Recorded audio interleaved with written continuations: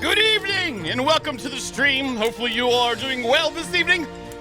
Thank you for joining me. It is Hump Day, a ghostly Hump Day it is, and today we have a new game to check out. Hopefully y'all are doing well. Thank you for joining me. Jaws of Extinction this evening. We'll be hanging out with some of the devs. Thank you for the follow. Thank you. Why, thank you for the follow. We'll be hanging out with James and Ryan tonight that have been part of the developers for the game. Looking forward to actually exploring it some. Got some nifty things. They've been working hard on it, so looking forward to it. Hope y'all are doing good. Thank you for joining us here. Let me turn down the music's a little excited today. It's a little excited. Maybe it's just me. I don't know. Anyway. Yeah, we're here. What else we got going on? It's been a good week so far. We got a lot of stuff going on this week. Well, I say a lot of stuff. We have tomorrow is going to be probably a jump scare day. We'll see. I don't know. We'll have to look around and see what the deal is. You know what I'm saying? I don't know. So, who was first? Let's see who's first tonight. Was it Jester? Jester, was it you? Was it you, Jester? Let's get pass out the cookies for being first. Let's see if I can type out words. It was you. Okay. Okay, good. It was you. Is that right? Did I do it right? And we have cookies for everybody else. There you go. Yep, Babebot actually did his job right today. That's great. That's good to see. Again, I think so. And how you doing, Jester? Welcome to the stream. Core, good evening. Jarla is in the house. Hey, Jarla, how you doing? Talsa True Strikes here with the Good Times combo. VGAADU, good morning, or good afternoon, good hellos. How about that? Mojo Love. Yeah, boy. How's it going? Wicked Krypton. Hello. Tasty goodness has arrived. Shiny Brook. Thank you for resubscribing with Twitch Prime for 16 months. I appreciate that. Thank you very much. Total Blood Rain. What's up? How you doing? And Lowrider Phil's in the house. What's up, Lowrider? Alpha Gamer. Hello. How you doing? Who else? Hulk's here. Hello, Mr. Hulk. How you doing? Camiro. It did do a notification eventually there, so we have that. And thank you for the bitty bitch, Shani. I appreciate that. Thank you very much. JP, boo to you as well. Zadarak, good evening. Danny's T's in the house. Hey, Danny. Hi, Kigris. Hello. Welcome to the stream. What else we got here other than Dancing Pumpkins? Waggly Panther. Good evening. Welcome to the stream. Lord Lloyd says, and good evening of the evening may commence. I agree wholeheartedly. And Mr. Hammer, good evening. What's up, man? Neko, happy actual hump day to you as well. Happy actual hump day to you as well. Big Chewy, what's up, Big Chewy? Apollo 86, good evening. Thank you for the follow. Thank you. You be saying, thank you for the follow. Appreciate it. Good evening. Boob and Great Man Crash. Hey-o. How you doing, man? Welcome to the stream. What's up? Demon Dragon, how you been? Good to see you. And Shady Brook, hello. Deny Others. Welcome to the stream. Deny Others is the community manager for Jaws of Extinction. So if Deny Others says something about the game, you can trust them. I think. They seem like they would be legit. I don't know. Thank you for the follow. Thank you. Norfire, thank you for the follow. Eddie, good evening. Humi, hello. Welcome to the stream, Humi. Nimrock, hello. Welcome to the stream. So, clap your hands and it changes the music. Wow. We have some commands in the chat tonight too. Exclamation point JOE, exclamation point JOE Steam, exclamation point JOE Epic. I separated them out because all the links together just don't look as good as they should.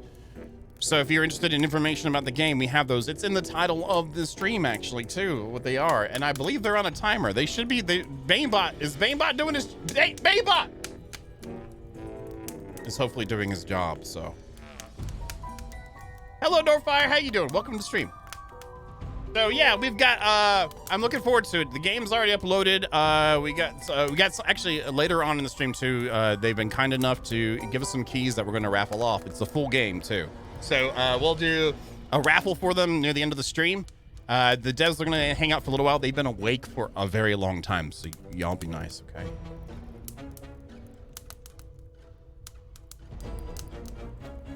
Y'all be nice, okay?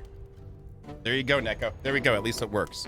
Shall we switch up? Do y'all want to say hi? You make sure you got great questions. I've got some questions too, but you make sure you got great questions, okay? There's gonna be a quiz at the end. Let me see if I can press the right button in the right spot too and see if I can win here. Hello? Hello. Good evening. Welcome to the stream. This is Ryan and this is James, everybody. I know you can see them very clearly on the screen. Hello and welcome. Hello, everyone. Thank you for having us. Yeah, thank you for joining too. Had planned to stream this anyway, and it was awesome you guys were willing to stop by and stuff like that. So thank you for that very much. Thank you. Yeah, thank you. Yeah, that's actually great to be here. So to get it started off, tell us what inspired you to make this game. That's something that like what made you want to go make this game in the first place? Thank you for the follow. Thank you. Wow, that's Is that right? yeah. Well, I started developing it 5 years ago, so it's still sort of a bit muzzy in my head. But I'll see if I can remember.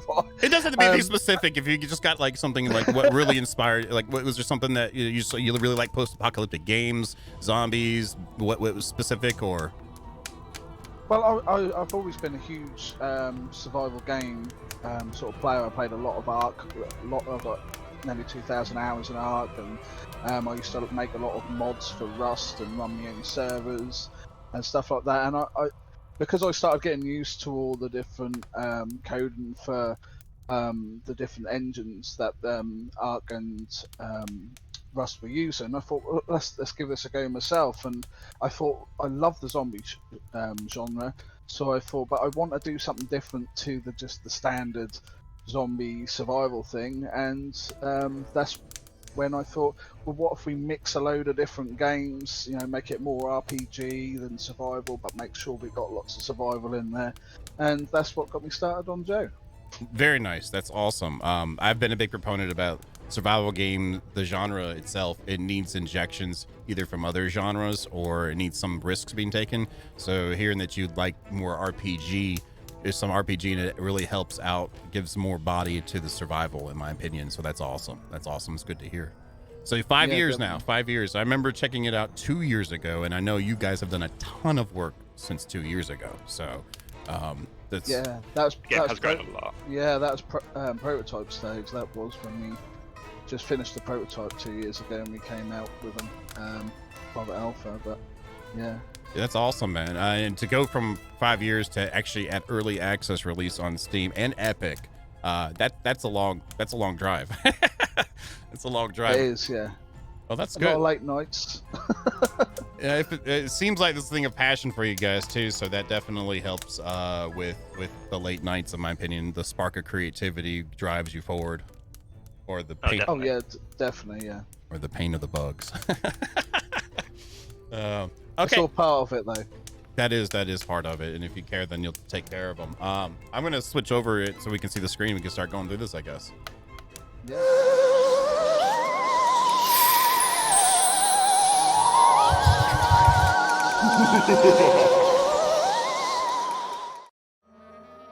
All right, I guess I should turn off the background music of what I have and let them feast their ears upon what you've got, because I think this music of the title screen is amazing.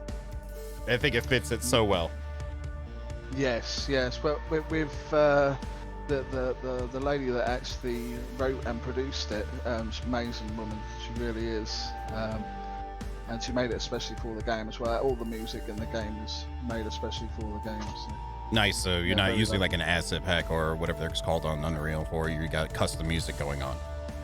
No, not at all. Well, the thing was when I was like I said, big fan of Ark and that, and I thought their soundtrack was absolutely epic. You know, Yes. it's one of those things that you just, as soon as you hear it, you know that's Ark. And I thought we need something like that. So as soon as you hear it, you know that's Jaws of Extinction. And it's not as powerful as the Ark one, but I think Laurie who wrote it and produced it, she done an amazing job. Well, the person who wrote this stuff for Ark 2 did Ori's music and stuff like that, like a high-end music producer. But I mean, that's still like, this has character to it too. This feels like post-apocalyptic-ish. So I'm cool with that. So should I jump into single player then? Yeah, go for it. Okay. Yeah. All right. So you have multiple characters for to choose from, and it looks like we have stats to worry about from the beginning. So That's Thank you for the follow. Thank you. energy, speed, endurance, stealth, strength, and constitution. And it says that this is good for new players. Full of energy, good with his fists is you have to actually play as Amy to unlock the future ones, except for Sophia. Is that right? That's right. So you'll learn a lot by playing as Amy, and then that kind of sets you up for playing as the other characters. Okay. And Yeah, then- they're more of an advanced characters, so you really need to know the what the stats basics of the mean game. and why you would want to choose them for what kind of role you'd want to play. exactly work out how you want to play the game, because you can just go in guns blazing, but that means that you're going to bring a lot down on you, but you can also go stealthy. So characters will sort of like play to your sort of style, and you know, and so that the XP you get from leveling up and stuff like that will also help in the long run. But Amy's a good base character to start with. Okay, we'll go with her. It looks like the last one there is looks like it was a backer one. Is that what that is? The Adrian Riggs. Well, no, they're all going to be available to the public, totally free. But at the moment, Adrian and Sophia. Well, Sophia's recently actually just been released into early access for backers. When we ran our Kickstarter back a few years back, it was sort of like part of a package that they got sort of like early access to the protagonists. Gotcha. But it's only about 3 or 4 weeks, and then we actually Thank you release for the them follow. to Thank you. the main game for everyone to play as. Okay, that's super cool. Okay, I like that. Let me go back to her. I guess we better choose her.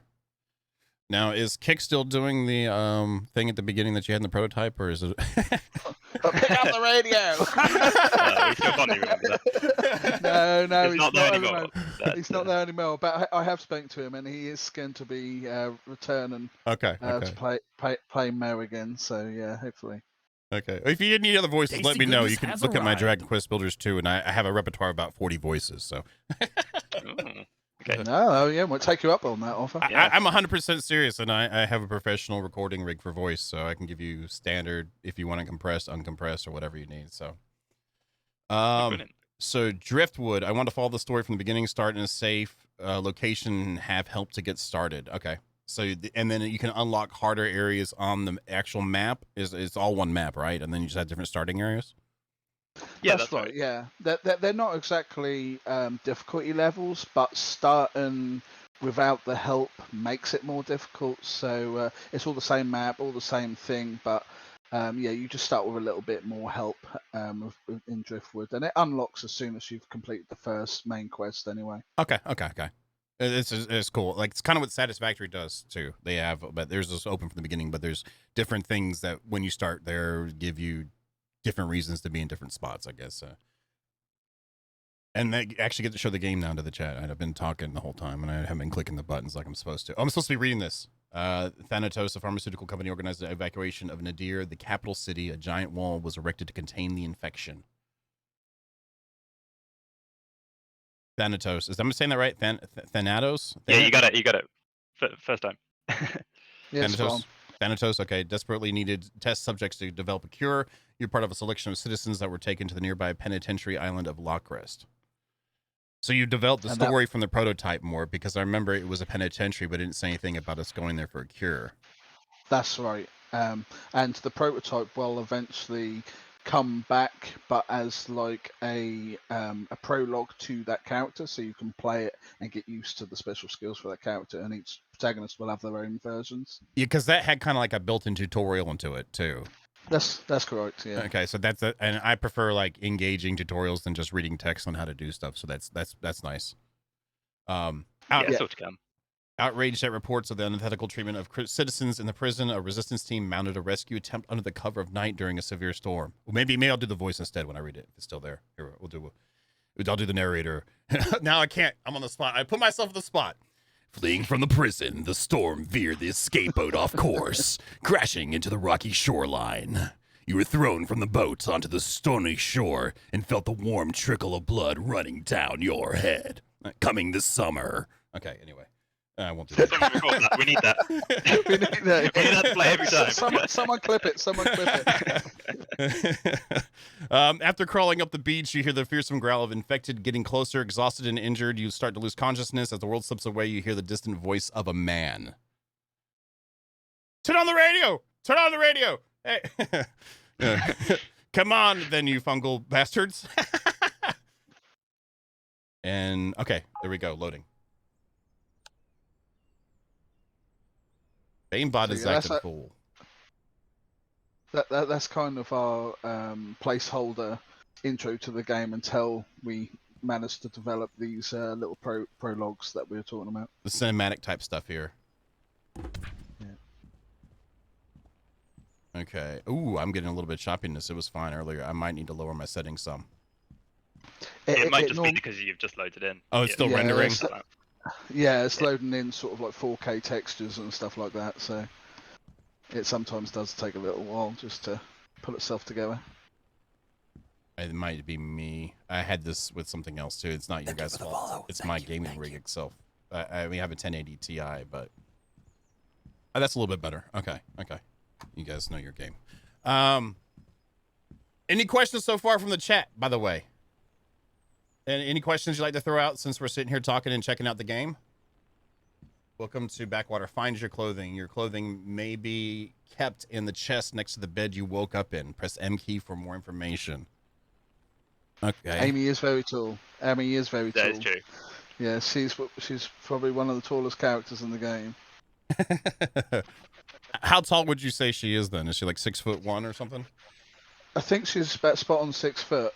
Okay. And the next tallest character is Adrian, who's just around the same size. He might be a couple of inches taller than her. I can't remember. All right, so quest is what. So we're on the guide side of it right now. Okay, this is cool, and we don't get to see our skills until I guess we get further in. I assume. The skill system is in, and you can earn skills. Or rather, you can earn XP towards skills by just doing the things that relate to those skills. Okay. The UI isn't showing right now, but the actual skills themselves are. Okay. are Okay. functioning. Cool. So this is my bed, and I can sleep, but I should look in the box. Yeah, I am getting some choppiness. I mean, it's not, again, my rig is not like the most cutting edge anymore.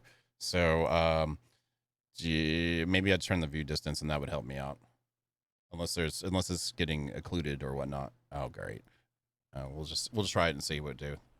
So it said check the box near my bed. Clothing may be kept in the chest next to the bed you woke up in.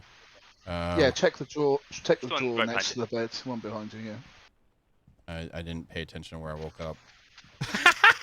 Yeah. Hey guys, we got. Oh, there it is, right there. I see it. I see it. I see it. Oh, I get a prison outfit. Oh, that's great. And this is pretty much showing me how to get set up. Outfit added a wardrobe. Outfit was added to your player wardrobe. Change your outfit. Visit the character screen in your inventory. Okay. Oh, it takes her a minute too. Okay, I like that. Because different pieces of clothing have different stats, so you may want to, as you get more clothes, you might want to strategize around what's best to wear for what situation. So okay, having that little bit of time kind of makes sense when, Yeah, if you're using it like, okay, you didn't prep well enough to go in this area, you really should have wore this, and it's affecting you right now. You can't just right click. Okay, I'm good. Yeah, you have to. Put some thought into it. Exactly. Okay. Yeah, you get it. Yeah. Okay, and I see. Yeah, there is a difference between that and the. Okay, that's actually really cool. So, question two. Then these are, apparently I'm looking at my character screen, obviously. So these are the main vitals, I guess, overall health, well-being. Okay, and it gives us information about that, and then buffs as well. Buffs, those I guess come from like different things, like probably consumables and items and whatnot. Yeah, exactly that. So what you're wearing, stuff you consumed can sometimes have an effect. Yeah, all sorts. Okay. Yeah, hats, chest rigs, bags. It can come from all sorts of things, as well as even sleeping gives you a buff. And being in a specific area, like at the moment, you've got a safety buff, which will boost your morale just being in the safe zone. That's kind of fitting for right now too, right here, what I'm looking at. Yeah. Yeah. I think that is actually COVID. It's supposed to be COVID as well. It looks like the model that they use. Yeah. Well, you've had 5 years to work on it, so it's not like you're jumping on that. So I need to go to locate the communal wash station and grab some soap to take a shower. So I like how, again, it immediately starts off with the RPG kind of aspect of it, even though it's mainly a survival game. So you've got like, getting a day-to-day going on right now, I guess you could say. Oh, what's this? Let's see. Okay.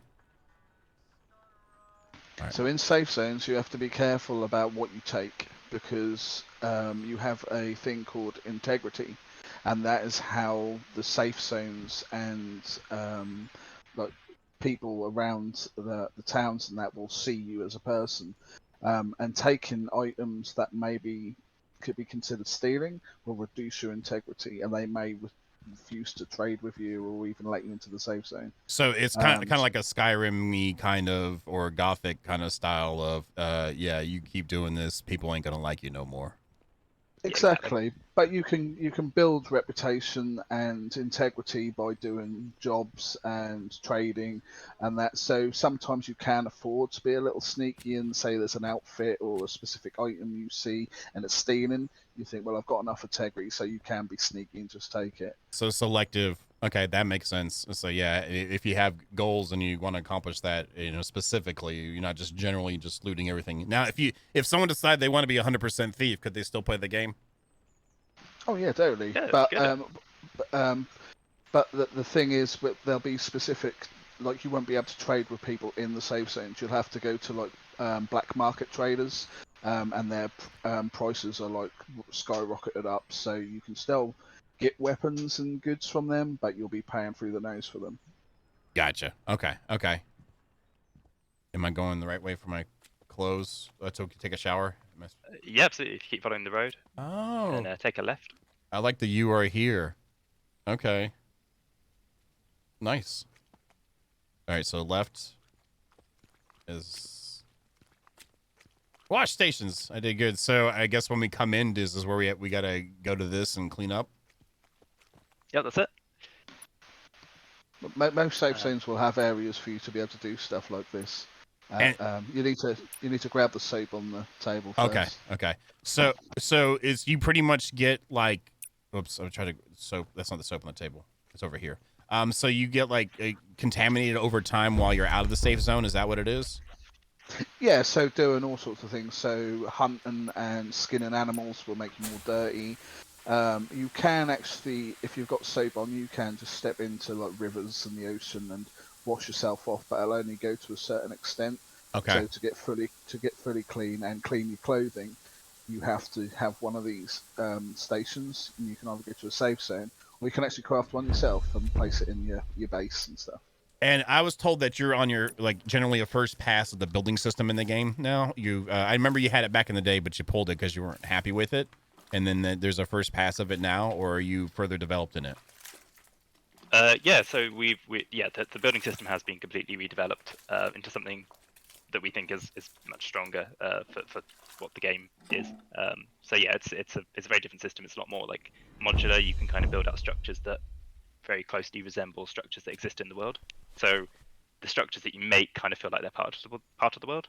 At least that's the intention. Okay. So that sounds. And I have a question. So is this like is there swarms or anything you got to worry about with your base too? Is there the base defense? Is that plan type of thing? Is it just a center of operations where you decide to put it and work out of for the sake of building, or is there more? Is there crafting stations you're not going to get in the safe zone that you have to put in a base to drive you to make one? What's the motivation for it other than enjoying building? Oh right, yeah. So so the building system is definitely going to expand even more across early access. That's the plan. But yeah, it's going to play a big part in. So, for example, you can put down defenses to keep out hordes and anything that might be attacking a base. You can use it as a place to sort of sleep, to rest, to get your morale back, because that's quite an important stat. That showering is a good example of a way of getting that back, but also resting, sleeping. And also, it's great. Yeah, it's a great place to store your stuff, to put your crafting benches, which allow you to craft more stuff. So, yeah, having a base is really just useful utility, just to kind of keep yourself going. Okay, I kind of thought that, but I didn't want to assume because you said you can make it, you could use it here and or use it at a base, but there's specific stuff for the base, so that makes good sense. And is there gonna dangers with the bases? I assume like you're gonna have some sort of threat over time, or is it just random spawns that might come and go for you, or do you care to have any information on that? Well, this is something that's definitely going to ramp up as we go through early access and we start adding more and more features into the system. Gotcha. So the infected, for example, will have the capacity to do damage and things. So you're going to have to maintain that damage and actually keep them out, that kind of thing. So yeah, there's definitely going to be a combat element integrated into the building system even more as it gets developed further. Okay. Yeah, we're planning on at the moment you can put defenses around your base, but we plan on having it, because obviously the game's going to end up having some kind of PvP element when we go full multiplayer. So it's going to be sort of like to deter players as well. And so you're going to be able to have a block in your base where it can have like a floor that gives way and it's got spikes underneath for it, or just hidden traps inside your base as well. So any sort of like incoming threat they can protect yourself from. Okay, that's Really like the awesome. idea. That's awesome. So I was going to get we really like the idea of just being able to get really, really creative with your base and sort of create something that's, can either catch people off guard if they're trying to attack your base, or, whatever it is you want to make, we want to kind of give as many options there as possible. That's awesome. Because like something like that, especially hidden type ones, most games in survival, as you well know, like anything that is sort of a defensive type of measure is very plainly easily seen, so the threat can be mitigated decently fast, or at least be avoided. So I like the idea of some hidden stuff too. At least the general ones, like games that I've like the Conans and the Arcs that I've played. So that brings me to question two. Are you planning on having modding support? Since you come from a modding background, is that going to be something that would work into how you built the game, or is it very well? It seems like end game is going to be kind of open after you get through most of the stuff. Yeah, I'm very much looking into modern support, especially as we start introducing all the new systems like the armor for the vehicles and armor for your bases and the different types of vehicles, the boats and sort of like the wreck dive, and so you'll be able to mod all that kind of stuff. And we're definitely looking for that, and maybe even a map creation as well might be a thing. That'd be pretty cool. So, like, I'm no pressure in it. He's gonna. So that's down the road, definitely. I would assume, especially being early access just now. But so you're looking at like skins kind of thing along with models itself too.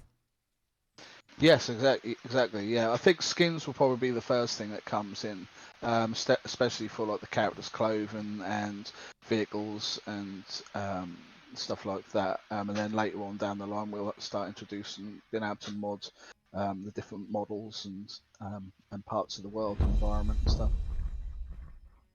Okay, so this actually has a dialogue screen to it too. Nice. I don't remember that. That must have been something newer, or I didn't get to experience like this. Sheriff Sen? Sheriff Sen? Oh, there you go. About time, Driftwood. That's the guy from your trailer.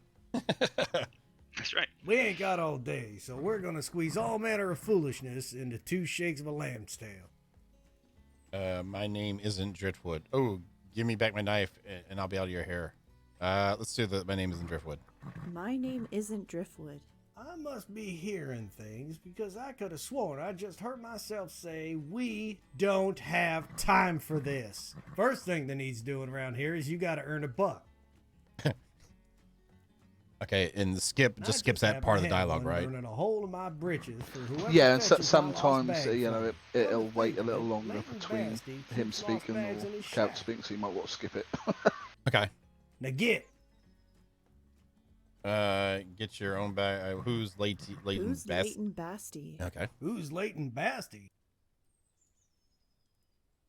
Only the fastest runner this side of Hanoughton. You ever lose your crap, he'll save you a mess of trouble. Runner Shack is over by the main gate. Now go on, get.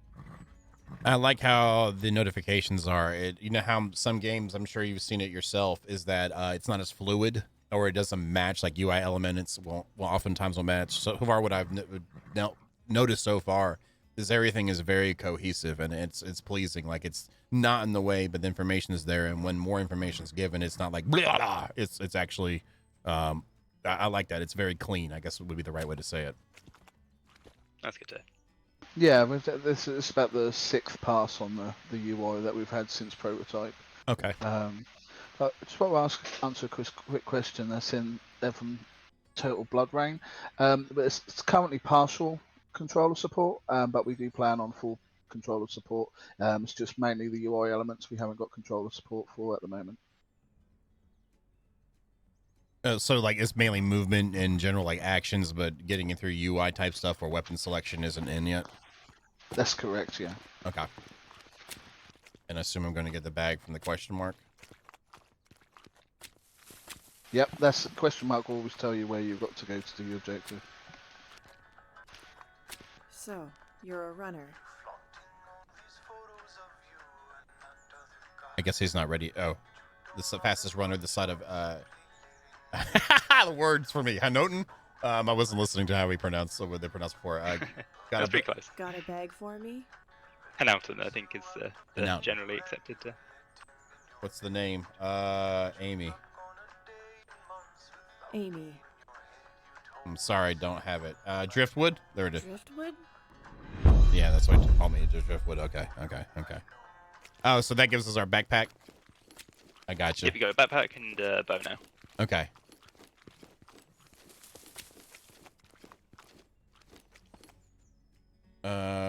Here's your stupid bag. Here's your stupid bag. That ain't my bag. And this says sheriff on it. This ain't yours? This bag, the one that says sheriff on it, this ain't yours? Nope, not mine. What game are you playing at? Driftwood, are you calling me a liar? I just met you, so yes, you're a liar. So I ain't never seen that Oh. bag before in my life. As sure as shooting Totally. didn't stash any valuables in it. Why are you helping me? Curiosity. I like that. But be curious later. Here's a buck for your trouble. he's about as Really? transparent as a Well, brick. what else would you call something that washes up on the beach? I mean, I could call you jellyfish or, I don't know, whale shit. But Driftwood somehow had a more respectful tone. All right, so he gave us some money as well. Okay. So, overall scope of like just while you're here, because I know you guys are tired as hell because you've been up a long time. The overall, like, what would you say right now in an early access state is the most thing to look at that you're looking for feedback at, or things like that? Should people jump in on it and are trying to help out? Because typically early access, you guys are looking for some level of feedback or testing on things. Is there anything specific that currently, or just the game in general right now? Sure.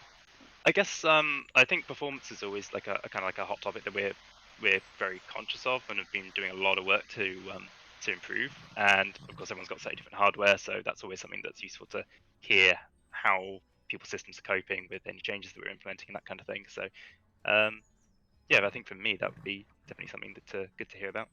Yeah, apart from that, it's the overall your experience with the game. You know, anyone. We try and be as close with our community as possible. Anyone that jumps on Discord, if it's not one of James or Ori that'll answer you, it'll be one of our mods that'll jump in with any feedback or any kind of ideas you have. You know, we'll listen to it all as long as it's constructive. We'll find a way to use it somehow. Okay. If I didn't realize that, if you guys have a link for your Discord, if you'll give that to me in this chat, I'll pop it in the chat here, so if people want to join that too, just for it. I remember seeing a lot of performance updates you guys announce in your Discord too. I'm in there too, so I remember seeing a lot of I get a lot of updates from you guys, so that's kind of why I'm excited to check this out more too. So they have been doing it. So would you consider this in a beta state pretty much then, since you're doing more performance driven stuff, or is it still like a late alpha? It's still Tasty probably, Goodness has I wouldn't arrived. call it a late alpha. I'd say we're still we're past the early stage. But the thing is, we don't want the performance to hinder people that really want to jump in and be able to play it, and it is quite performance consuming with the hardware, because we're trying to make the world so detailed, and to put that amount of detail in the world, there has to be so many hundreds of thousands of assets, to leaves on the ground, to sticks, and so it's just trash blowing about. You got particle effects, different materials going on, polygons. All that's up. I mean, just yeah. When we finally move over to Unreal 5, I should imagine it's gonna help us a lot, but it's each engine upgrade has its caveats, so hopefully it would help us a lot. Well, whatever We'll have to optimization you do now will generally carry over anyway, so it's good that you're knocking Exactly. it out now, Yeah, and so then you absolutely. have to worry about it later. It's like, oh crap, it just cleared up 30% overhead by going to Unreal 5. I'm glad we cleared another 30% up by doing what we did already, so that Exactly. makes sense. So Okay, that's cool. Is there any other information too you want to like anything important you'd like people to know about too? With it, I meant to ask you that at the beginning. I asked about where you came with the idea and whatnot. But is there anything specific? Are you just happy that it's finally in early access and you're at another stage throughout your development, or is there anything else going on? Oh, crikey. Putting us on the spot. I'm sorry. I told you I didn't tell you the questions I was going to ask you, but No, I think no, that's quite right. That's fine. Yeah, no, I mean, obviously, like this is a super exciting time for us, and just seeing more people get their hands on the game and seeing more people in the community and all that, it's just fantastic. So, yeah, I mean, I don't know if I can't think of anything too specific, but all I can say is that, yeah, really looking forward to seeing how the community, handle the early access and look to take it further. Do you have a roadmap available anywhere too, on what kind of like a loose one or anything like that, so people know what to kind of expect? Or are you just kind of just knocking it out as you go? No, we update our roadmap. We have got a roadmap on our website. It's also on our Steam page. Okay. I believe there's also partly on Epic. Oh, I can't remember. It's a bit different how Epic work and how Steam work. But yeah, we update it. We basically work with quarters, so we'll release sort of like 6-month roadmap, and we may complete sort of like a good 90% of what's on the roadmap, but we might only complete 50%. Yeah. But then it'll all carry across to the next sort of roadmap release, and we try and keep on top of it. But yeah, if you want to go and check out, it's just playjoe.gg/roadmap. Okay, cool. Yeah, it's just like that lets all these people know you got kind of a plan at least too. We've seen plenty of, especially in survival genre, where people, yeah, we got this features coming, these features coming, these features coming, but no actual plan to share with anybody. So that's awesome that you've got that. So I'll grab that roadmap and put that link there. Thank you. I have links turned off for general things, so I don't mind linking it for you guys. So if you guys are interested in seeing the roadmap, there it is there. And I did link the Discord for them earlier too. Has arrived. So. Oh, and Glyrung, thank you for the tier 1. Yeah, you see someone in your chat saying that it feels like Fallout as well, and yeah, that's one of the big inspirations. There's lots of many games that you'll probably pick up on that have been an inspiration for Jaws of Extinction, from Tomb Raider, Fallout, to games, even parts of Scum, State of Decay. There's all sorts of things that were picked up on and thought, yeah, we like that. Let's see what we can do with that, where we can take it. Okay. Yeah, so this is the Fallout 76 we didn't know we needed, but we deserved. Is that what you're trying to say? Yeah. Yeah. Well, yeah, that was yeah. So I was a massive fan of Fallout 4 and 3, and it's just when the 76 came out, it's like, what are you trying to do? It's actually shaped up to be pretty good, even though it's already ruined its name. It's ruined it, but it's shaped up to be a pretty good game now. It just took really? them. Yeah, okay. It just took them. Oh my God! Sorry, I have gifted subs happening. They explode on my screen. Sorry, I didn't mean to yell. Wow, is that what they are? I wonder what all that was. Oh, yeah, we. Oh God! Oh wait, the fire isn't part of our game.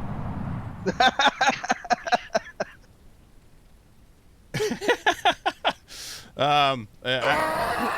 got a bit white there, John. Yeah, this is my alerts. The chat gets me, and it's that time of year too. Thank you, Mia, for the Scary 6, Talsa, 10 gifted subs, Boobay Crash, 10 gifted subs, Glowering, the 5, also Research God damn. Total Blood Raid with the Scary 6. Sorry for yelling in your ears, guys. It's I don't work with any content creators because of it, because I usually try to mute when I do stuff like that, but these happen randomly, so it just it just gets me. You're so. totally fine. It's good to see. Thank y'all very much. Sorry. Okay. Am I supposed to talk to anybody else here? Should I talk to him again? Yeah, if you talk to Sen, he'll continue the quest. Anything else? Is that what I should be doing? That's the one. Okay. You met Ken yet? He's a sorry sack of spuds running this gulag.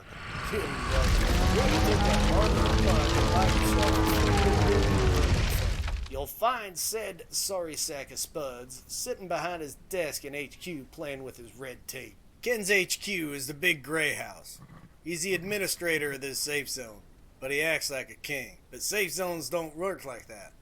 And boy, does that ruffle his feathers. As long as you keep working, Ken has an obligation to provide refuge, and he can't turn you away as long as you don't give him a reason. Okay, so I can leave once I get his permit. I can leave once I get this permit. Yep, you're free to make your way however you like. Sack of spuds. All right, so I go to the question mark.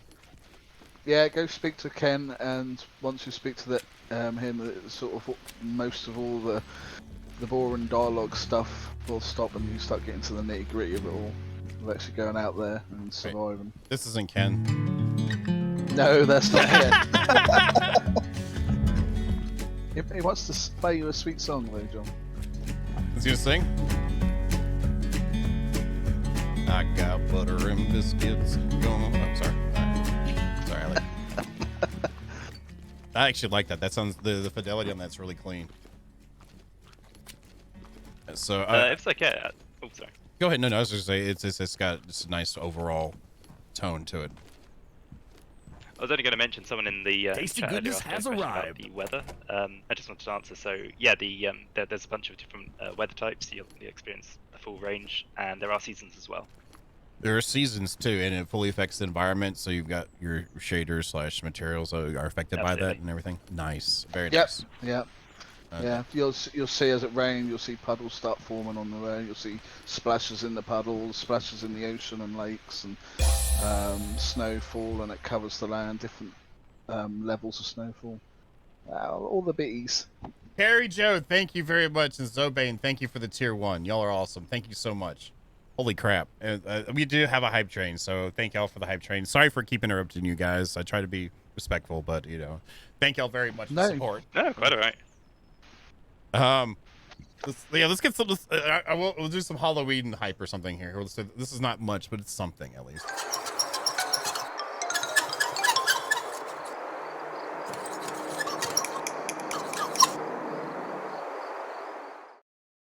Like I said, it's something. I had to press the button or something. I feel bad. Like I need to get Tasty something that goodness has celebrates arrived. people for being like so nice. So you know.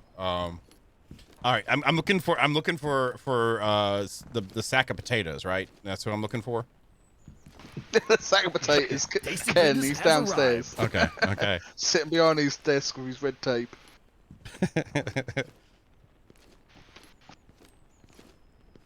Haven, Now, I thank you will for the warn tier ya. 3, and Skeeter for the tier 1. He doesn't seem that bad. He kind of reminds me of Adam Savage. Now you mention it. Is it going to do a Yeah. one-day build for us? I will warn you, his dialogue and his facial animations are not done yet. Okay, okay, But the dialogue we have got in for him is being redone currently. okay. I am too familiar I can with hear your it, okay. bundle of sticks and knowledge, Mr. Reed, but I don't see why we need to open our coffers every time another safe zone is begging for a handout. Let the other safe zones carry their weight a little. Why is Backwater being punished for being self-sufficient? Sheriff sent me. We'll pick this up some other time, Mr. Reed. Why are you dressed like a convict? These are the clothes I have. I'd like you to remedy your dress as soon as possible. Oh, you're a nice guy. You're a nice Do you guy. have a name, or should I call Oh my you God. Inmate? Haven, thank you for the 10 gifted subs. Do you have a name, or should I call you Inmate? I'm Amy. Thank you for the follow. Thank you. Thank you. You seem to be having difficulty grasping the predicament that the two of us are in. It's bad enough that Sheriff Sin is dropping strays off at my doorstep all the time. But now, Sheriff Sin is heading off to cross the bridge with some of our supplies because the other safe zones can't seem to manage on their own. You know what you could just say is that he's telepathically speaking to us. You could have just said that too. It's like, we haven't decided. Speaks with his eyes. He's a ventriloquist. That'd be all. Yeah, if he had a sack of spuds next to him and it looked like that was talking, that'd be perfect. Oh, yeah. I'd like to buy a. Don't interrupt.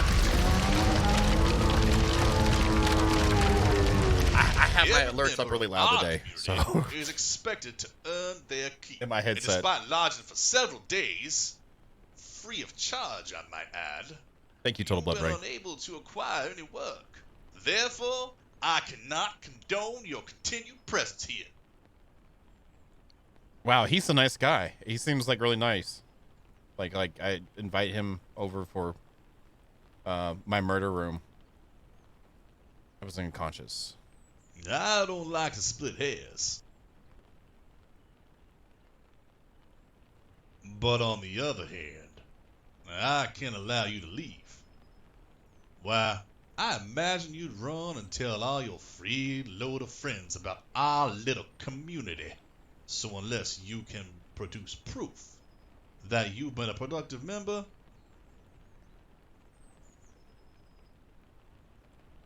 Freedom of movement who permits. told you about Yeah, he told me about it. sin? A freedom of movement permit is an official document.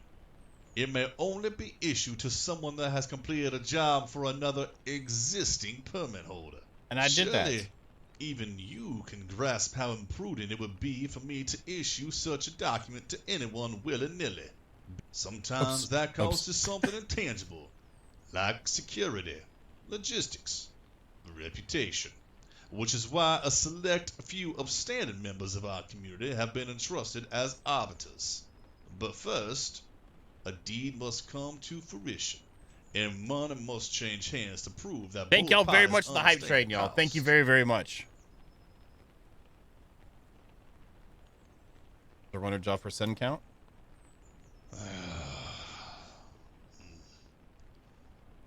That'll be one buck. What was the name again? A nutcracker. Oh, that's awesome. I'm going to choose that. Screw that. Welcome to Backwater Beacon. Thank you.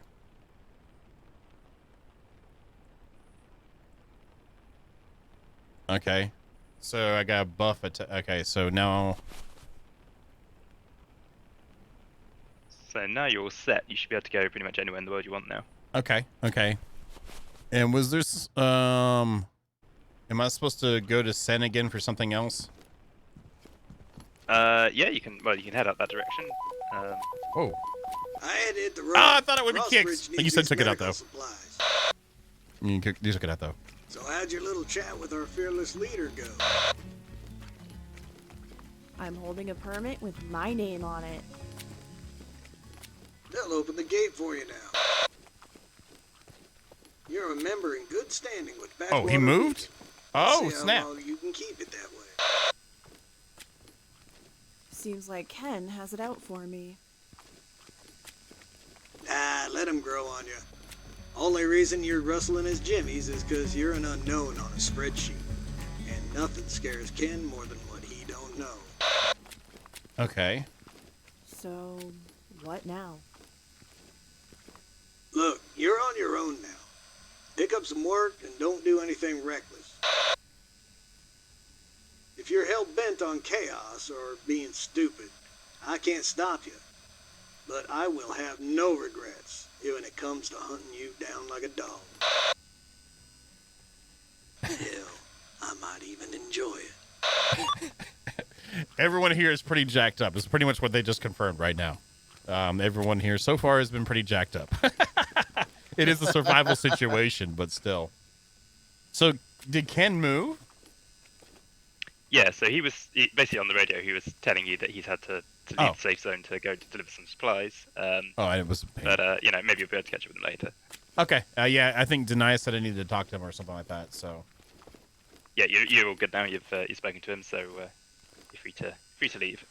So you can do one or two things now. You could actually leave and head out in the dark, or you could go and sleep until morning so it's not so dark. It's totally up to you. I don't know. That's a hard decision to make. Be able to see where I'm going, or... Yeah, I think we'll do that.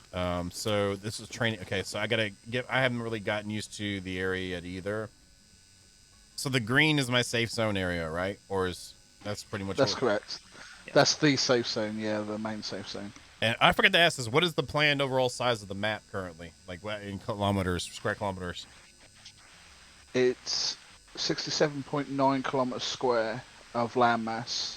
Okay. But by the time we finish it, it will probably be bigger. But this is the main sort of bulk of it, and we'll be with each major update that goes out, we'll add new bits of the map and new POIs, and then what we'll try and do eventually is start adding more and more quest lines and stuff to do around those areas as well. Okay. And you plan?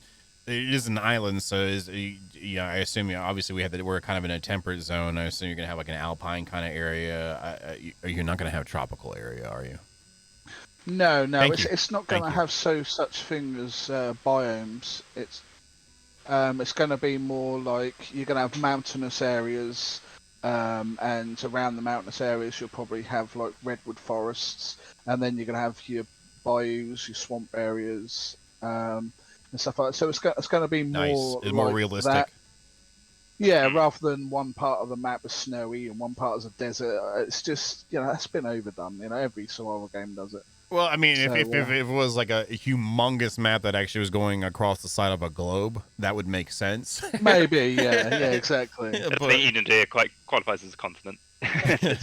At least Ark gets away with it because you're on a ship, pretty much. Well, not ship, but you're on the different Ark ships that you're on for the whole progress until. What? God dang it. Anyway, okay, that's cool. I was wondering. JP, thank you for 5 Get This subs. I'm going to medical, right, to sleep. Is that where it was? Yeah, back up to the beds. You'll be able to use those to. Do I have any kind of like? I'm not actually doing what I normally do when I play games just without anything going on. Like usually I deep dive, look at everything, get full in. So I'm not usually this much of an idiot when it comes to. Well, my chat might say otherwise. But this much of an idiot when it comes to games. So your basic keys that you'll want to know is L for light. You start off with just like a chem light, so it'll be like a green glow. That would help. That helped out a lot. Okay. But you can pick up different flashlights that will give you a lot better sort of like point and lights and stuff like that. And then you press P to jump in and out of or change perspective to go in first person or third person. You can also ADS down weapons using the spacebar, which will go and throw you into first person, and ADS down the weapon. Okay. But that's really the basic ones, and C for your crouch. One thing a lot of people get mixed up with is the swimming. At the moment, we know there's work needed doing to the swimming, but it's the basic C to go down and spacebar to go up when you're ascending and descending in water. Okay. But you'll learn all that as you go out into the world. yeah, that's fine. I can't actually increase how long I sleep because of my energy. Is that what it is? No, you can. It's sometimes it gets a bit sticky. So if you just click on where it says to actually increase. Okay, instead of doing. Now it's doing it. Okay. Yes, but now you've actually clicked, you should be able to do it with the keys as well. Sometimes they need to get focus. We did think we've fixed it. Yeah, we have fixed that bug many a times, but yeah, it keeps sort of like reverting for some reason. Yeah, it's a minor one. As long as we can work through it, I'm good. Sleep? Does it do any? Am I just okay? Yeah, you click on the button. Oh, so, and it immediately sends me to the next day. Did I mess up? Where's the time at? If you press V, you'll be able to see your stopwatch, and I'll tell you the time. Oh, nice. Yeah. You hit that actually looks nice. That's kind of like a Pip-Boy kind of thing, then. Nice. Yeah, similar. But it's a little bit more modern. Yeah. Yeah, we plan on doing a lot more with it as well, having different screens on it and that to be able to install modifications to it to do certain things and that. What do you feel the game is best experienced by, third person or first person? Because I know some games feel like, for me, Ark in general, like when you're without being on a mount, it feels better than first person than third. But on a dyno, obviously third is the way to go. Have you kind of designed, or is it just both? It's just a personal preference thing, or? Because I've seen some games where it feels like the first person works better than third, or vice versa. Is there anything like that for you? Honestly, the feedback so far has been that it's about a 50-50 split, I think. Like, some people really like the third person, some really like the first person, and you can use both, equally. So, yeah, it really just depends on what you like. Yeah, it's all on preference, really. Oh, I prefer play. Oh yeah, you got to put that on. I personally prefer third person, but I before I got into first person shooters back when I was a teenager, I was always very much a third person player. Look at that, y'all. Don't hate. Nice. That looks good. That looks stellar. That looks amazing. I love the hexagon background. That is awesome. Let's see XBs. There's XBs. I don't know them, so I'm sorry. I know XP, and I do know brain fart. Anyway, We're brain fart. I just had a brain fart. Parsley Royal. Yeah. But we're actually Slipgate will be in there soon as well. Nice, nice.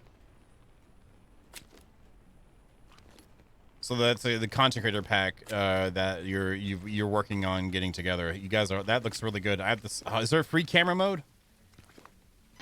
Yes, there is a free camera mode. So you can look around the player or actually zoom around the map. Well, oh yeah, Ansel for Alt F2 for the map, right?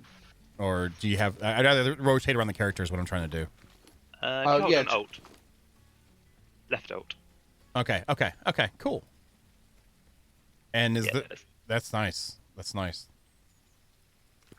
That shirt, she wears that shirt really well. Yeah. Just saying. Okay, so now we've done all the beginning dialogues and everything like that. We're pretty much free open. We can go do some quests, or just can we go out and just do the? Can we just go out and do the normal survival thing, like most people do, is start effing berries and trees, or I guess we need to be managing stats. Is that what we need to be doing? Checking that out as just all the normal survival type stuff. If the intro definitely does not feel survival to me, which is great. It has that Fallout feel, like someone was saying. Yeah, it's sort of like, that was the whole idea behind it, and we have got to put a lot more polish on it, but it's to ease you into it, because when you do get out there, it's not the easiest of things. So we don't just spawn on a beach and immediately get PK'd. Is that what you're saying? Exactly, yeah, Oh. exactly. There is one more quest you can do with Sed, and he'll give you a sidearm and some ammunition. Thank you for the Okay. follow. That teaches you a bit about the swimming and other and how to handle the infected. So Is that where the exclamation point's at? that's right, correct, yeah. But yeah, just going out into the wild and sort of surviving and base building is all equally as valid if that's what you want to do. It's yeah. Okay, Oh, yeah, yeah, you I as well. kind of would probably do that, and like not if people are interested, not as much spoil it just yet. I'm gonna play this again. We're gonna play this again for sure and do more of that per se. So what I'll probably do is just explore things and die. And Well, once you've done the next send that's not quest, you basically open up the other two start modes, where you can just go into Nomad and do the spawn on a beach and just survive kind of thing. You still have access to the safe zone, and if you want to do jobs on the board and stuff like that and earn money and trade and that, you can, but it is just pure go out and survive. do what you want. Okay, and then there's some sort of a narrative as well going on. Generally, not narrative per se, but like interaction with the environment on a. What would you say? Like with the NPCs and whatnot. I was gonna say story level, but it's not necessarily. That's one of the question. How much story do you plan to actually? You say RPG type stuff, and we've got this dialogue at the beginning. Do you plan to incorporate more of that throughout with POIs and have a grand arcing screen words? Grand arcing theme through it all, where the beginning dialogue that you had when we started the game with us coming here and then prisoners, is there going to be a resolution at some point and the ability to persist beyond that, or do you plan to just like have it's setting up the thing and you're living through it currently? Sorry. Well, it's gonna have a full main story that you can go to, follow through, and like I say, it's totally your choice if you do it or not. And it'll introduce you to different factions, and we've even got some factions that aren't currently in the game at the moment that we plan on putting in, and you'll be able to do work for these different factions, or that they can become your enemy, or you can actually join them. And then there's also, depending on the protagonists you are, each protagonist will have their own like small storyline to go do. Like for Amy, she lost her dog when the outbreaks started, so you might have to go and find clues on how to find Balto and get him back, because we are planning on being able to have tameable pets and have dogs that you can control and send off and do things. As you can see right now, there's horses that you can actually purchase and ride. So yeah, there's plenty of story planned out for it, but it's all going to be completely optional. Okay. I like that. So it has a little bit of stuff going on there. So, like a couple different options of what you want to go with your experience on it. And does this all tie? Do you plan to tie all this stuff into the multiplayer experience? So what we're playing in single player will also be what's experienced in multiplayer, or like when you plan to have expanded into PvP going on and stuff. Is all this going to be in there too, or are you having a single player experience and a multiplayer experience? Some games do that, separate them. Yeah, the intention is that they're not going to be separate, so they should be able to coexist. Okay, I've just seen it where like the single player has, this and then that in some games, so that's good to hear. I went to the exclamation point and I didn't actually see anybody there. Not the yellow one. Then I need to go to a green one, I guess. That's correct. Yeah. Oh, that's point of interest. Oh, okay. See, John, use the legend and read it, and it tells you what's going on. Okay. Sorry. Yeah. So our plan, the idea with the whole story and multiplayer element is that we want to be able to have the servers going. Like when we go to dedicated servers, we do plan on having the whole server progress as the story forwards. Nice. And you'll actually be able to, like the little quests and stuff that do. So for instance, Tasty goodness NPC might has say, arrived. "Can you go grab, this part? Or I want to repair my vehicle or something like that." And then another player might come up and speak to that same NPC, and the NPCs say, "Well, I've just sent someone off to get this." So that player could actually intervene. They could intervene on your quest or help you with that quest. Oh, that's awesome. So that is the plan. How long we actually take to get that interaction is another thing. Multiplayer hasn't been the easiest thing. Multiplayer, yeah. The plan for multiplayer is at the moment we've got like a kind of experimental co-op thing going on, and throughout the course of early access, that's going to get fleshed out more and more and more until we get 4-player co-op, and then off that we'll be able to start developing into stuff that Ryan was just talking about in terms of dedicated servers and that sort of thing. Gotcha. So you're getting kind of all the functions working in a co-op situation. I guess that's going to be a client to host kind of thing, and then you're going to work out how you would actually do that on a dedicated. Are you going to keep client to host type or co-op type things once the dedicated becomes available, or is that just setting you up for dedicated and that's it? Yeah, absolutely. So there's 3 ways to play really. Okay. It's got a single player experience, your peer-to-peer, play with friends co-op, and then dedicated servers, which are kind of its own. It's going to be its own thing. Yeah. And what he was talking a minute ago about the event thing, that kind of reminds me almost of, I played an MMO back in the day called Horizons, and they had, this is a different kind of scale, but it reminded me like there were events that happened in the world that affected the entire world over time, and they built upon each other. So, and that was a really neat experience back then. So it'd be awesome to see when that gets implemented down the road here, how that works, how everything moves forward together. Hey, son, I don't really know my way around here. It's one. Well, if you follow the main road, it'll bring you right straight into my old turf. I don't know if you ever saw the multiplayer thing we did with XB back when we had our prototype out, and there was 4 of us running around. Was it 4 of us or 3 of us? I can't remember now, James. There's 3 of us, and you had to do sort of like a number of things. Then a helicopter came in, you got on the helicopter and left, and stuff like that. So there's going to be world events like that anyone in the server can join in on. Nice. As well, so but they're just totally, you can do them or you don't have to, kind of thing. I like that a lot. I like that. That's good flavor. Like these games, like a lot of survival games, since you guys are players, that you've got your gameplay loops, you've got your mechanics, there's your game.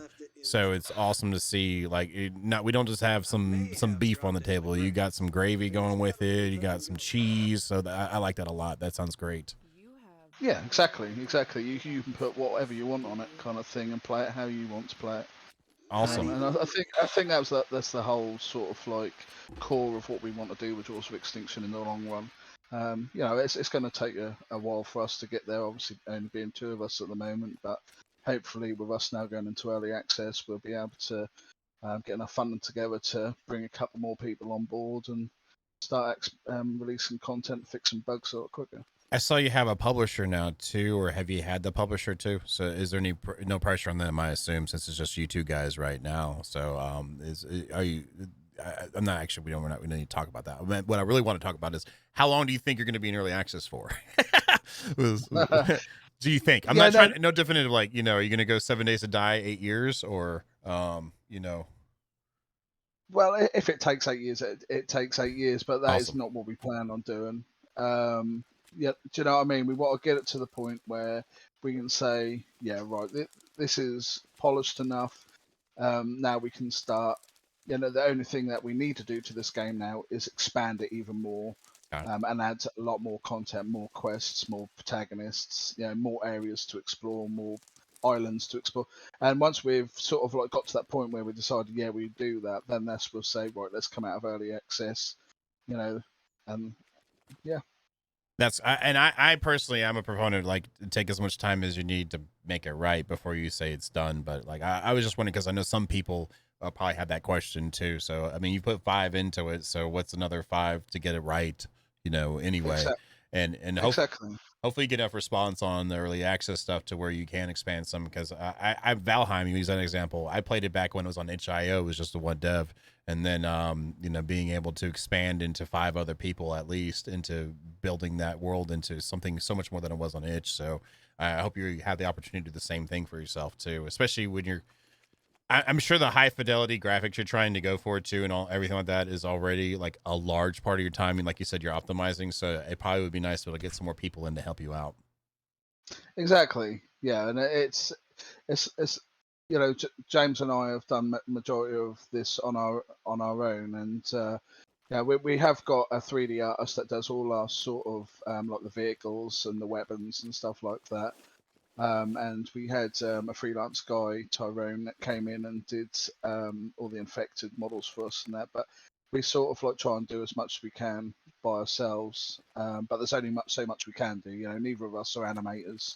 We do own a mocap system, but getting the time to actually implement motion capture into the game, it's sort of like it takes like half an hour just to set it up.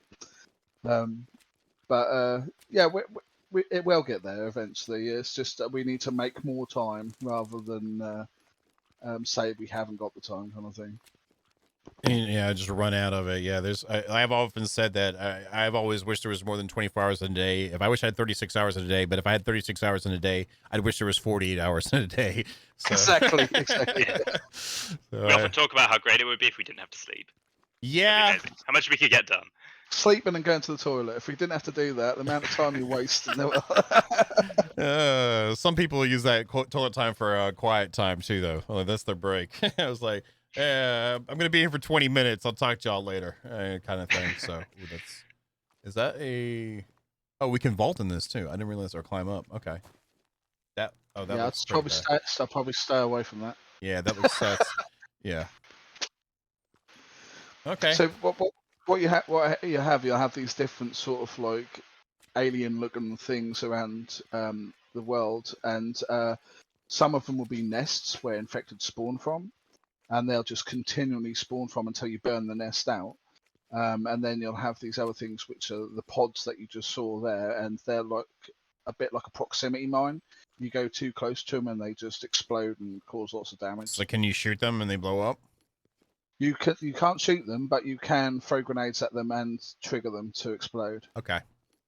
And I guess these are the ATV is one of the vehicles. I remember that back in the early days of that too, and it looks like you actually need to get parts for it to be able to start it. That's actually pretty cool. That's correct.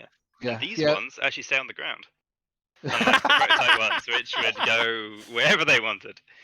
Amount of people we had in the vehicles in trees. Yeah. That's it, yeah. Well, you gotta start somewhere. I mean, what are you gonna do? I like that. So you have all the parts in here, so I could actually rip parts off of this and start saving up, and then when I find one, put them all into one or something like that. That's kind of the goal of that, or there's parts.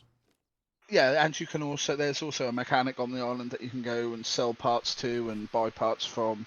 You can siphon gas from with a hose pipe and a jerry can out of all the cars laying around. But I think there's currently 5 different cars or vehicles in the game, land vehicles. We do plan on about another 3 going in over the course of the next few months. But yeah, they randomly spawn around the place. And that you have them and they have their own health, or is it just the parts eventually wear out on them? Is there a limited amount after a certain amount spawn? I think it's both. Your vehicle has health, and it can take damage if you you run into infected and they start attacking you while you're on it, for example. But also the individual parts can wear out. You might need to replace them if that happens. Okay, is And most of that going to be craftable eventually, like by end game, or is that just purely done by exploring? The vehicle parts? Yeah. I mean, potentially craftable. I mean, depending on how the crafting side expands, but that would definitely be like, late game workbench. Yeah, I would But totally it's think that'd not be like something end you could do game. by hand. Yeah. we You're not plan going to on be like pouring eventually- lithium around or anything. Yeah, Like scrapping we lithium or whatnot, and then having that, and then Oh, electronics. we plan eventually being able to craft like a vehicle bay on the side of your building, or having like a vehicle workshop kind of thing, and in there you'll be Maybe able we'll to find craft something armor useful. and upgrades for your vehicles, and also improve the parts so they don't wear out as quick and Oh, so stuff I like that. can't start my own mining and boring company, then go to the desert and strip mine it to get all the lithium from it, and then use that and build a huge refinery system and use that and then sell the lithium to different battery companies, and I can't do that in this. Wow, what a trash game. I don't know what to tell you. That's cool then. I was just wondering. Yeah, I think like something like that would be like total end game type level stuff with mats are kind of like harder to get, or have a higher value, or scrap from high value things that you'd have to think twice about doing or whatnot. But that's still pretty cool. Speaking of which, if we wanted to get started and start getting stuff right now, should I be looting buildings for, I guess, more finished things, and then go out and gather other things for basic necessities as a regular survival player? Is that what we're looking for? Not to change the subject so hard, but I would do minimal looting until you've actually completed the Sens quest. Okay. But because you are going to need the available weight, because there's obviously a weight system in there, and you are going to need the weight to lug some stuff about for the quest. So yeah, you don't want to get yourself too over full to start off with. I know how irresistible it can be to not loot everything. I'm a collectionist. What are you talking about? I just collect stuff. I'm not. It's just part of the thing. My quest guys want to. Oh, I'd make them active. Is that what it is? Oh, so I do that. Okay. Sends Rick squad car. It should already be active. If you just go to the question mark, and that's the location of where the vehicle is. Are these showing me older ones then too that led up to? Is that what this is? Or That's right. Yeah, it basically records everything that you do in the game. So from conversations to locations from even items you found. So if, for instance, you picked up an item at one place and then had to drop it, it'll actually tell you that you dropped this item, or you picked this item up, and you can actually zoom in on where that you dropped that item, so you can go back there and pick it up, because stuff doesn't despawn over time. It'll stay, and you drop it on the floor, it'll stay there. Oh, really? Okay, that's kind of cool. And the way you're doing optimization is just they don't render until you get close, and I assume you like kind of disable physics on it, so it's not just someone drops a. Well, we use a pooling system, so actors are actually sort of like just moved around the map rather than actually having to spawn things in all the time. Okay. But that's a secret. Pooling is good practice in Unity as well. So I hear you. Yeah. Disturbance. So maybe you'll play when you're in the vicinity of an infected, making too much noise will automatically decrease the long this disturbing noise to stop. Okay. And there's different stages, and then I can create an incoming horde. Oh, that's nice. All right. Nice. Is that what above is? Okay, so me crouching and being careful is important here. Yeah, I definitely would advise a stealthy approach in general when around infected. So now, as you know, with zombie games in general, like there's some that are just like they're just a bunch of ants, and you're just trying whatever, and then you have ones that have like more powerful variants that they are. You have to think about each fight. Is that what this one generally is? Each one you kind of have to think about the fight. Is that what you're going for? There's variety in the infected themselves, and depending on the type, you'll have to think about how exactly you want to take them out. So, for example, there are some that you're okay to shoot, and if you shoot them in the head, their head won't explode and spread all their spores all over the place. there are other ones where if you do shoot them in the head, they'll spread their spores and you can get caught in the cloud. So you do need to think a little bit about like what you're doing, how you're tackling each of them.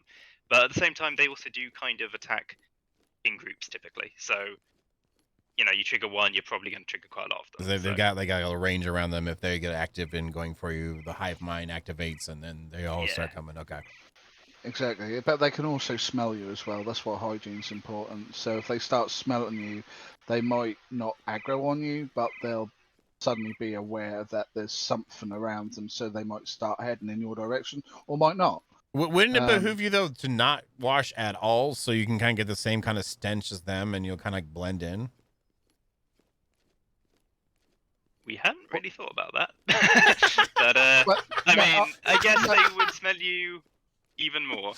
No. You say we haven't thought about it, but I did ever since I watched that episode of The Walking Dead where they were rubbing zombie guts on themselves. I thought that might be a nice idea to sort of be able to do something like that, but it has a debuff as well, because everything has to have a buff and a debuff to make it. But that's a nest. Yeah. You want to until you can actually burn them down. You want to try and stay clear of them. I guess we can talk about the mud, Ryan.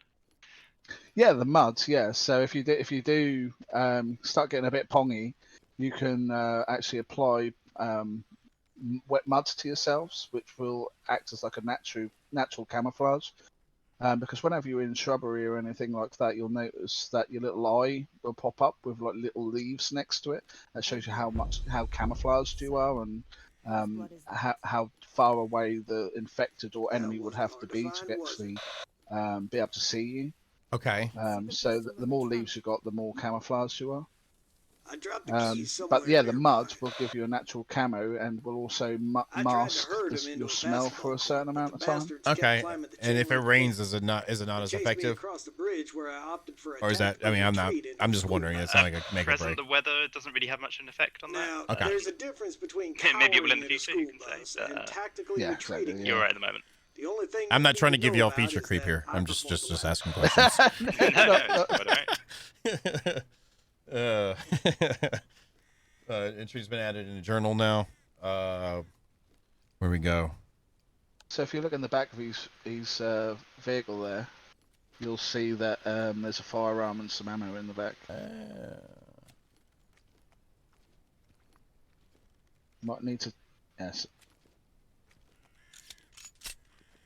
Firearms, I would at the beginning, I would advise to probably use as Little as possible. last resort. Yeah, last resort. Try and use your bow as much as possible. You can actually sneak up behind enemy and take them down stealthily with your knife. Okay. But it's not always that easy when you're not an extra stealthy character like Amy is. And the infected don't always seem to stand on their own that much for long, but you can do it. That's what that knife there's all about. Yeah, I was just, like, how do I actually equip that as a melee weapon? Like, cause It's already equipped. So, like, when I'm pressing 3, or is it 1 or something? No, if you just walk up behind an infected, that'll come up and prompt you that you can actually stealth take them down by pressing F. Oh, but you can't, like, actually, like, pull it out and have it in your hand. No. Okay. But there are a bunch of other melee weapons you can do exactly that with. Yeah, there's axes and machetes and some baseball bats and stuff like that. And we gotta find the Sen's car keys, search the basketball court, covered bridge, and bus. I'm sorry too if I'm not going as fast as maybe some other people. No, you're No, totally absolutely welcome. fine. You're the first person I've ever seen though who hasn't walked through the tape. There we go. Okay, I just walked through it. Is that better? yeah, that's Is that what you? my anxiety is. Oh yeah. How long? You get the little snap sound going on too. There you go. That's fine. Yeah, Wagley asked the question too. Do you have to build your own base? Or... Thank you, Total Blood Rain. Do you have to build your own base, or can you use the buildings in world? Can you actually you can absolutely use the buildings in the world if that's where you want to set up. You can install your own crafting benches and storage and stuff inside buildings. That's no problem. And can you put doors in or anything like that, or barricades on the doors or anything like that? That's something we're probably going to expand more on in terms of like outfitting buildings in general with doors and stuff. Fairly soon, actually. Yeah, we got quite big plans for where it comes to sort of like buildings in the world that you can take over and stuff like that. But yeah, carry on, James. Sorry. No, I think that's everything I've got to say. Okay. Hey, does anyone else have any other questions too? That we've talked more about it. Anything else you'd like to ask them? Good morning, Hrothgar. And again, I'm not trying to put you on the spot with any questions here. Just figured, Keep it coming. No, yeah, don't worry about putting us on the spot. These feathers. I assume it behooves me to loot, because I saw I was making noise searching, so me stealthing / crouching is a smart way to go about it too. I assume just for noise purposes or profile. Yeah, you can't. Looting just generally makes noise. You can't really avoid it by doing anything right now. But so you just need to be conscious of your surroundings and just choose where you loot. Gotcha. Yeah, the obviously you only start disturbing Tasty goodness has arrived. things if there's things nearby to disturb. Okay. And the more you level up with your scavenging and stuff like that, the quieter you'll end up getting at actual looting, so the less disturbance you'll cause. I gotcha. And I won't know what these are until I go to them. Okay. And it's telling me to go to the basketball covered bridge Tasty goodness and bus. has arrived. Yeah, so you just want to search the bus, the three areas. There's the 3 areas with the blue circles on. Oh, god dang. Yeah, I'm not colorblind, but you might think I am, or just blind in general today, which is fine. Like I'm looking right at it through the basketball court. Where's the covered bridge at? And it's like, oh, hey, how's it going?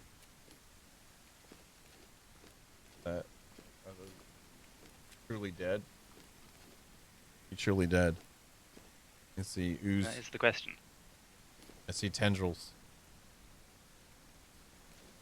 Creature. Okay. But there's something over there. Okay, that hit a little lower. There we go. So are these Master Archer already, but Yeah, this is like the lowest power bow. It's just a starting bow. Better bows obviously have a much better in terms of drop and whatnot. yeah, less And drop accuracy. and better accuracy, drawback. And I'm just assuming these things are still active. Oh, we can pick up our arrows back too. Nice. Yeah, it's also It's a fair assumption. yeah, play it safe. there's also a vicinity. So if you just open your inventory next to them, Oh, so it's kind of like PUBG kind of idea. Yeah. Okay, gotcha. yeah, Give me the lamp. I want the lamp. I can't have the lamp. I want the lamp. Lots of wanderers here. I need to be careful. Oh, there's a gun right there too. Okay. 1911. Lots of wanderers here. Yes, we are. I need to be careful. Dead? Maybe. I mean, are you like they're already dead, but are you undead? That's what I should be asking. Or not really undead. They're infected, so they're alive. But you know, That's true. Infected are alive. because it's just a fungal thing. yeah, Yeah. they got that fungal toe infection in their face. Did yeah. you get that kind of idea from the X-Files? That one where that thing would just sprout out of people in the middle of their mouth. Remember that X-Files? Did you ever watch that? I can't say I did, but I feel like I have to watch it. No, yeah, I can't remember that one. it is creepy. It is creepy. It's actually based on a real fungus. I think even the last of us actually used some kind of part of it as well. It's the cordyceps. I can't never say the second part of it, but it's cordyceps, and it's actually a real fungus that'll take over the brains of insects. I remember that. And that it causes them to go high in the canopy of the trees, and then basically spread their spores all over the colony, and that way infect more insects and more ants and stuff like that. But that's basically, and that the whole idea behind it is that they were using this fungus to try and create a way of stopping You're gonna cattle need ammo if you and want to use livestock that getting thing. ill You could because raid the gun safe in my obviously there's a basement. big thing about all the My house is right antibiotics down and the that road. they give to. It's the one with the pretty pictures. Oh, sorry, I didn't realise it's dialogue going off. Oh, you're fine. It accidentally started in the middle of you talking, so it's not your fault. You're good. You're Oh, good. right. You're good. That's why I turned it down. Right. Yeah, so that the reason behind the whole fungus infection thing is that they were trying to find a way to cure diseases in livestock, so they didn't have to give them like the medication and that all the time. And what it actually mutated in the livestock after humans started eating the livestock that had been using this, and that's what caused the infection Gotcha.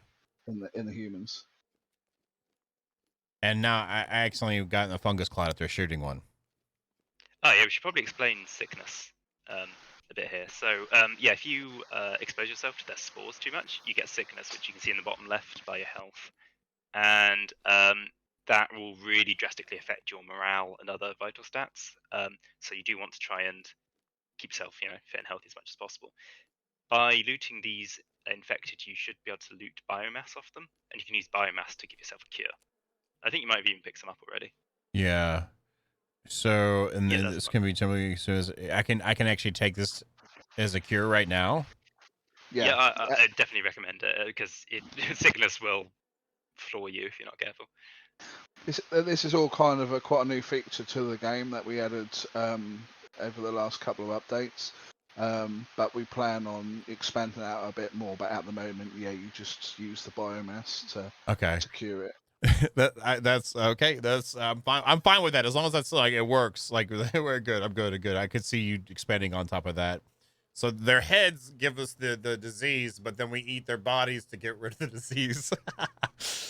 But I could see it being taken. I see why it's in there though. You have that piece there, so you can use that as like a sample to be used for analysis for something futurely. Like, exactly. Yeah, exactly. And it needs a bit of expansion, but that's the idea.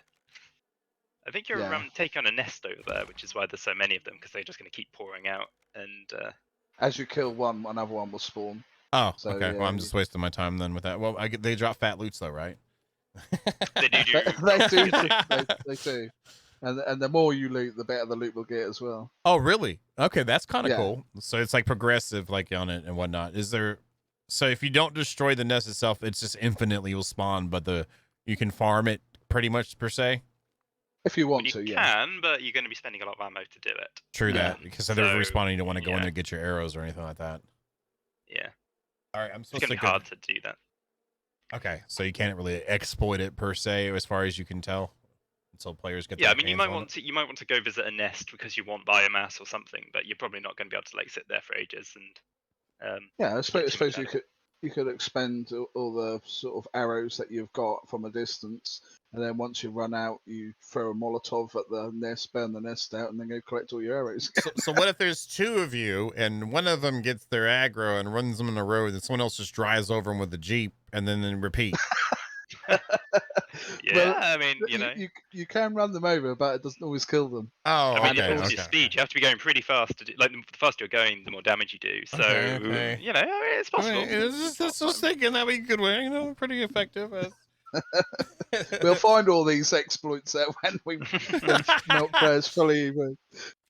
I was just thinking, hey, that's what I would probably think of. But like, hey, you got a Jeep? Let's go get stuff, and then that'd be the whole thing. All right, so I got to fill you in on what Sen was saying back there. He was saying that if you can now go to his house, which you're kind of heading in the right direction right now. Yeah, the white question mark. Yeah, that'd be it. I'm doing that right. I forgot. I was actually doing that, so I feel good about that. I didn't do it wrong yet. And it looks like I need to go up and around and not down and up. Yeah, because there's cliffs there. This might be dangerous though. Let me turn the music volume back up. I turned it down for the dialogue, so it wouldn't cut you off.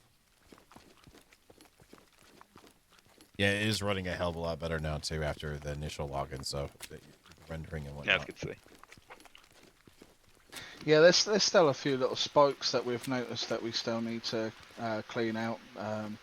But we've got a plan on totally a new system that we're going to be using for spawning at a later date. It's just that we didn't want to change too many of the big mechanics before we obviously planned to go into early access. It was like, it's all work and let's Yeah, it's And better then to we'll put out play- like as least amount of bugs with something you're confident with, and if there's something that is not working, you are familiar enough with the systems already in play to be able to fix it rather quickly, rather than implement a whole new thing and be like, in the middle of it. Yeah, for sure. Because it's always the same with development. You add one thing, it ends up breaking 10 things. So, and then you'll fix them 10 things and cause another 10 things. So that's just the way things work. House check. Creating But prejudice, the way double our check. sort of development goes is that we try and That's put all as many hand updates shears. It's quiet, or peaceful. out as we Keeps my can mind off within a 1 week or stuff. 2 week period on our staging branch. Always But wanted people to are try my freely hand at welcome Toby. to jump but I was too onto and nervous help to test the bust game out and stuff like read that. And then once we feel like there's all the features on the staging branch are as ironed out as possible, we'll then release that onto the main branch for the general public to play with. Okay. Oh, I can't go through the window. I tried. I tried to go through the window. I tried. That is one thing we want to add is being able to vault through windows. Yeah. It's just a feature that hasn't been added just yet. But yes, Which wants it to add to is- the players and also the infected. So Yeah. Oh, Yes. that'd be great. Yeah, you get ransacked. Yeah, definitely. Yeah. That sounds 'Cause like- exciting. Hey, Because they can currently that's it's the same asset from gas station was it- simulator. was it and Phasmophobia? Yeah, and Phasmophobia. That's in gas station yeah. simulator too. Like in the warehouse. We'll have to get Chris on that. Come up with a fancy Joe version. Yeah, definitely. We do try our best to Oh. replace as many of the assets. But I'm not an asset hater at all. Like for me, like those are tools for you to use. If you don't rely just on that, then there's obviously you're not. Like assets are fine, especially if you put them well and use them well. But like there's a lot of people like, hey, yeah, those are assets. This game sucks. No, it doesn't. You use it to get you totally. to a nice point, especially in prototyping or in development, and stuff like that. You have that. You're trying to build game mechanics and stuff. Not worry about graphics off the bat. And if it matches your aesthetics, which this does, it's fine. I don't have an issue with that personally. I just think it's funny. I walked through the door. I was like, wait a minute. Yeah. The amount of times that James and I have been playing a bit of PUBG or something like that, it's like, no way, we've got that in our game. Yeah. If you know anything, then you know the Cinti assets too. The the polygon stuff. You can see how many games has all those Cinti assets in their games too. It's like, well, investment in that was if you don't want, people can be like, why'd you steal the assets from X game? Like we didn't. It's we gotta have licenses to it. No one stole anything, kind of a thing. So that's funny. Yeah. So what other treats like that we're gonna find? You should leave that there for like an Easter egg or something. You know what I mean? Like like it's a Phasmophobia Easter egg. Maybe have like a ghost or something. Make a garage. Yeah. Oh yeah. That'd be kind of funny. Yeah, well, see if we can find one of their little meters that you. Yeah. I know. I found 3 of the ghosts on the Unity store. Have you really? I think we even own the school, the high school one that they got in Phasmophobia, and we were going to put it in the game until I saw it in Phasmophobia. I'm like, yeah, we can't use that. Yeah, I found the modified asylum too. I swear it looks like the asylum, and they modified some materials on it, but it's nothing bad. Like that's what it's there for. It's there for you to use and implement it and stuff. It's not like Exactly. people just go so extreme. Like they can't have there's a moderation to it. Like you're using it as a tool, again. So. And you just imagine the kind of budget that the guy or guys, I don't know how many developers on Phasmo, but yeah, you just look at the budget that and they might have the experience to make it all. So I think games like that, it's fine to have fully. But it's when you get games that are just like complete everything's asset packs. Yeah, and it's a template they bought too. That they threw the assets in the template they bought off of the assets. Exactly. Yeah. So. Exactly. Everything, all the code that runs behind Joe is completely custom. Yeah. I mean, like whenever if you're a single dev, you look at it, and you're like, what is the thing that matters the most about what I need to do to accomplish my goal? 3D models is not number one. Unless you're purely an artist, like type of person, making game mechanics and gameplay and it all work together. So you go out and get the music, you go out and get the whatever, you go out and do that so you can focus on what really matters to make a game. And if that's from the asset store, or you can afford to get it from a custom creator for that, that's just how it is. It's just, that's like, you took the right steps in my opinion. You value the gameplay, that's what you're working on. You make in the systems. And them kind of assets you can slowly replace after time. It's like Chris he's done an amazing job with all the assets he's done so far for the game, like all the base build and all the weapons, and even down to the quiver and the backpack. It's all Chris, and he says he only makes like what to call them, James? Solids. A hard surface model. He's a hard surface modeler, and he's been brilliant. He's been with me since day one, but he can only pump them out as quickly as possible. So there's some stuff that you have to actually purchase from like your asset stores and stuff like that. But excuse me. But yet it's not always best to actually keep in assets like that, because a lot of them are optimized, and you have to spend a lot of time optimizing them yourself and stuff like that. So it is sometimes worth just hiring someone to either make it or actually getting a 3D modeler to do it. Did you say? Yeah, but it's flooded down here, and I'm at nighttime. Will my glow stick work underwater? Hopefully it does. Entering all bodies of water will slow you down, so make sure you're not vulnerable when venturing the depths, and watch out for threats. Crouch button, default state, descend and jump. Okay, gotcha, for swimming and whatnot. You will not lose regenerating stamina while treading water. Swimming will deplete your stamina at the same rate as walking and running. Your oxygen will slowly go down over time underwater. Use breathing apparatus. Okay, gotcha. The little pockets of air in here, I hope.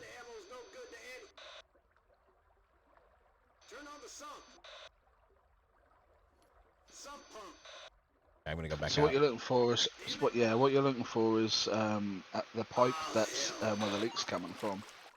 Gotcha. Son? Right there. I guess this one's on me. Oh, I just pressed jump. What happened? Whoa! I just pressed that's jump. a new one. I pressed jump next to Discovered it. a new bug.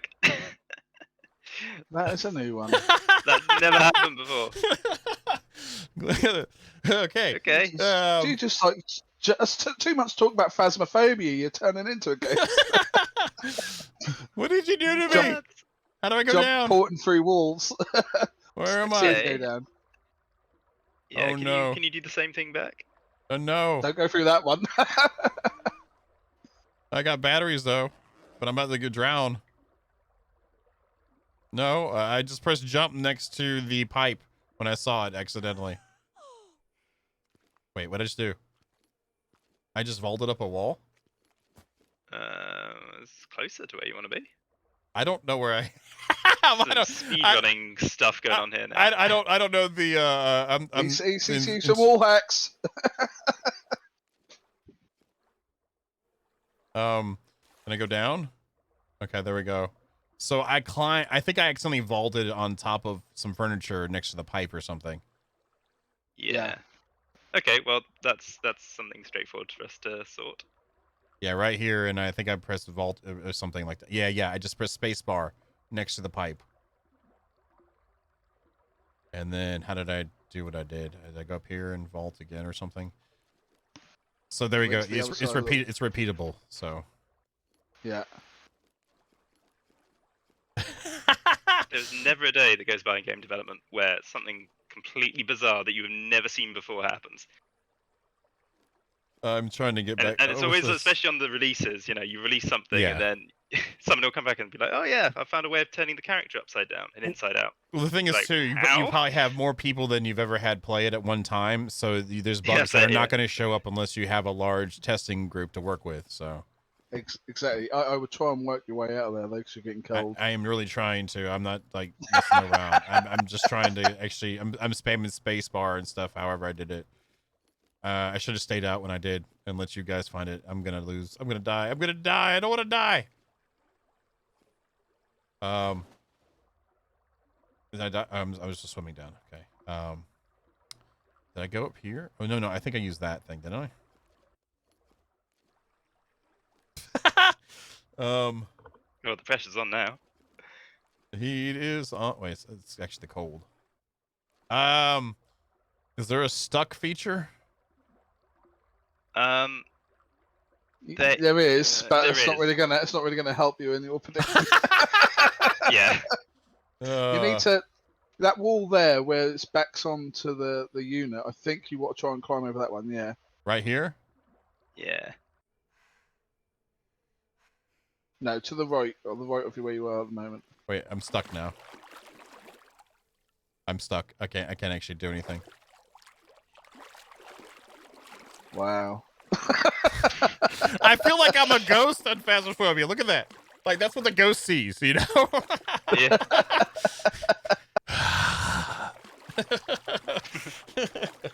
Nah, it's all good. I'm glad I could help you out. See, look at this. Look at this. We're just nailing it. We're not just gonna have questions and whatnot. We're also like squashing bugs for you too. There you go, or locating them.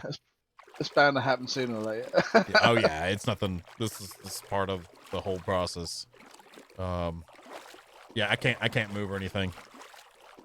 Right, so now you're in there. Actually, if you hold left shift and then is it left shift or Yeah, left shift and forward slash. shift and forward slash, you'll bring up an admin menu. Oh, Right, so if you now go into there you go. Yeah.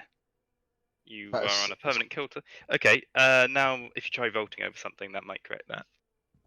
oh, because of how the camera's working. Yeah. Yeah. So if you go outside and just try and vault over We a can- bush or something. yeah, Or maybe even that. I tried. And this right here was one. Probably have to go outside. There you go. Ah, yeah. Here we go. There you go, sorted. But yeah, I gotta be cold until you can warm yourself up there. Yeah, no, there's I'm warm myself up. Can I eat some honey? Will that work? Honey tea, maybe. yeah. I should have grabbed some chili powder while I was at it. You Oh, might be able to find a burning barrel outside. There's Wait. several of them around the I just town. died. Oh, sorry, my stream's a little behind. Oh my god! It's over. We're dead. It's alright, you should be able to recover. Then we'll come back as Yeah, the okay. ghost. Yeah. Start throwing things around at your friends. I wish they had more interference when they did the voice talking. So we lose all our stuff and we have to go back to there to get our stuff, or is it gone? Gone. No, you can Well- go get it back. You have to Or- get back. Yeah, I was gonna say, you go ahead, man. No, it's alright, you go for it, mate. You start Oh talking well, first. so we've got the runner system, so you can spend $100 and you can get someone to bring it back for you in 24 hours. I mean, to be fair, considering where you died, it's probably faster to just go get. Go the, get it. But like, if you yourself. go into any deep like areas, like the map's pretty dang big. So if you do lose further Absolutely. out, it really would make sense to do that. If you die at the Exactly, bottom or- of a cave or something, you know. Yeah, or the top of a mountain or bottom of the ocean, then you can just send a runner to go get it for you. See, what really matters though, she still has a really cool shirt on, so that's all that really matters in the end, anyway. So with guns, bows, Absolutely. whatever, but she has a cool shirt. So, all right, I'm gonna try to make it back over there, see how that works. I'm glad that was awesome. I'm glad to have a bug with the devs in the stream. That makes it fun, you know. No, hopefully not. No, it's just that's part of game deving, and that's why this is early access. I mean, people say this is why it's early access. No, this is literally why it's early access. You know, 'cause people are testing this stuff and giving feedback. Yeah, it's a mate because that is also such an easy fix for us as well. Because it's Just don't allow literally vaulting when you're underwater. for that, and on specific items we can stop you being able to climb up and vault over for specific items. I gotcha. But we would have never found that because how this gets tested on a daily basis by our moderators and by our community, and we've never come across that before. So Yeah. Well, it's quite amazing actually, because it's quite a simple thing to do, just climb up a unit underwater. I'm a collectionist, so I press lots of buttons when I'm near stuff by habit. Spacebar, Shift, F, E. It's sometimes it's unconscious. Sometimes that's literally what that was. I was looking at guys, spacebar. I don't know what my brain just said that. So, and then my hand was like, okay, and then here we are. So, it's all good though. I don't even want to know how many bugs you've squashed since you've like started working with a community quality testing for you, QAing. Yeah, well, we have a bug reporter in game, which is really handy. If you press F1, you can report bugs sort of on the fly. So that's really There you convenient for us. go. There you go, Yeah, y'all. That's really and important.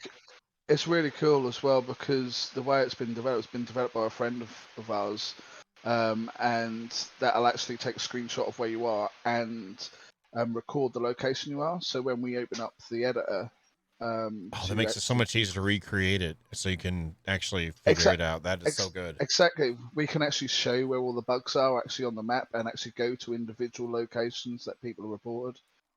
So we don't have to actually go looking for them ourselves. The bug reporter will actually do that all for us. That's awesome. That is real handy for you. So it makes it easier for the user to give you the information and easy for you to, go find. That's great because, yeah, That's it. It's what it's all about at the end of the day, you know. Yeah, recreating it is what's important, so you can actually figure out what the heck's going on. It's so much the hardest part of ironing out the bugs, isn't it, James? Yeah, most of the time. Just recreating some of the bugs we've had since like the beginning, and we still haven't been able to recreate them. But they're so rare. Like, yeah, so rare. So just take all. There we go. Yeah. And I got 0.01 XP too. Nice. Yes. Auto-equipped all your stuff automatically again as well, so you don't have to go through and drag it all onto your gear again. Deny Others says players can also report bugs on Steam and Discord, so I have someone to talk to. So, yeah, he can't leave Deny out. He does work very long hours, and I will say this. Since I initially talked to him, he has been very communicative and information driven and in a pleasant way. So props to Deny Others for that. Shout outs for that. So he definitely seems like a valuable asset to the Joe community. He is. Sure, he's been great. He's part of the 4-4 Entertainment team, and he's been an absolute asset. Considering both James and I live in the UK. And the majority of like Chris as well, he's from the UK, and so was Tyrone that did the infected models. But poor old Denai, he's all the way over in Australia, so of course he's like 12 hours ahead of us. So it's, you know what we say here in America, we've heard a flat earthers say in here in America, Australia doesn't really exist. It's actually a call center in Ohio where they're faking an accent. I love that one. Hrothgar is one of my longtime mods, and that's a running thing with that. But yeah, that actually is a thing. There's a section of flat earthers that believe that Australia does not exist, and it is literally a call center in Ohio, faked by our government, to make people believe that it's there. Like, really? I'll have to ask him about that tomorrow. Oh, what's up, Multi-Gun? How you doing? Yeah, these are the two devs for Joe. And I can turn up the volume again. Sorry. Oops, don't shoot. It's what Blood Rain wants me to do. The old man voice that I use is the one that I used for that was more comical. It wasn't. I guess I could tone it down, but talk like this right here. You're coming over here and you want to talk to me. Go to hell. But anyway. As I haven't used it. Okay, am I stuck again? Okay, so no vaulting, just press F. Press F to fix pipe. I need a pipe wrench. Yes. Okay. So this is a bit. We need to change some of the wording up on this, but basically what you want to do is just search garages in these locations, not trucks and vans. Just search the garages instead. They search the what? Garage. Oh, okay, gotcha. I'm sorry. I'm not trying to be the jerk. So, well, we say garage here. You know what I'm saying? No one did play right here. You know what I'm saying? We have a garage. You know. Nah, okay. It's all. I'm sorry. I apologize. I'm kind of tired too, and I know you guys. You've been up since what, midnight? Your time? No. We've been up. When did we start today? 9 o'clock this morning. It's now 2 a.m. Holy our time. Well, whenever you guys, I know we talked about an hour. You guys have been here for about 2 hours, for over 2 hours now, actually, hanging out. So if you're ready for bed anytime, please don't feel like you obligated to stay for the entire stream either. I know you're probably tired and ready to get some sleep too. So whenever, don't feel bad. if you're getting where you need to sleep. Oh, it's been all good. I've been really, Tasty goodness really good has to be here. arrived. So yeah. Hmm.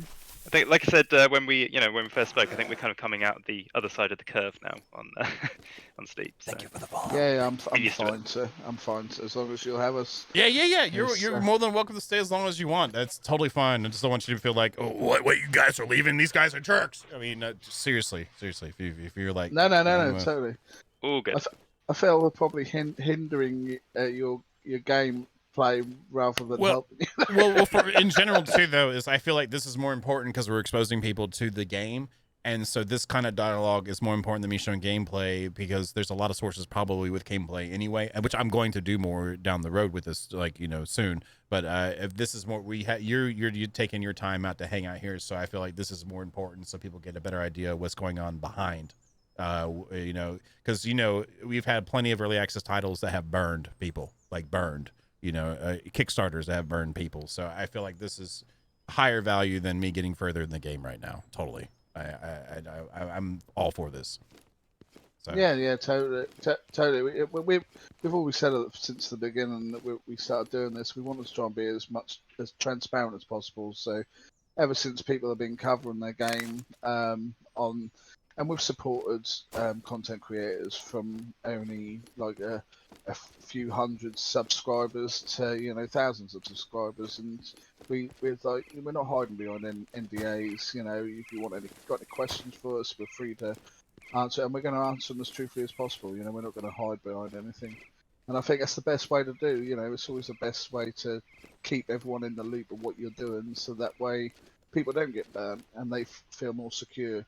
What's with in here? your product and you as a development team. Yeah, there's different angles to approach it all, and for the size of your team and how you've developed your community too, it makes sense. So I think that's good. That's good. And I'm collecting right now. By the way, I'm putting stuff in my pockets, and I'm not really looking at what it is, but I just see it's stuff. Hopefully, there's not a weight. Is there weight in this? Do I have to worry about weight? There is weight. Yeah. You can see there's the bag icon in the bottom left. When I go in here. Just on the main HUD. Oh, okay. I see on the bottom there. left there. I see it. It's like filled up a third right now. That's right. Yeah. Okay. So you're good until that starts filling up red, and then your character will start slowing down in the movement. But it actually displays your available weight there in your inventory. So the 48 is when I actually physically stop moving, and so about 40-ish is when I start slowing down. No, you can go over 48. That's basically the limit that you hit before you start slowing down. So then you've got about another 20%. I like that then. That's fine. You're not lying to me. It's kind of like, whenever you get a car, this is the gas mileage that has, but literally it has like, 10-15% less. That's just the maximum amount they were able to test out of it, so with pure gasoline without any additives to it. So yeah, I like that. So a lot of games some games will say you're at max encumbrance, but you start slowing down before you actually hit max encumbrance. So that's good. Yeah, it's a good analogy. As a collectionist, and a lot of the community here are collectors, that's good information. It's a bunny.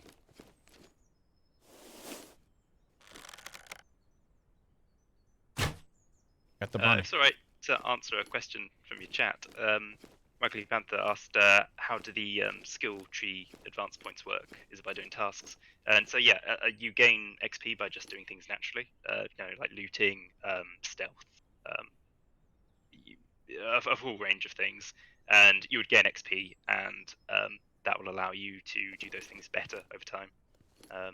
So just using weapons will improve your ability with weapons, for example. So there's kind of that's the passive part of the skill system, and then when we fully implement the actual skills UI into the inventory, you'll actually be able to then start unlocking perks for your character. So when you go into, say for instance, you want to go more down the mechanics side of things and be able to do more things with vehicles, then you'll be able to put specific perks into it rather than points. It's just better that you then give your character specific skills for Yeah, I that think that's actual a lot more player decision based too for doing builds. I like that, like a talent tree kind of style of actually instead of just I shove all my points into whatever a fortitude base or whatever to protect myself from getting knocked out and being warmer or something like that. So you actually have perks that are you handle batteries better or whatnot, stuff like that kind of idea.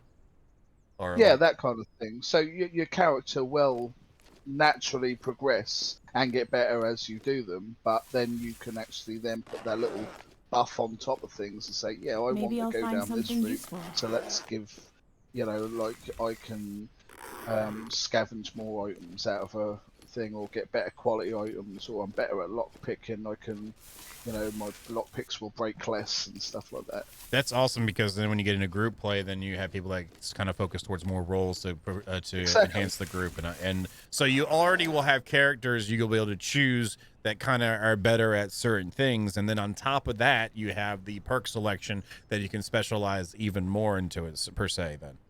Exactly, yeah, exactly. Yeah. Because you always play in a group. Whenever I've played in a group of survival games, you've always got one person that likes going out doing the hunting. You always had one person that prefers the building. So you'll be able to actually progress your character in that sort of way, as you see fit, kind of thing.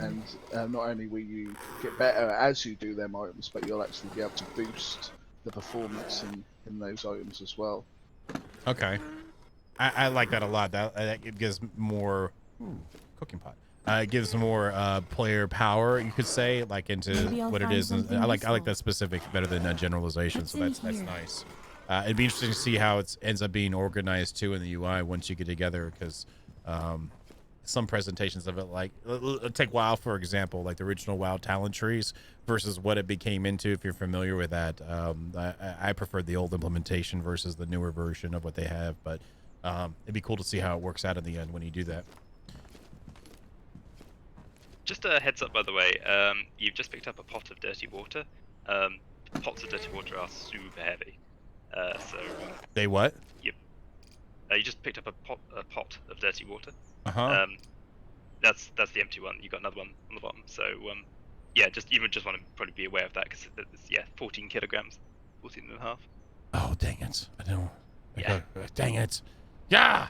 I can't carry everything. This game, I'm done. No. No, it's fine. I should be going to the garage, but I did not. I went in the house. I couldn't help myself. It was here, and there was stuff I could pick up. Let me go to see here where the garage is at, because it was highlighted on my map too for quest option, right? So I assume that we're supposed to be searching these areas for the wrench, maybe. That's right, yeah. Yep. And thank you, TG. You guys just got.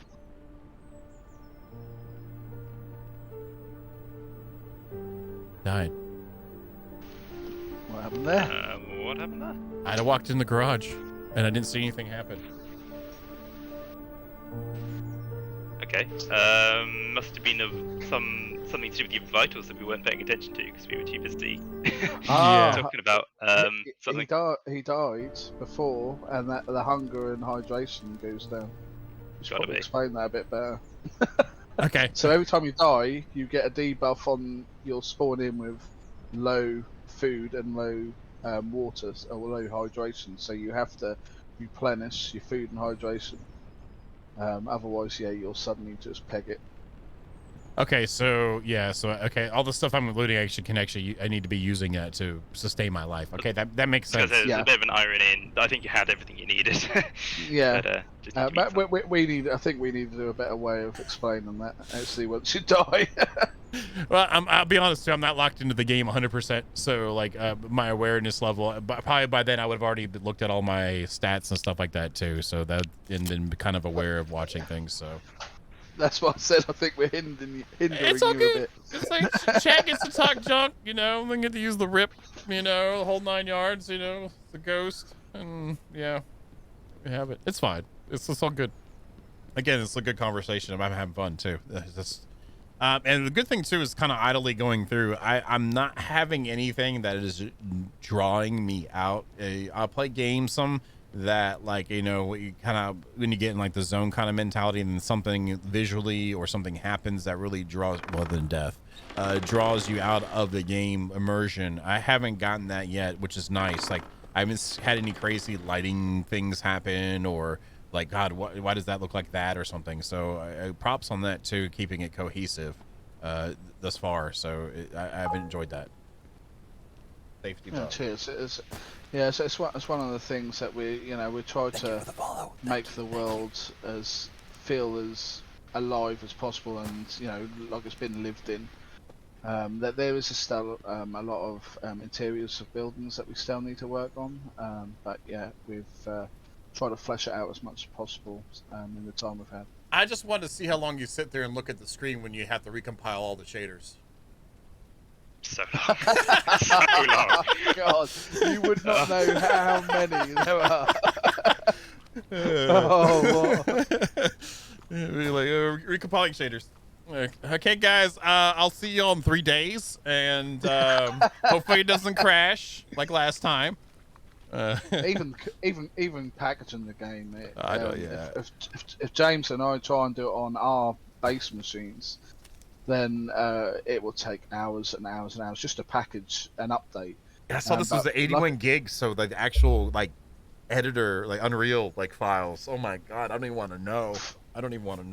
Well, we are looking at like bringing that down in the near future, because we're aware that it has, it's crept up quite high, and I'm guessing you guys are like in easily like in a few terabytes already. Oh, disturbance! I'm disturbing. Not quite terabytes yet, but I think like we are about around coming up to half a terabyte on the size of the project. Yeah, that's not something that anyone would ever have to download. It's just our project is that big.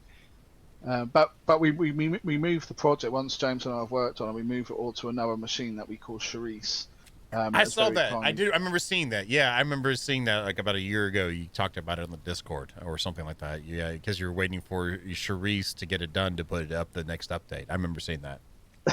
Yeah. But she cooks all our projects for her. But she's a supersonic computer. She's got like 12 core i7 and stuff like that. But she really does kick the dust where it comes to packaging. She does it in about an hour, where it'll probably take us about 5 or 6 hours. Okay. I'm trying not to get this disturbance. Okay, it's gone now. Okay, I was being real cautious, trying to be aware of not making things too disturbing for that. I guess that's it right there. That's the I don't think that's going to take. That's going to register any disturbance, but there's probably infected nearby. Yeah, you normally get a lot of disturbance come up when there's like a nest nearby or something.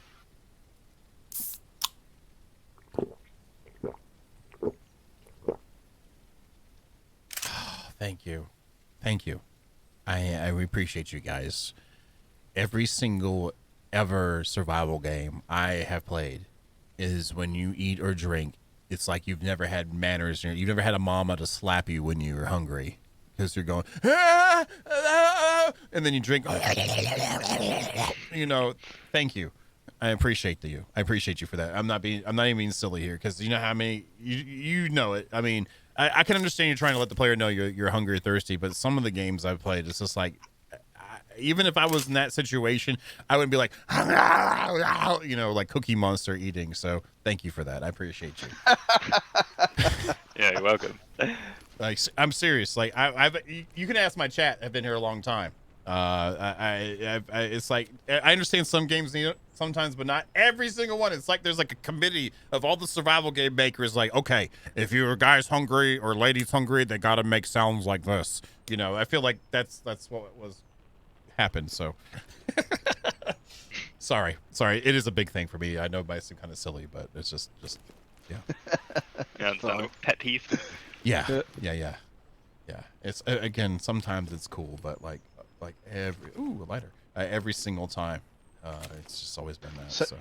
So light is a really good tool, because you can, once you find as a lighter, you can actually craft Molotovs using empty bottles, cloth, and methylated spirits. Okay. I think I'm doing a really bad job too in trying to find a pipe wrench. I think I'm really not doing a good job. Like I think you're fine. You're just in the wrong place. Okay. Yeah, you need to go look down at the 6 garages. There's a little small area just there. Yeah, there's 6 garages. Check all those garages, and it's probably in one of those. So how's fall damage in this game? It's present. It's not. Yeah, it's terrible. we haven't made it as bad as that you start breaking bones and stuff like that. We just Okay. felt like you didn't need to do that, and there's enough going on in the game to allow bones being broken and stuff. Yeah. Okay. Okay. Good.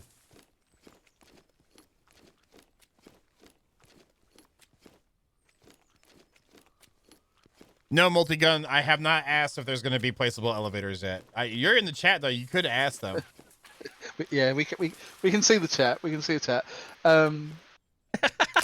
He's a mod maker for Conan Exiles. He made a placeable elevator. Oh right, okay. So he's actually one of the, in my opinion, one of the top mod makers, and he's maintained his mods religiously since he started it. Like, you know how a lot of people do mods and they stop. So big props to him, and he does a variety of stuff too, and has a community together for that game. So that's why he's asking. Well, maybe we leave that out so there's something that you can do later on. You can mod us an elevator in the game. And you said you came from a modding background for Rust?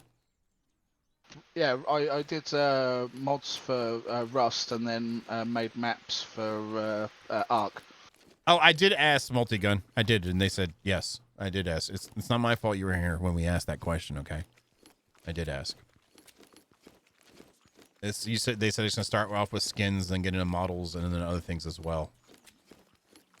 Yeah, we feel that but that's one thing that's a lot of people love to do. They love to be able to customize the game that they're playing, and I think that we'll start off small and we'll obviously move into bigger things. But I think while the game's sort of still developing quite a lot, there's no point allowing you to change large things at the start. So we'll just start with like changing clothing and skins for vehicles and weapons, and then move on to the models and the landscapes and environments and stuff.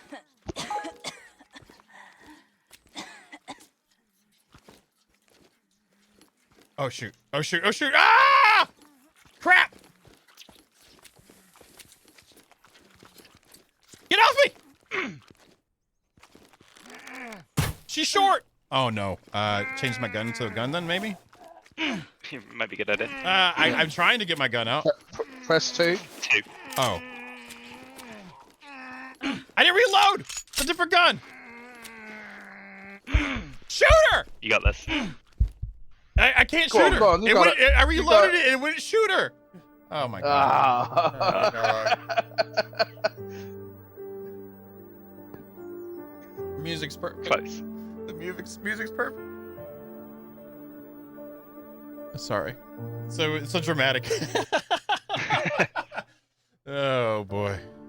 You used to have a message come up saying death becomes us all. Or you could have one that comes that says quit sucking. And you could say Yeah, stop dying. Yeah. This is not how you play the game. It is getting closer to night. Night I assume is like 6 or 7. I think it's close to 8 when it really starts getting dark, right? So it's actually okay. It's like 4:30 right now. I think we're in summertime at the moment. So. Oh yeah. Full seasons. Most of them just have a 24-hour counter. Some even just have a 12-hour counter with a bull, and then that's your time system. So yeah, you have to. All right, let's go. Oh yeah, something that Denise just said that might explain what happens. So when you have a gun like a pistol, you need to be aiming it to fire it. Oh, okay. So that's what I was trying to do is hip fire. Okay. Well, there you have it. I think it feels a lot more natural once you get the hang of it once, and then it should be okay. But yeah, I was just trying to hold on to my bullets, so I didn't try it. You can actually one idea what to do as you come out of here, just run up the hill behind the trader, and there's a log on top of the hill. And if you go up there's a little melee weapon that you could probably use to defend yourself at close quarters. This log here behind him. Okay. Just up the hill to the left. Wait, to the left. I think we're like about 5 or 6 seconds behind. Okay, what I'm going to do is I'm going to go in front of the gate, and then I'm going to stand for a second, and then you tell me what to do. Okay. Right, so if you move sort of like to 1 o'clock your position and go up that hill at 1 o'clock. Yeah, exactly that direction. Keep heading that way until you hit another log like the one she was standing next to. Keep going. See it right there? All right, there we go. Okay, an X. There we go. Oh, yeah. Oh, yeah. Can I chop wood with this? You can. All right, we got to see the tree animation thing, if there's what goes on with that. I can't. Go for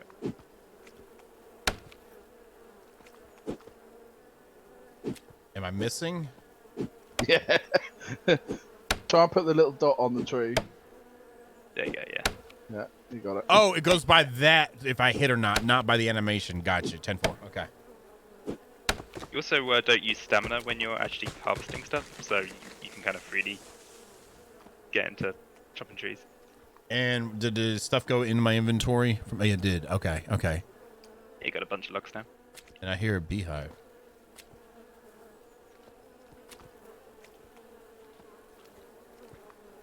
Yeah, you can collect honey and wax from beehives, and also collect the actual hive to create your own beehives and generate your own source of honey and wax. Does it require you having any kind of flowers going around or anything like that, or is it just which that's kind of tedious?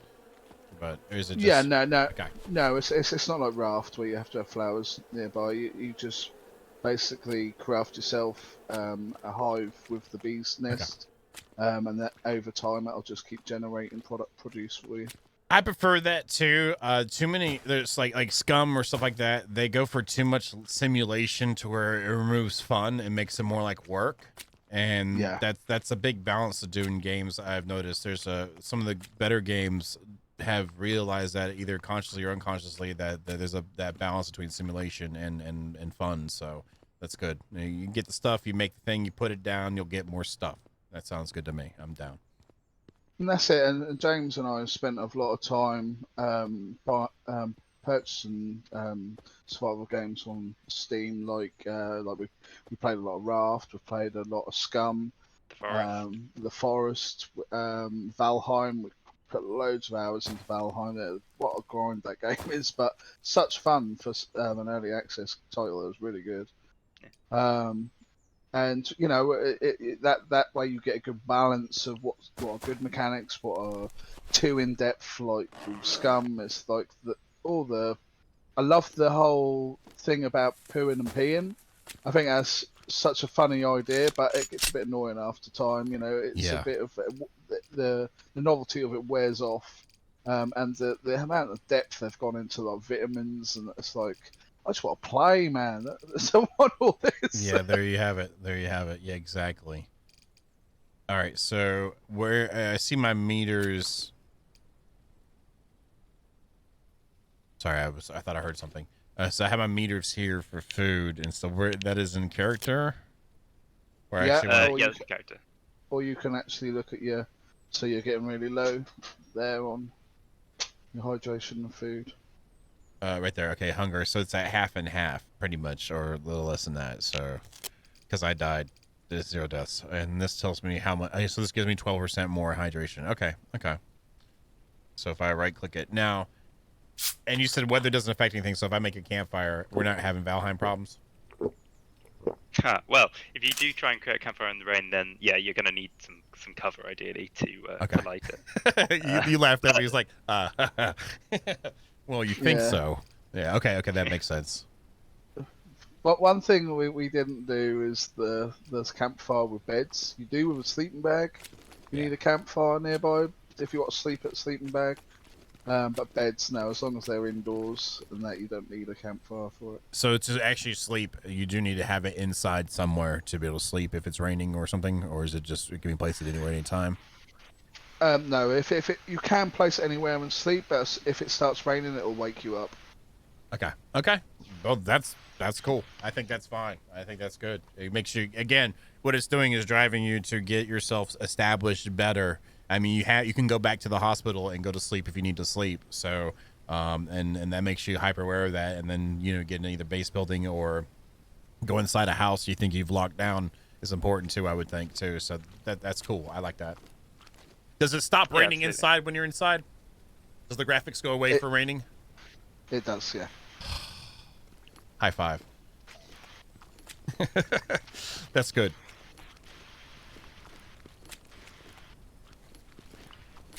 All right. Let me see if I can actually get this pipe wrench. How long? This should have only taken me, this whole thing that I've done for 2 hours now. Probably should have been done in the first 20 minutes, right? But it's okay. I mean, it's we've been chatting away quite a bit about odds and ends, so it's to be expected. Yeah, we've been waffling on. So okay, so that's okay. If I go in first person, nice. If you really want, you can press space while you're aiming as well to quickly toggle between first and third person if you need to, like as like a combat maneuver. Oh, nice. Okay, I got you. Okay, I like that.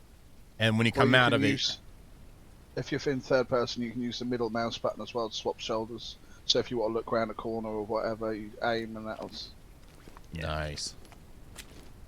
And thank you, TG, for putting the links in the chat again too. If y'all are interested in checking it out, there's the links. All right, this time I'm gonna be a little bit more quiet, or aware, and not have my glow. Much ammo left. Oh, I'm out of. No, I'm not. I've got 11 shots left. It does include the building system too as well, my guns, yeah. So any kind of cover over your head will actually stop the particles from going. They've got all the particles have got collision detection on them.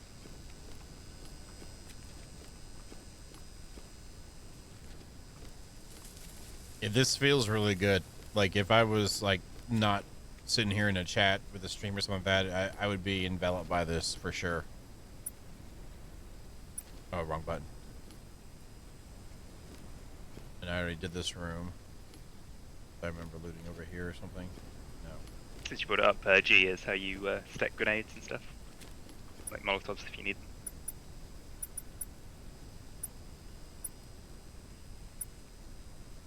I think you need. I think you need more throwables.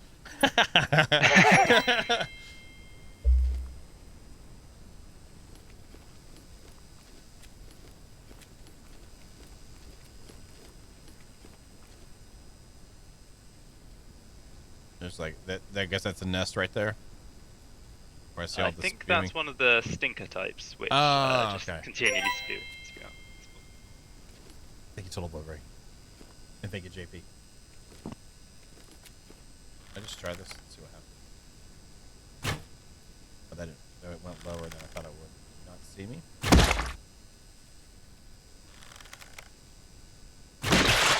So that sound you heard there was actually a heart shot. So when you hit them in the heart, it's the best way to kill them, because it kills them instantly, but it doesn't actually explode their head.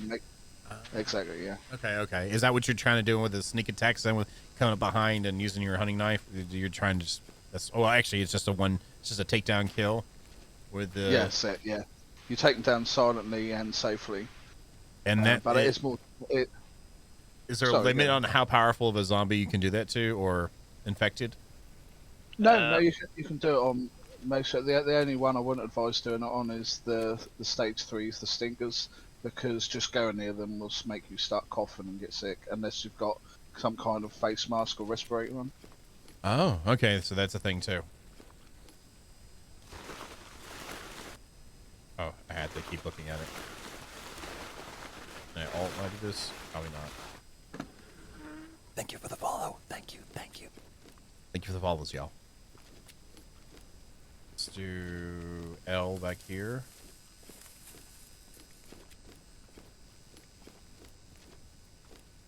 So, in case anyone was wondering, the infected kind of migrate from place to place from time to time. So, you may have an area that's clear at one point, and then you'll come back later, and then it's full of infected, and then you might come back later, and they'll be somewhere else. So, they do move. Like what they're doing right now? Yeah, it looks like they're on the move at the moment, kind of through you. Great, I just got stung by her. That's great. I'm dead. Yeah, you need to I can't. It's over. I can't even see anything. I can't see anything. I can't see. Oh my god, I am so bad at this. I'm not paying attention. Oh, I'm a ghost again. I'm so fired. It's like, God, okay. why do we get him to play the game? So everybody else could feel better about themselves when they play. I couldn't see anything, so I was kind of trying to be careful and stuff like that. But yeah. Sometimes I really think it's better to have your light on actually against the infected because they're not all that receptive to light right now. So it's a fun little tip. You can get away with quite a lot. Oh, with your light on then? Oh, okay. Maybe that'll change in the future, but for now. You just watch for all the how-to guides first on YouTube, and as soon as there's a bunch of them about how you can leave your lights on, then change it. Yep, they'll definitely confuse people. I think I'm more enticed to have it so like bright lights, like the flashlight, and that will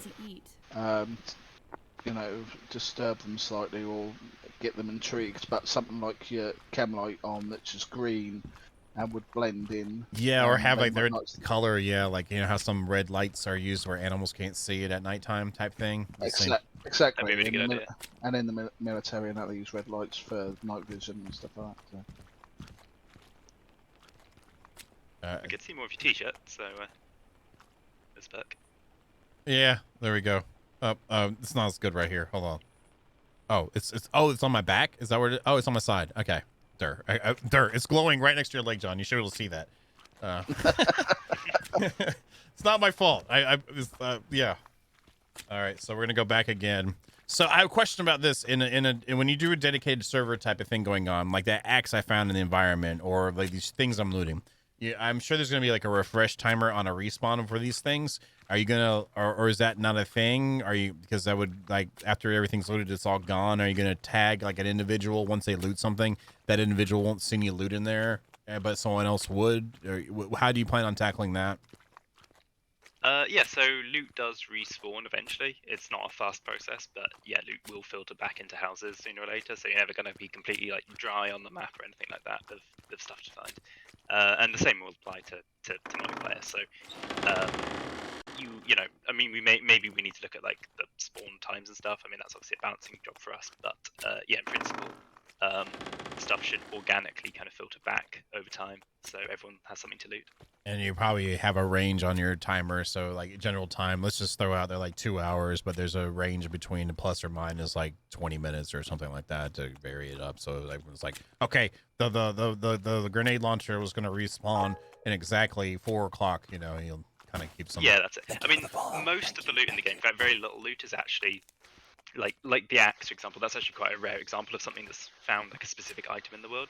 A lot of the loot in the game comes from like cabinets and trash bags and all the other sort of detritus around the world. So like components and stuff, for components for crafting, generally speaking, or whatnot, is what you'll mainly find. Yeah, well, yeah, so a lot of the things, a lot of like the better gear you'll craft from components that you'll find from like storage containers and stuff around the world, and those storage containers can like repopulate themselves like over the course of time. Okay, and then like I'm assuming with the merch and stuff like that too, you could buy finished product as well. With the merch, sorry. Will you make money for questing and stuff like you said? Talking about, is there a vendor, or is that a merchant vendor you were talking about? Oh right, yeah. You can there's all sorts of traders around the safe zone. You can buy everything from horses to guns, vehicles, that kind of stuff. So yeah, money's a big thing. It's definitely worth figuring out what items you perhaps want to consider selling, just to sort of keep earning revenue to get better gear. Gotcha. You can sell, but basically anything to specific vendors, just even to the fact if you want to set up a bunch of farming plots at your base and grow crops, you can then go and actually take those crops to farmers and sell them the crops, or you can go to the canteen or eatery and sell the actual fruit and vegetables that come from them crops. There's different resources and ways of selling things. Are vendors going to have a set amount of cash pool they've currently got and they can deplete, so you can't that's exactly how it works. Yeah, okay. Each vendor will have a set amount of money that actually refreshes at midnight every day. And so does their stock. Their stock will change up every day as well. Okay. And to just expand on what James was saying about the loot, it's like you can go into a specific building and you'll find a lot of loot in like chests and wardrobes and chests of drawers and stuff like that. But you'll also find loot laying around the place, and that they're all random as well, and they'll spawn so you could go in and pick a house clean. And come back a few days later, and then all that different stuff will spawn back in again. Okay. Hello, garden hose. I gotta get to my body though, and It's just right there. It's right there. It's in the corner. Yeah. Yeah. I was just making sure you guys are paying attention. That's all. Just gotta make sure you see how tired you are, and we're good. All right, I killed these, but I cannot loot them, so there's no goop because I am out of the body mass. Ah, they're awake! They're back! Crap. Reloading. All right, so I can... Get your melee weapon out, I'd advise. 1, 3, 3. Did I get out in time? So 1 is your primary, 2 is your secondary, 3 melee, and 4 is your wild card, like your bow. So You got one right to the left of you if you look slightly left. there it is, yeah. He's a stinker too, right? Or is he? Did he just? He's emanating some clouds, but not a lot. Yeah, no, he looks like a type 2 to me. And what do the types go up to? Up to 3? Up to 3. So yeah, you got type 1, which don't have any cloud around them, and you're kind of safe shooting the head, but they're kind of quite big and strong. You got the type 2s, which you see a little cloud around their head, which means that if you shoot them in the head, they'll explode into spores. And then you've got the type 3, which are the ones that always emit spores and kind of always dangerous to be around. And we'll eventually be adding in different special infected as well. Okay. Need to find some more ammo soon. I must have hit the workbench or something. The glider on that. I don't know. 2, 3. Run! God dang it! I'm gonna die again. I got this. Okay, so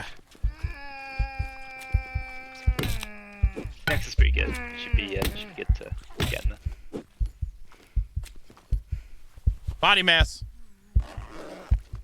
Am I sick? No, I'm not sick. Okay, so but I'm bleeding at the moment. So you can actually use duct tape to stop the bleeding if you got duct tape on you. I couldn't swing.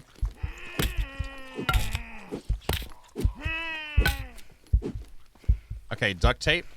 Do I have duct tape? If you got if not, just can I craft one real quick? You've got cloth, so you can make a bandage. Bandage. There's this here. I can just type it in. There we go. Craft. Yep, that'll give you 10. We should probably given you the tip to cross some bandages first, really. So always a good tip. There we go.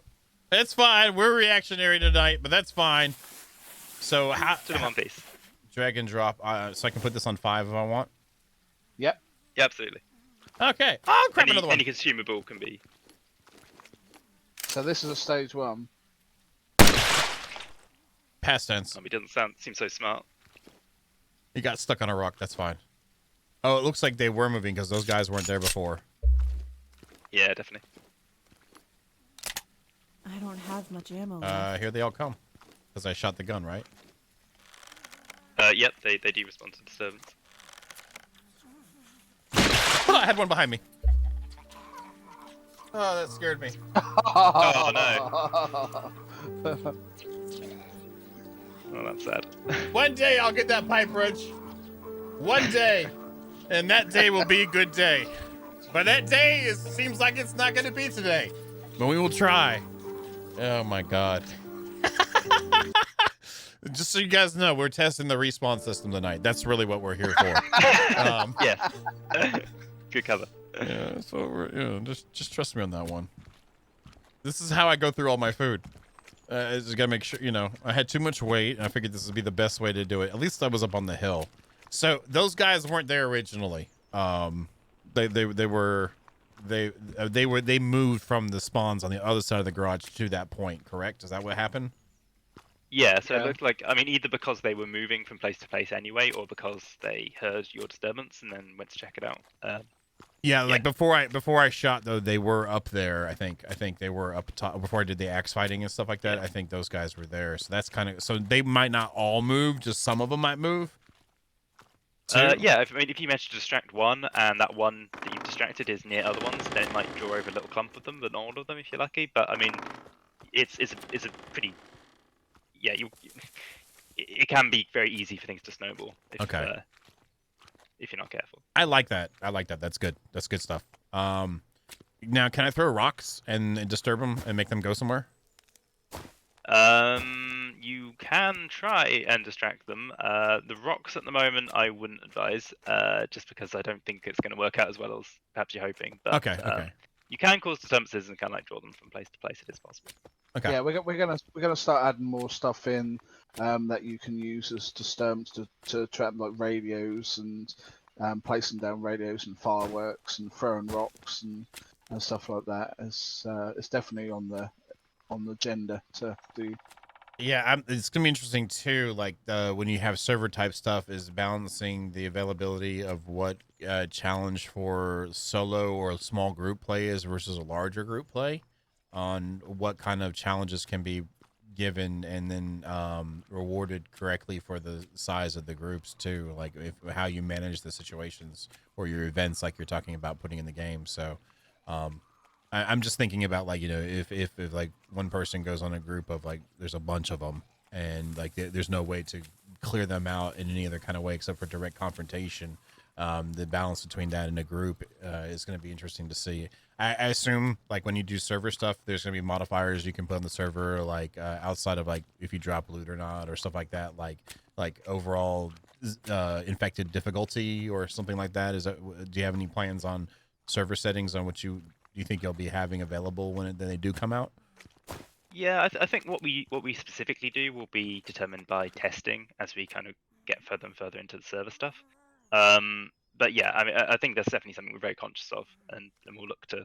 Yeah, we're you know, obviously we're running servers myself for many years. You know, I think you have to make sure that you can customize the servers as much as that, you know, the community of that server want to use. So the amount of loot that spawns, how much your harvest rates and all stuff like that. But also, yeah, the difficulty and the amount of infected that'll spawn, and the more chances of a special infected spawning, or like how quickly you'll get reinforcements come in for the sort of mercenaries and stuff like that. Sorry to interject, but if you manage to get back to your bag behind him and he doesn't see you, then you might be able to get your knife, and then you can probably get him in the back. And what is the hotkey for that, for the knife attack? Just F? F. You just got to get right up behind him and press F. You should be alright as long as you stay crouched.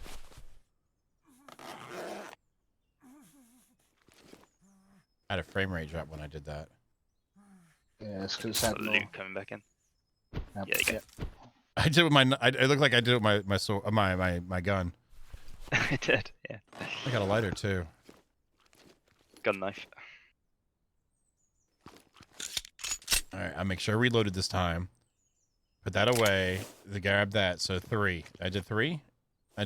Okay, I can press numbers.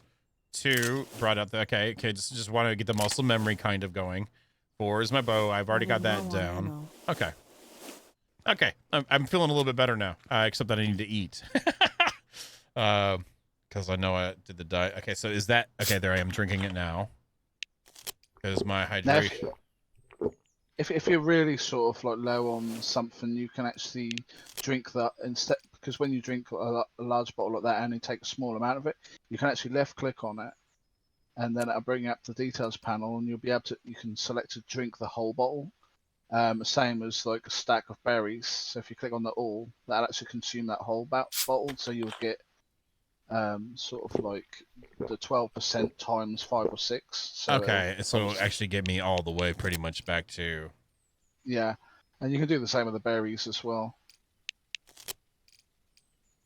Oops, I could click on that and then consume all. And that's nice. I like that. I mean, I had back before they nerfed the meat stuff with in Arc. That's where my auto clicker started. I had 20 auto clicks in 2 seconds to feed my thing. So like because they were in stacks of 20, and so I would just have. So that's a lot nicer than doing something like that. So I mean, you definitely have a timer on it, so you couldn't spam it like that. But that's cool. All right, that kind of sustained. Oh, so after we do it, it takes a while for it to actually nourish us. Yes, so things will stack on top. So if the berry sort of takes like 10 seconds for you to absorb all of the vitals that it gives you, then it will obviously be 10 seconds for all of the things, and that's stacked, so that will stack up to like, I don't know, 50 seconds or something. Okay, that's actually kind of cool. So you don't have to sit there and click it, but the effects of it take as long as it. Okay, your body, and I can appreciate that your body's kind of absorbing that right now. That's right, yeah. All right, so we should be good to go, right? We should be fine. It's daytime. We've cleared most of it out. We should be able to walk around the back and actually get past the second or third garage. Yeah.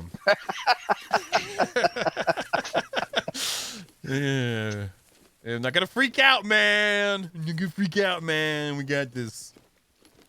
So I've got a question for you, John. It's like talking about Ark and that. Do you prefer the vanilla style, or do you prefer sort of like heavily modded? I would not play Ark if I only had vanilla. My version of vanilla is vanilla-ish. I can't stand the no collision building. I can't stand the collision building. That is a builder myself. I can understand why in PvP it cannot be a thing, but and they didn't implement the no collision tag for servers until way later. The limitations of certain aspects of it. Vanilla gathering as a solo-ish player is ridiculous for anything, in my opinion, for what I gotta get done. So I can play a vanilla-ish and enjoy it, but there's definitely not. There's a couple of different mods too that allows me to do offsets in buildings, so I can do interesting builds instead of just one floor snaps to the floor. There's one, actually, Eddie is in our chat. He's a modder for Ark. He made me a version of it, but there's a quarter ceilings that I can use in Ark to use. It has a weird snap points on it that I can actually snap offsets on. And then S Plus, or the other one, has a glass ceilings that can float-ish, so I can use those in combination to make neat offsets and do builds that are way better. And that's part of me playing Ark, is I love building. So if I had to play vanilla, I could do vanilla-ish. I wouldn't be able to do flat out. Now, if I had to choose to play a vanilla version of either Ark or Conan, it'd be Conan 100%. Because the way they've set that up, it feels really good from the base of it. And now Ark's a great game, don't get me wrong, but I would go with that if I had to choose a game for vanilla. Yeah, you prefer that, don't you, James? Conan to Ark? Yeah, I just the feel of the game suits me better. But yeah, I mean, they're both good games. Yeah, I mean, just the big three. I call them the big three. You've got Ark with this, and when I say three, I mean by they go by realistic-ish graphics, and the building systems are similar. You've got Rust, you've got Ark, and you've got Conan. And to me, those are the big three, and they all have their own value for what they offer in gameplay, or stylistically. I feel. It'll be interesting to find out, what you eventually think of the building that we've got in this, because we've gone for a slightly different approach. We try to be a bit unique with it, haven't we, James? Yeah. It's like I said earlier. It's kind of a bit more. I guess the scale of it is a little different. So yeah, I mean, I think it's a system that suits this particular game quite well. But yeah, getting feedback would be it's always good to hear. I plan it would get to the. I mean, beyond the night. Like I said, I plan to play it, and then we'll get into that more with that, because again, today's like an introduction to the community, and I don't know if exposure is the right word, but at least let people know what it's out there and what it's about. But I want to get into more of that too. A large part of the community, the regulars here, are builders as well. So I will definitely check that out, and I'd be happy to get feedback. I mean, I feel like it's about complementing what you've got in the system too. So if it calls for what you've done, that's great. You know what I mean? Like, it's not like playing this. Well, this doesn't build like Ark. I'm not looking. This doesn't build like Valheim, because I like Valheim building. It's just if this feels like it's Jaws of Extinction, and the building does well for it, then I'm good, as long as there's some sort of if it's not just I snap A to B and then B to C and then C to D, I'm generally can work with it. Yeah. You know, that's the thing, you know. Oh.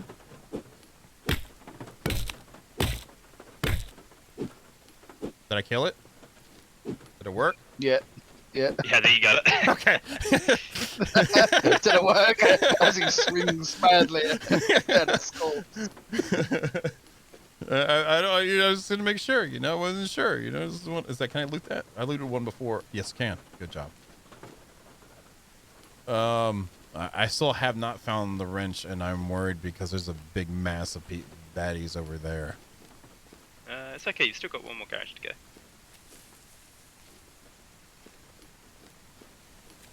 You watch it, he'll gone through all these and it'll be in Sin's garage. Yeah, we'll all have missed it.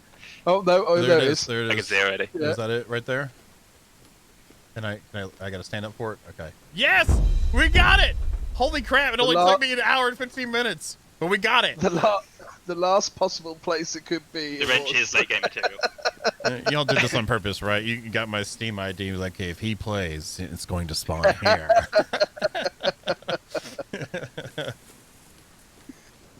All right, cool. All right.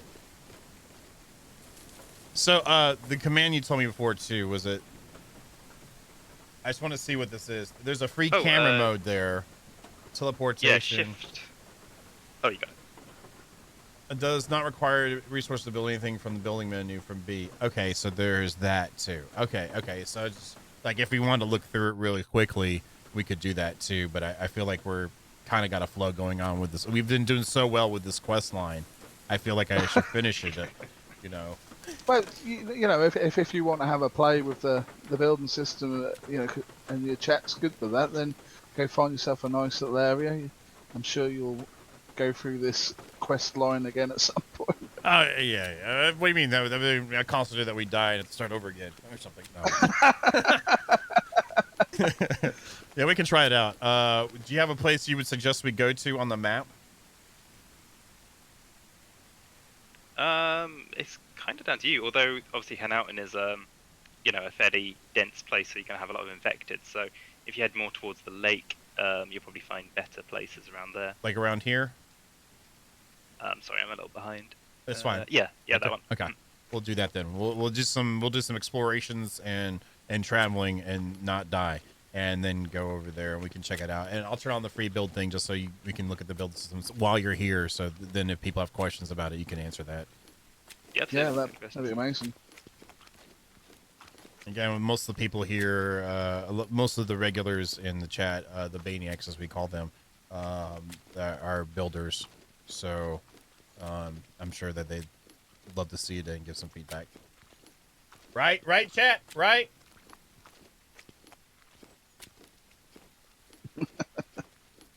If I can stay awake. I haven't been interacting as much with chat, but this is the kind of stream too. It's like, again, I've enjoyed our conversation so far and what we've experienced. So that it's been good times. It's been really good times. Yeah, I am sorry we've taken you away from your chat. No. Sorry, chat, that we're taking John away from you. It was clear that you all were gonna hang out. I was sure how long, and I think it's awesome we were hanging out the whole stream. So I'm down. Just so they can share. They can share. All right, we're good. There is a mini map behind John's head. Oh yeah. Yeah, right here. I could just do this. Is that better? No. Oh, amazing. Is that better? There we go. Fantastic. This is going up on the second channel, by the way, this whole VOD. So, Oh, excellent. so they're going to think the whole time that there isn't one. They have to make it this far to VOD. Be like, this game does not have it. Oh, wait, there's the mini map there. He finally. Okay. So, I don't necessarily. I personally don't always like to build on super flat areas in general, but since we're testing it out and showing it, I figure we should probably kind of find a flattish area to show some of the stuff. So Yeah, you should be able to find one if you keep going around the coast.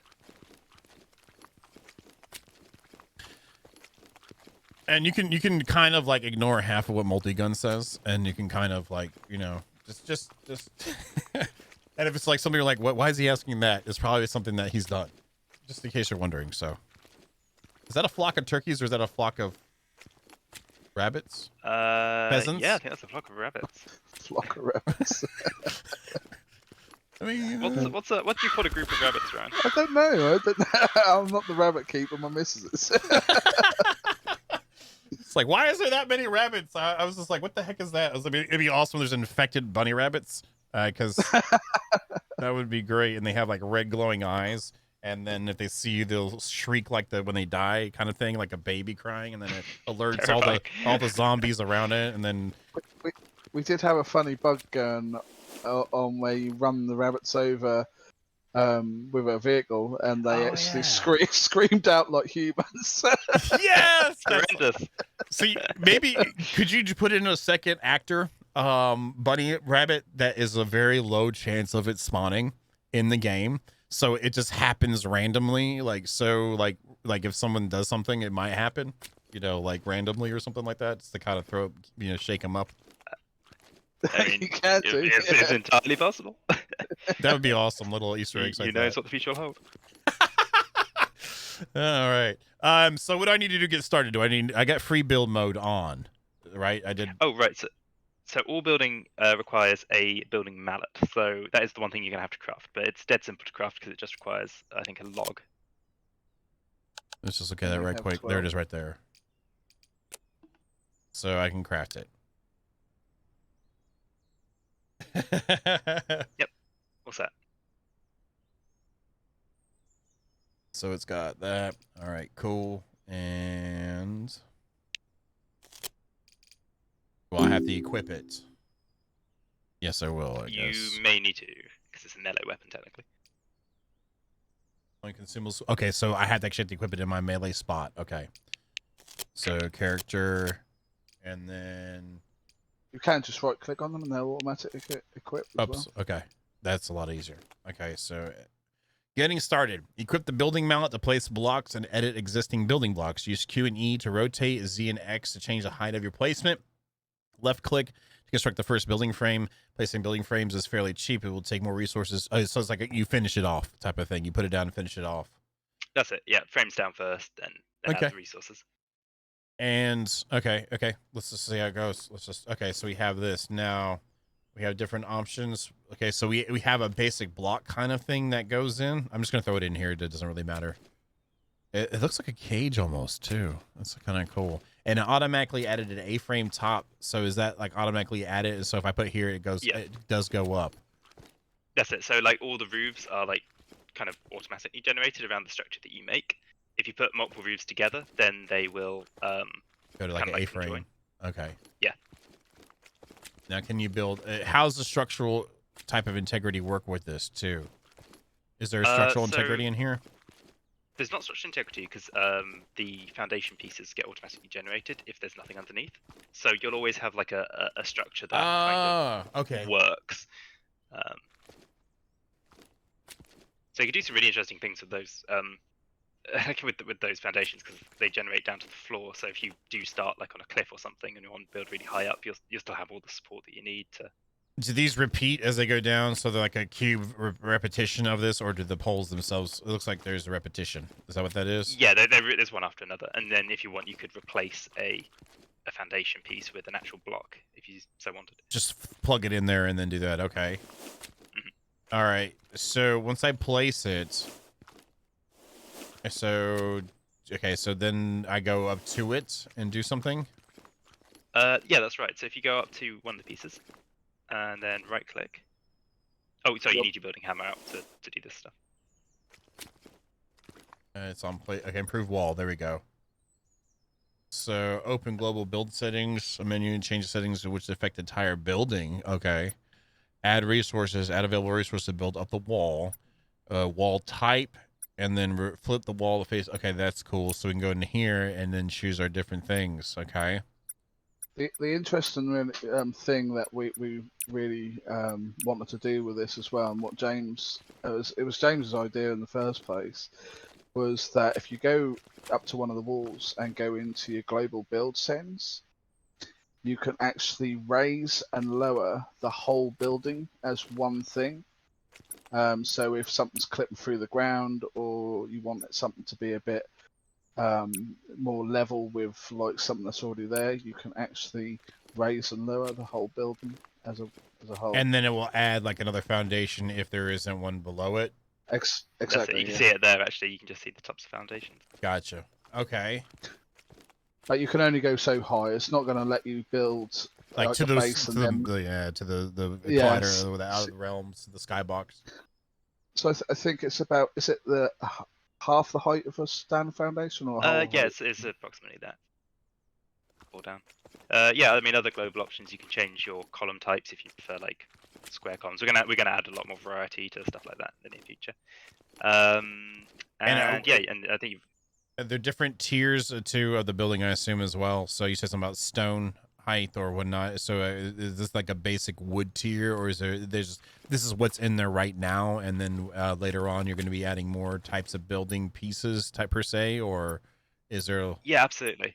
So at the Yes. moment, yes, it's wood at the moment, but like we've talked extensively about how you can then like improve over the top of that with better materials.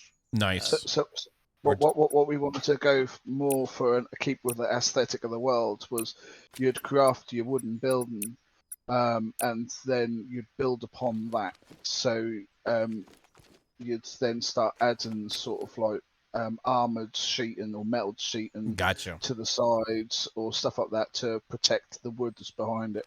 Well, rather than suddenly turning the wood building into a stone bricks and stuff like that, we just thought it'd keep to more to the aesthetic of the world, that you can actually go to the walls and upgrade them in a way that you probably would in a real apocalypse. I gotcha. Yeah, that's cool. I mean, if there's variances in it visually. Now, one thing I've got like an issue with in like 7 Days to Die or something like that too is, or even Ark has it. Not that you would do this because the way you're talking about it, but it's like you go through all this trouble, like especially with Ark, you go and actually pull real ore out of the ground. You go through the whole smelting process of doing it. You've worked in refining, making these amazing workbenches and whatnot to create brand new walls, and you put them up and they're rusted. You go through this, like 7 Days to Die. You build a brand. I remember this exact conversation in a meeting that we had once, where we were like, "Yeah, we don't want like all the buildings to look really like ugly just for the sake of practicality. Like they should look pretty, hopefully." I think an option would be cool if it wasn't too much. Is like you're talking about skins, like material types, like for it, like so your metal you have skins, so it's the same stats. And then like if you want to go for a true post-apocalyptic, I scavenged all this crap look. Versus like I went and got all this metal, made it from scratch, and here we go. This is my hard work type thing. I think that'd be really neat too. Or if it was like a paint, like a different paint, and like you got the apocalyptic paint and or something, whatever. So yeah. I mean, we definitely talked about paint as an option, and we can it's expandable into all sorts of aesthetic options. Particularly since we're using that kind of wheel menu now, so we've got a lot of you can do a lot of utility on individual pieces quite easily. It'd be nice too if you could do is, let's say you're doing a lot of something, if you could tie like let's say I tied like a single window setting to like a hotkey or something. So I could like, so let's say I've got my structure kind of shaped together. I want windows here, here, here, and here, and here. I just go up to it and I just already set window. Then I go to this one and I go ahead and can click it again and move on. Yeah, like a clone feature. It's Maybe like they do in 7 Days to Die. And you can clone the rotation and that of things, can't you? I was thinking that it would make a lot of sense to improve the ergonomics of the wheel by allowing you to open the wheel and then press a number to select something. So maybe also if you were looking at a piece and you press a number and that number matches the thing that you'd have in your wheel, then you could just instantly set it to window, door, whatever. It's kind of like like I guess to go to Satisfactory, how they have it where you hotkey the building pieces too. You just mouse over it and press the button, the number in your inventory, and then you can place it. So something like on a wheel like that'd be awesome too. Like let's say we're in this menu and I was like I press 4 and now that window's on 4, or depending on like, is that what you're saying, or are you saying something different? Well, I was kind of suggesting that, for example, like the first, the wall would be 1, the door is 2, the single window 3. I gotcha. Double window 4, and then if you were looking at, say, that piece and you pressed 4, it would just immediately turn into a double window. Yeah, I like the idea of being able to set that as well, though. That's quite Yeah. an interesting way. We'll have Especially to- with more options. One other cool feature is if you walk up What am to I a doing wrong? doorway that you've placed, Okay. you can actually go up to it in the have doorway options. So do I have to be Do you looking? need to look at? You have to actually look at the door itself at the moment. That is a thing perhaps we might adjust. Okay, yeah. When I'm looking at it, yeah, there's no pointer for me to actually tell because it highlights the piece though. So I should just see the highlighter piece and be okay. There we go. Yeah. Oh, can I add steps to his door? Is that what? Yeah. Certainly can. Yeah.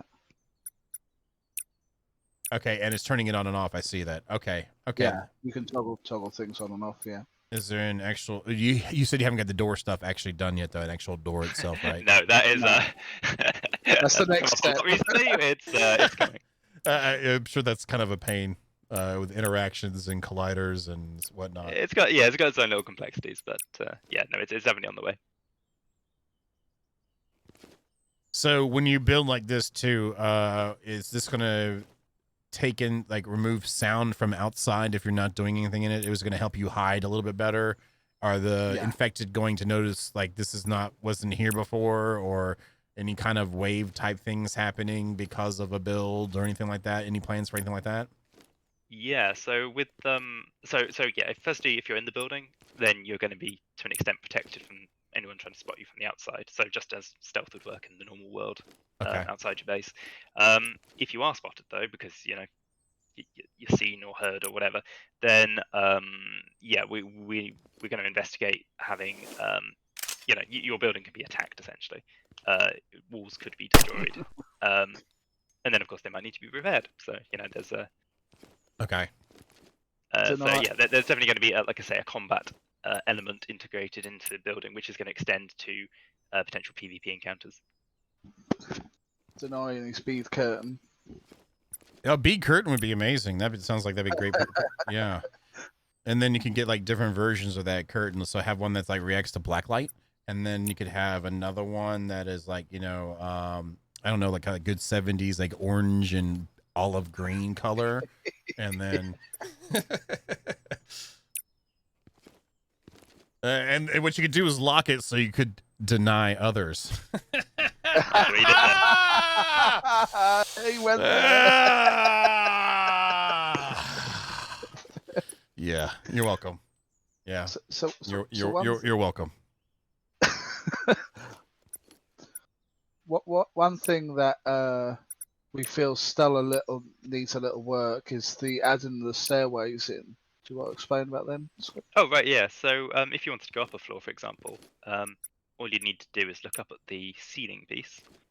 I'm not sure if it might not apply so well to the particular layout that you've got there, but yeah, if you like if right you were to here. look at Like either a roof or a that's probably not the best one because it's an actual exterior kind of like thing connected to a foundation. Let's see if we just do this here then. Oops. Like do something like this or like that, and then I'm just gonna throw some more stuff in. I know I've already kind of got something, but might as well just try this again. That's right. Like the whole frame thing is kind of said that you can prototype and throw things together quite cheaply, and then once you've decided on your layout, you can then actually invest resources after. So looking up, like at that, is where I would do this, and then it gives us stairs, and you can Yeah. So now you can build up and down and stuff. It's something that the stairs they're a bit finicky at the moment. So definitely some improvements to be made, but yeah, point and proof. But that would just be detecting if a player's in the box of that, then you can't place it there or something. That's nothing major. Yeah, that kind of thing. Yeah. Oh, and then it gets rid of the roof piece too. Okay, when you go does, up. and if you want, you could select that roof piece and now make that flat. If you want to have like a kind of more fort type kind of thing. That's good. I was wondering whether if you were locked into the pitch roofs or not. So that's awesome. So if I just wanted to come out like this and I wanted to have like a flat thing, so because it'd be cool like to have like a foundational piece on top of a built house piece. So let's say you build like little tower things that you come out of your base, and then you go out of these little towers that don't actually have walls below them. Is that possible with this? Like, Oh, sure. If I understand what you're asking, so you want some like walls around your top piece? well, let's say like this right here. I want to have like a flat ceiling to come out, but this would be horrible aesthetically, 100%. But like there could be applications for this. So like me looking down, you see how we have the pitch roof down below us. Is there a way to make it where I have that stay or whatever I put below it stay and just have a flat piece come out? You know, without. You probably wouldn't be able to have the angled piece and the flat piece coexist because they would kind of inhabit the same block. Okay. That one block is a. So you've got a situated place. Okay, that makes sense. That makes sense. This was a bad example because I was just thinking of other things like where if I put something down below, I guess what you had said before, like let's just say, I can just do this. I'm seeing in multiple colors. Okay, because I hurt myself, I guess. So if I were to do something like, if I could, is there a way to make it daytime real quick with the commands? You couldn't need to sleep for that. He laughed. He's yeah. like, It makes sense. We've mentioned that we need to add that in so you can quickly make it day or whatever. But yeah, we yet to put it in. Can I make a little bed real quick here? I'd just make sleeping bag. I think they cost fiber mostly. So I need it takes 12 cloth. Oh, 12. Well, you can craft all that if you wanted. I assume you probably got the resources for that because it mostly costs fiber. Fiber can make cloth and twine and stuff. I clicked buttons and I think I did pretty good. I think I did all right. So that says I need 12 cloth and okay, so I make more than one cloth piece at a time. Yeah, no. I believe so. I don't have the stuff for cloth. Oh no, craft amount 1, so it is 1 per. All right, I don't have enough for that. Can I use the thing to teleport? Again, since we're just doing this, is there a teleport? I thought I saw a teleport. There is not. There is. Well, yes, there is. It's just it's not enabled right now because it's all bound up in the console commands, which are actually enabled in the shipping version, which is what you got there. Totally makes sense. How close am I to the town then? Because I don't have the stuff on me. It might be quicker just to run to the safe zone real fast. Yeah, I'm right there. I can see just fine. Turn the glow light and call it a day. I guess this will be good enough. Yeah, this will be fine. We can get stuff done with this. This is fine. At least it has this. So anyway, what I was saying, I guess what we could do is if I built something here, I had a flat roof coming out here, and then I wanted to build up, like, let's say, have a tower thing that has a spot come out like that, and that spot in between is that, and I turn that top one into a flat platform. I guess that's available since it let me put it there. Can you? Okay, yeah. So what you could do is you can remove walls. So what you could do is you could, if you wanted like a half exposed, like you want like the middle of the tower to be your kind of like your an opening or something, just have an opening there for other kinds of ideas for building too outside of that. I'm just thinking it's a use case scenario. So would I since I don't have stairs going up there, I could turn that top foundation roof thing into a flat one and then have this down here be closed in, and then that's going to be fine. Is it going to leave that foundation below it attached to it? Is that what happens? Yeah, I think that would be fine. You can make your top flat, and then in the middle you could make it like a half wall, or you could remove the wall, so you can actually sort of like see out the tower if you want to shoot out. And then yeah, your bottom piece is just you can wall up if you want. Okay. I'm sorry if I was being kind of vague and went through a whole bunch of crap. Just asked that question. No, it's quite all right. Does anyone else have any questions too? Multi-gun, a quality life suggestion. When you want to craft something, if it needs components, have it auto-craft those components in order to make the bigger thing. Sorry. Sorry, 3 a.m. So let's say like you want to craft something and it takes the twine, but you don't have the twine made, but you've got the stuff to make enough twine. He's suggesting that if you make the thing, that automatically. Oh right. Yeah, I mean that's something. I mean that's not how it works at the moment, but that would make a lot of sense as a possibility. And Nick goes like, the building is unique and refreshing. Not needing pre-built specific is nice. Being able to tell the walls a door frame is a window is nice. I agree with you on that one. Will there be triangle pieces like 90-degree angles or like equilateral triangle pieces? Are you thinking?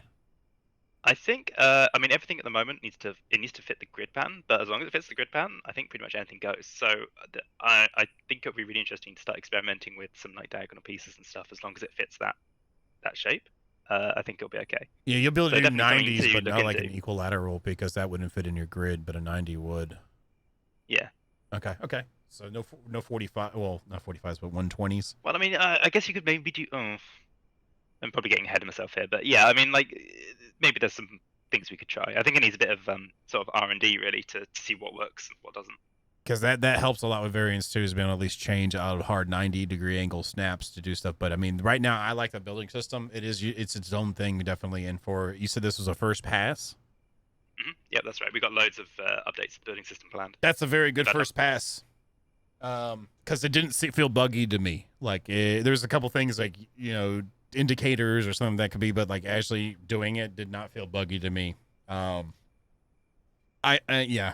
think one thing I would suggest too, just the bat too, is like when I was changing to put the piece in, have some sort of thing happen. So you because when I was changing this from a wall to something else, it really didn't give me much. And if I'm paying attention to my menu, I don't know, like have a little whoop or something happen when you change. Yeah, we need some build up. We need some effects really. Yeah, effects or a sound thing. Well, you already have that, but like when I change it. No. It definitely needs a bit more. That is that's the thing on the to do list. Okay, well that's a first pass. I mean, again, for first pass, I think it's great. So yeah, that's awesome. Well, thanks for testing.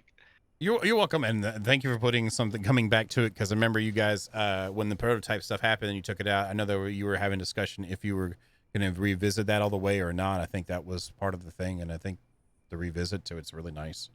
It is its own thing too, and that's not a bad thing. I'm not saying that negatively. It's just interesting in a good way. I like to see what you guys end up fleshing out with it. I think that's the big thing too, is where you take this from this point too. Yeah, that's really good to hear. And yeah, like I say, we've got a lot of sort of like plans backlogged for things to try with this. So hopefully, being quite a modular system, we can push it quite far. Does the chat have any questions about it while we're here talking about the building stuff? Is there any other building questions you might have? Hey, you guys must be getting tired too. I'm not. Again, I hope you don't make me keep you awake. No. It's okay. Okay. We've got time to sleep. One day, we all sleep one day. One day, yeah. Sleep when I'm dead. Yeah, I used to say that in restaurants. And when I worked in restaurants a long time ago, you can sleep when you die. Yeah, and then you walk around like you're dead. Yeah, we got planned for double doors, and also we want to make it so you can make garages and stuff like that to store your vehicles in.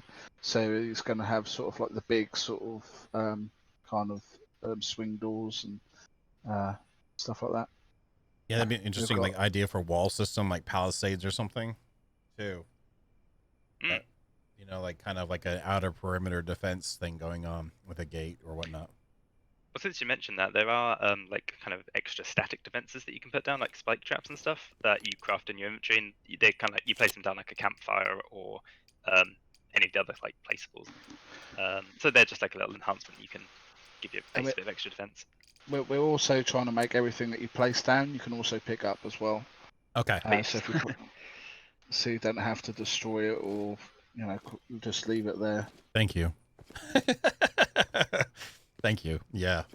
I mean, I could understand with like things that seem like more permanent type of thing, but like a lot of stuff, I don't see why you couldn't pick up that barbed wire or whatever and move it to another spot without having to break it, like some games.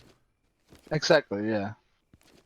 Now the only thing that we do have in is that if you like place down like a water collector or anything like that, or a farm, if you've started collecting water or if you started growing crops in it, you have to wait until it's actually empty before you can pick it up again.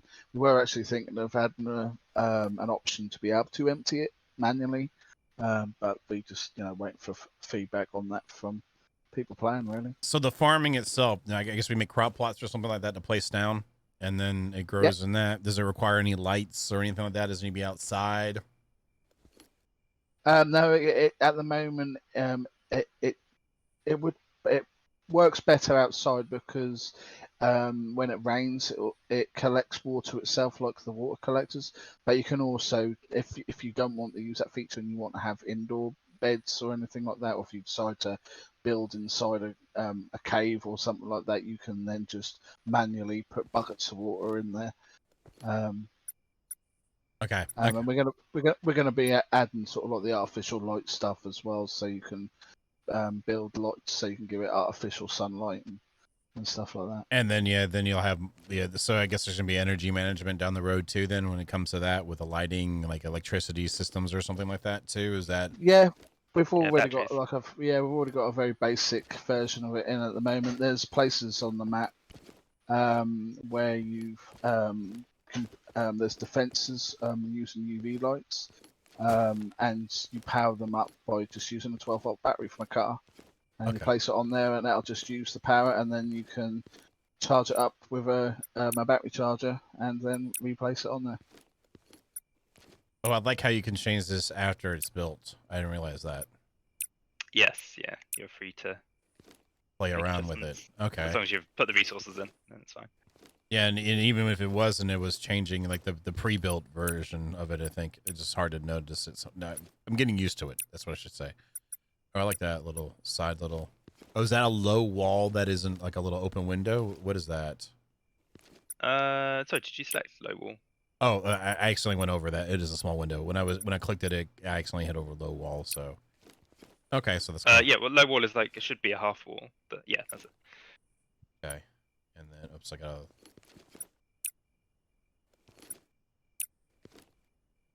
Oh, I can just left click to build it without if I highlight it. I just okay.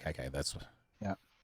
You've got your collision system like so tied well that I'm going through it. It seems like sometimes I don't know. Oh, because I was doing it through a door or a window. That's where the collision system goes away. Okay. I think it would make a lot more sense if you didn't have to if you could look at like the opening of a door and it's still like actually know that you're looking at a door. Yeah, that's cool. And so again, like for chat, if in case so you for higher tier stuff, you're talking about adding it onto there, which I think is pretty cool. Do you have outside of adding metal, are you still in the thought process of like more types of stuff like tier levels? Is there really gonna? And I assume with events or something like that, is going to be a reason to really have to upgrade outside of PvP or aesthetical choices, or you like the mechanics tied to it? I guess. Well, you were talking about that earlier. My brain's kind of getting tired too, I guess, because you're talking about That's okay. You're going to have invisible traps too for inside the houses, like a floor that opens up and stuff like that too, for reasons for PvP kind of things too, as well as maybe like a maze or something for potential infected too.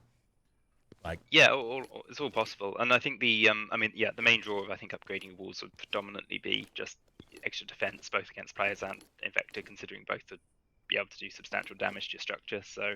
I can't really comment at this point in terms of like the extent of that balance because it depends on what we find. But gotcha. Yeah. Yeah, it's definitely going to have an effect. You know, all these different like wall types. Accurate collision is one of my biggest pet peeves in games. So if this game has accurate collisions, I'm already in love. Well, there you go. Now there's no damage, but damage is coming. I don't think we have settled on exactly how repair would work yet. Okay, 0 prime is there's upkeep on the builds. Well, does anyone have any other questions or anything like that? Or is there anything else you'd like me to check out in the game too? I'd be fine to go back to the quest to actually try to go to sleep without dying. That might be something I should probably think about doing too. Unless... Yeah, might be worth us letting you just get on and play on your own for the last hour of your stream. Yeah, I mean, excuse me. Does anyone have any other questions they want to ask right quick? Yes, you can shoot through windows. Also, too, again, I linked it before. I'll link it again.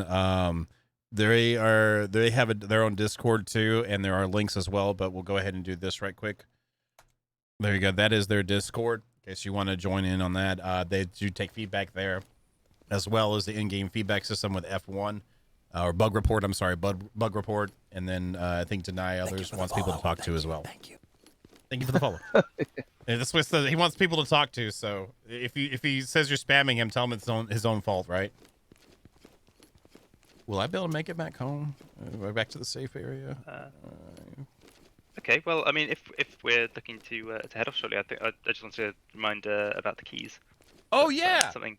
Let's do that. Oh yeah, I forgot. Thank you. You're welcome. I'm the best. I'm professional. That's what you got to watch out for. I'm so professional. It just, whew. We've got 5 game keys to give out. They were nice enough to give us, well, they're here now. They're giving you guys 5 game keys. We're going to do the raffle system that we've got here. So we'll make raffle tickets, and we're going to give them all out. So if you buy raffle tickets for this, you only be able to win one time. But once you buy a raffle ticket, we'll pull 5 names out, and we'll give you keys. Yeah, I wanted them all for myself. I like to collect stuff, TG. I can't help it. But they called me out, so it's too late now. So what we're going to do is do this. I'm going to go ahead and go over here and get it set up. Giveaway. So yeah, we're going to do a raffle. We'll do 3,000 cookies per ticket, and you can buy up to 10 tickets. And so if you've been saving up your cookies, this is the command to do it. It's exclamation point gimme, GIMMIE. Then you type space, and then how many tickets. You can buy up to 10. All right? Is that clear? Are we clear? Thank you for coming and showing off your game. Neko says, are you planning on placeable things such as tables and chairs? Yes, absolutely. Tables and chairs are already in. We are going to be also adding the ability to actually sit at the tables and chairs as well. All right, you guys ready? I'm going to do it. I'm going to go ahead and start it up. I have the timer at 5 minutes. Just to give everyone, sometimes people don't type it in right. I want to give everyone a chance that has the cookies to do it. So, no, you're okay. There you go.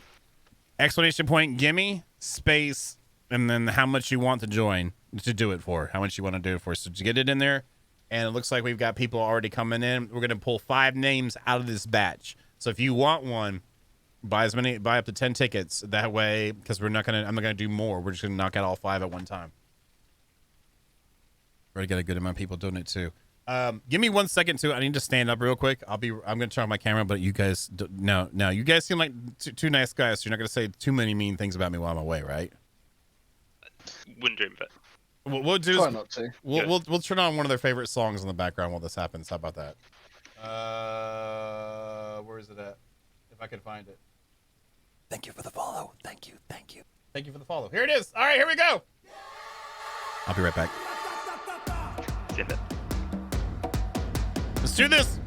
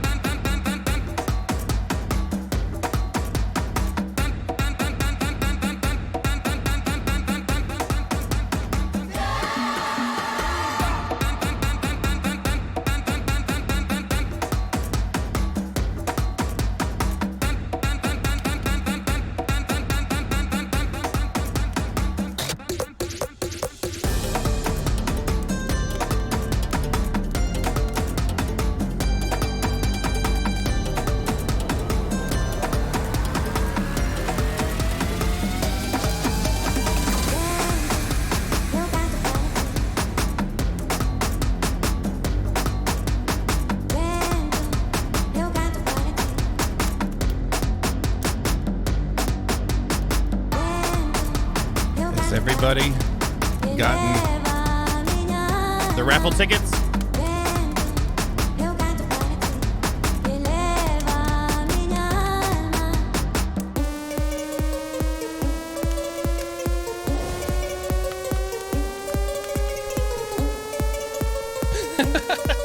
Sorry about that. I had to stand up. I feel a lot more relieved, if you know what I mean.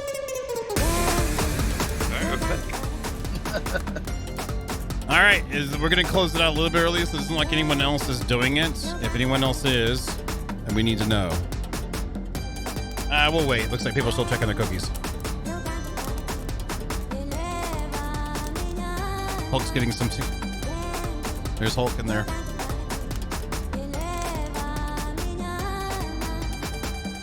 Oh, that's the end of the song. But we have 1 minute left, so we got to fill in some time. So how you guys doing? You doing good? How's your like almost 24-hour day coming? It is turning. I definitely have passed myself at some point.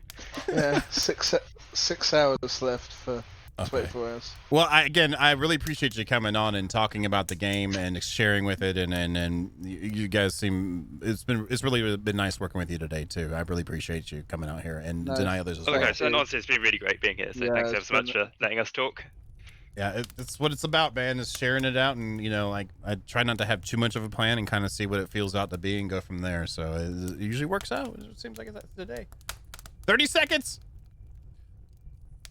Are you excited? I'm excited. We hope you all enjoyed the game. And again, if you get in it or you decide to go early access, it's both on the Epic Store and on Steam. And this is hashtag no ad. Again, I would let you know there's no ad, but if you decide to get on either Epic Store or there, you can get feedback on the game as it gets developed. They've been working on it for 5 years, like another game that we've checked out too. So, there you go. And TG put those in there. And the giveaway is over. You have a good sleep, Multi-Gun. Let us see who the winners are. All right. You guys ready? All right. I better put on some type of music or something. This is too quiet. Since it's spooky time almost, so I might as well do that. First winner is Tiger Girl. Congratulations, one of my mods.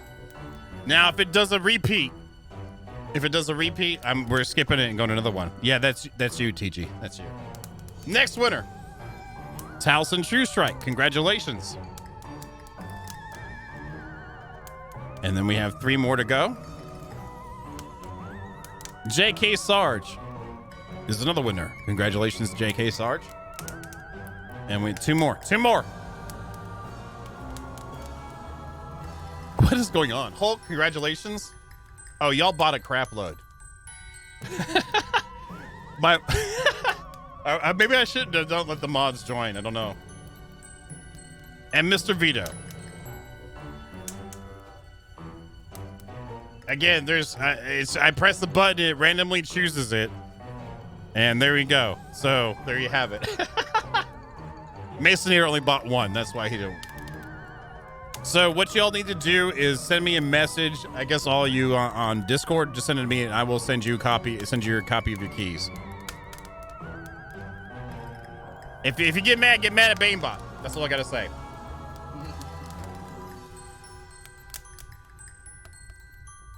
All right, well then there we have it. And thank you again for giving us the keys too, Matt. I really appreciate that.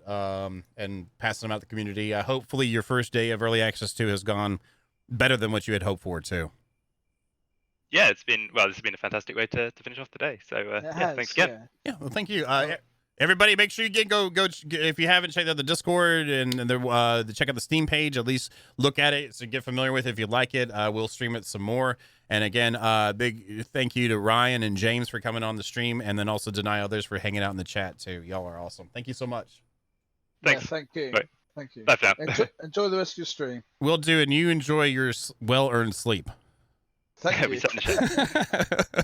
All right, bye.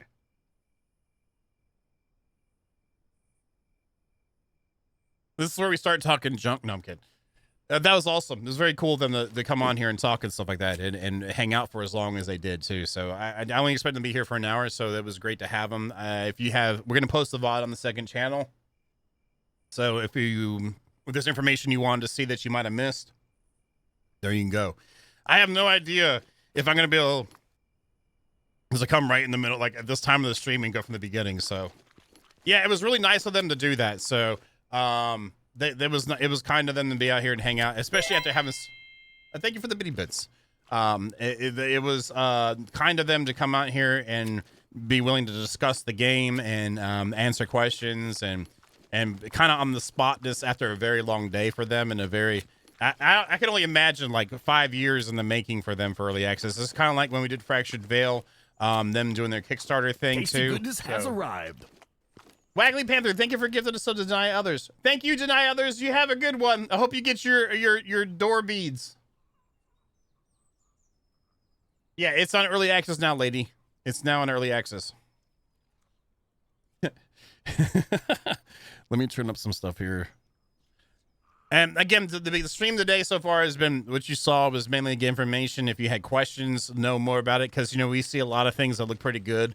But to hear about it, what the devs have to say about it, their interactions, when you have questions, what they say, if TC ends up showing up in the stream or not, you know, the whole 9 yards, you know, type of thing. So it was mainly a respawn tester and a dialogue. Yeah. So what I think I'd probably like to do is maybe we can like just kind of like look around. I know what we'll do is play this again, and then we'll start fresh with it and go in like right and try and do it right. But we're so far in here, so. How do you keep such a positive attitude all the time? You know that you have it better than a lot of other people in the world at this time. As bad as things might suck, you're still in a better position than other ones, so there's no reason not to be.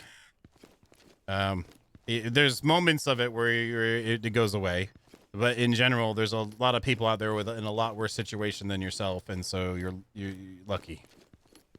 That's what I try to think anyway. But yeah, maybe we could do that. Yeah, no deaths, 0 deaths. Well, there were 0 deaths this time. There was 0 deaths this time. What are you talking about? Tasty goodness has arrived. Talk Anonymous, thank you for resubscribing to Twitch Prime. I appreciate that. Thank you. Yeah, there's no deaths. What are you talking about? We still have this. Wait, the 0 deaths emote's gone for right now. We have RIP. It looks like I've got messages from TG, Sarge, and Taliesin. So Hulk and Mr. Vito, if you'll, I got Hulk. I can get it to Hulk, no problem. Mr. Vito, if you'll send me your, just send me a message again. Just send me a message again, and we'll be good.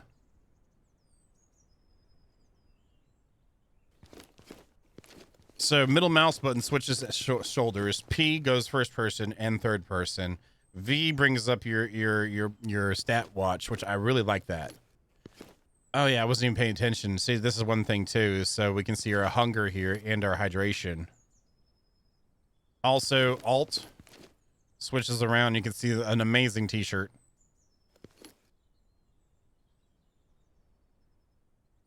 Yeah, look at my. See, he was like, yeah, it's a shirt.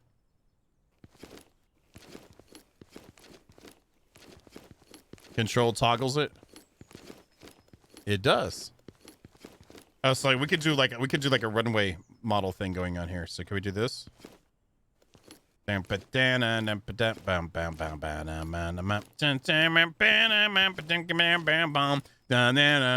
new fall fashions from JB. There you go. Okay, we're done. They did a really good job with the jean material too. Just like on the legs and stuff like that, how it looks.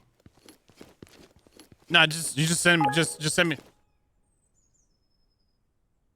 Oh, I think we closed out this. I need to close this out anyway. There we go. But we just send me a message on Discord. There you go. Total Blood Rain, thank you for the 100 bitty bits. So we're good on food and water, so a little bit. So let's press C. Let's go ahead and just look around and see how some of the environments look, because that's one thing they're talking about, 4K textures and stuff like that. It looks pretty good. I've enjoyed it. Like I was saying to them, like I didn't feel like there was anything that really broke me out of the immersion, except for 0 deaths. They have done a lot of work. Like the feeling of this, F to harvest. The feeling of this versus the prototype is definitely, a lot of work has gone into it since the prototype. All right, so we hear the buzzing.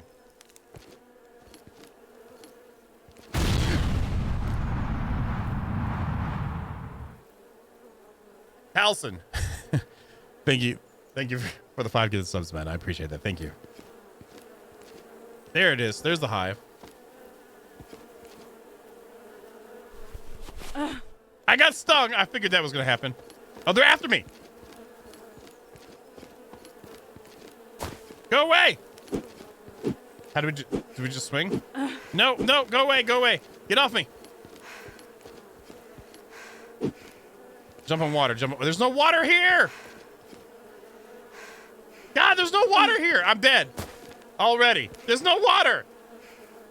I'm near the safe zone. Everything's gonna be fine. Everything's gonna be alright.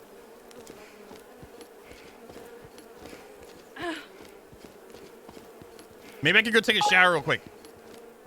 I'm in the safety. I shouldn't be. Help! Help! Where's it getting stuck? Come here. Hug me, horse. Hug me. No. Zero deaths. Can I go take a shower real quick? Can I use a shower to get rid of it? Let's go. I remember where the showers were at least. Oh my God, this is a great way. Let's go explore. Hey, look, it's some honey. Can I use a shower? Well, is that gonna work? I have to interact a shower.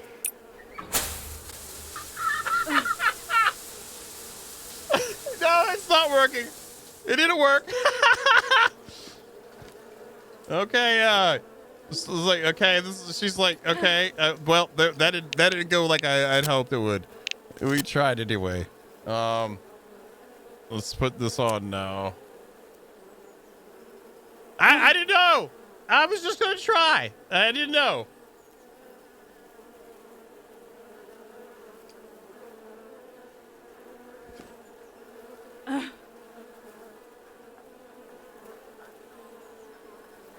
I had to drop it. Oh my God. Go away.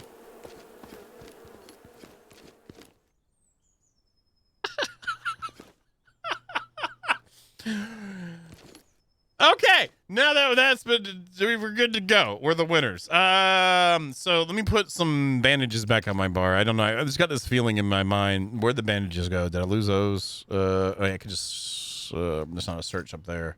They're there, right there. Yeah. I like how they have the.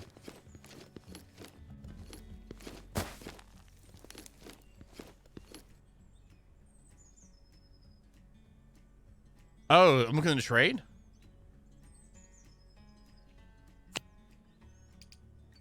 Okay, nice. I like how it's called Trader's Books. Yeah. So that is the pool they have of cash flow we were talking about earlier. Okay, let's go look around.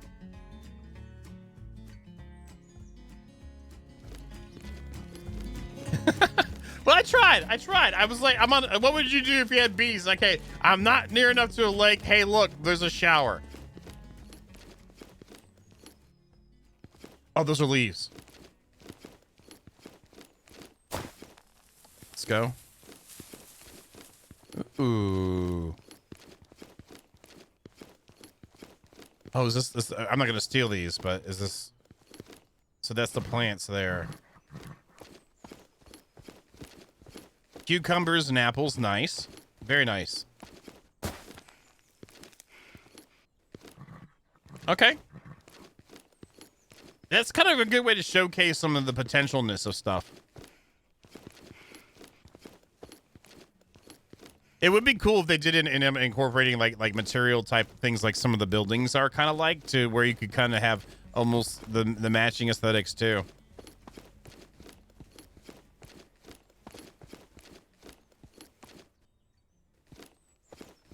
Well then. Oh, this is the way out. Is this the way out? I need to see. I'm sorry. Right now, I'm finally getting reacclimated with the game. Again, I didn't have any like surreal, like, this is awesome. I like coming in raw, but you know.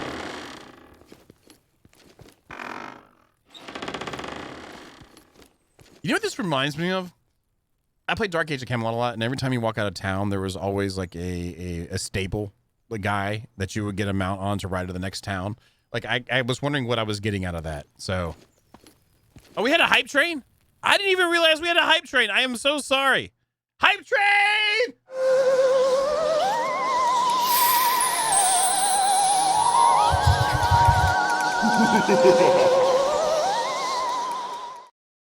that's like the closest thing I have to like a celebration right now that's ready. So there you have it. Thank you very much. Yeah, I played the living crap out of that game. I actually, yeah, the character controller didn't suck so bad nowadays with that. I consider playing it some in my free time. Wait, I just said free time. So let's go look around and see what we've got around here. Oh, there's a church. I'm sure that's safe. Oh, we saw that before.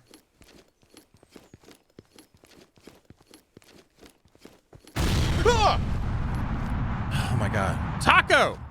Thank you very much, Taco Nominous. Thank you very much. Thank y'all very much.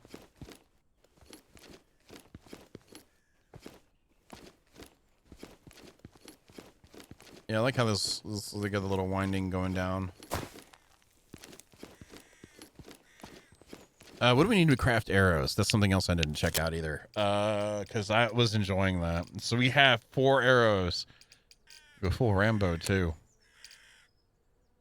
So sapling branches, feathers, and scrap metal.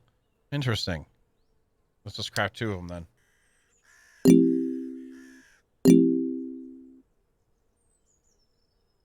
We have plenty of feathers, by the way, so maybe we should check out some POIs as well.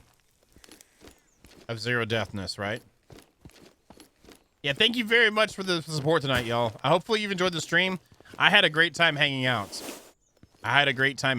Tonight. It was good times, and again, for them having been awake as long as they were and willingness to hang out, I'm very appreciative of that. So, make sure if you see them or anything, give them some love. Give them some love in all the right places. And then it would deny others to make sure that if you see them, ask them about the beaded doors too, so we can help him out. He wants the beaded doorway covers. Personally, I just take 2 beach towels and put it up, but you know that works for me too. Ooh, lockpicking required. Okay. Interesting. What else have we got going on? So this is kind of like a demolition kind of site.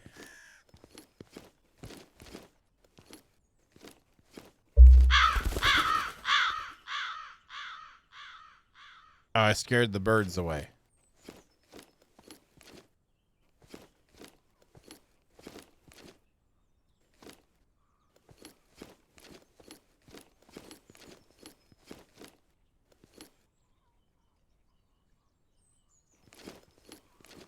This room kind of reminds me of the prototype. I hear a lot of things over there. It sounds like they're running too. I'm moving. I'm moving away from that sound. 0 deaths. Never mind. I can't.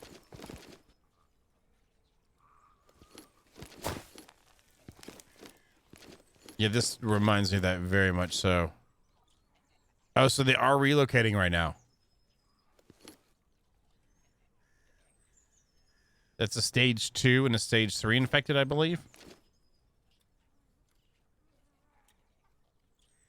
That's awesome that they don't. You know how you used to when like some games were just one spawn point.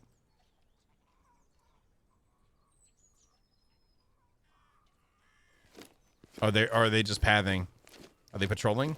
We can go to this bridge. Seems legit safe.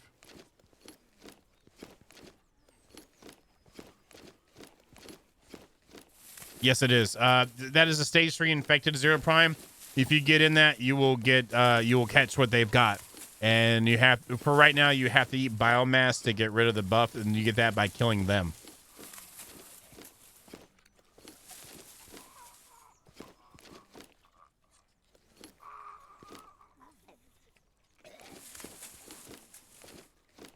I haven't done co-op yet, Miss Panda. I haven't done it yet to give you a good answer to that. Right now, it's this host-client type of connection type thing going on. And I think they're working on that as we speak type of thing. They did some of it, I think, but Deny could answer that better if they're still here. There's another big boy right there. That's not a good place to be. Raspberries. Yeah. Blueberry. Blackberries. Oh, I love blackberries.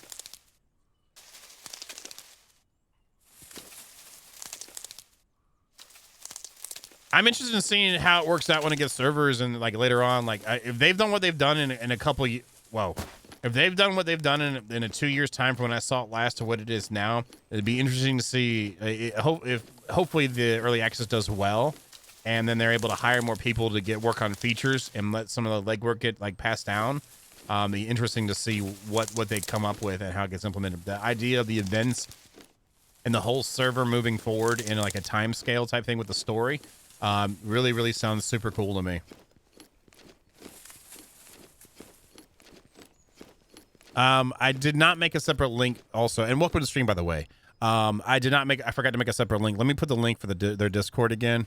Again, we streamed with them tonight, so we might as well continue even after they're not here. That's their Discord, so there's a lot of good questions that I might not be able to answer for you. You can definitely get in their Discord. And while you're in it and joining Discord, feel free to join my Discord as well. Anyway, where are we headed to? Are we going back up? No, we are not. So if I go forward, there's a wall down there. Can I go around and jump down? Like after what happened before, I'm super skittish on like actually moving at a regular speed. Okay, let's see. They said the fall damage is kind of gracious, so we'll see. Oh, I forgot to try out my. See what the bandages do. I don't have much ammo left. Let's see, does that actually give me hit points back too?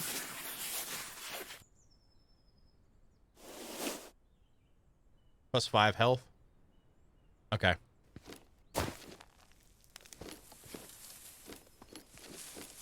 There's the eyeball in the lower left. Okay.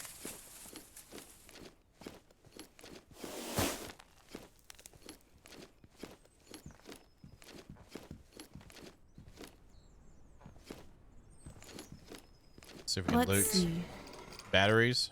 Oh, I'm getting close on heavyweight. What can I do by weight then? So that I never did that quest. Animal fat. There's the cooking pots. I'll drop one of them because I have 2. Empty glass bottle that can be used. What is my food at right now? I can go to character, right? And look over here as well as there. So food and hydration aren't that bad, but I can go ahead and drink some stuff too. Like drink that. Oh, it's a cherry cola.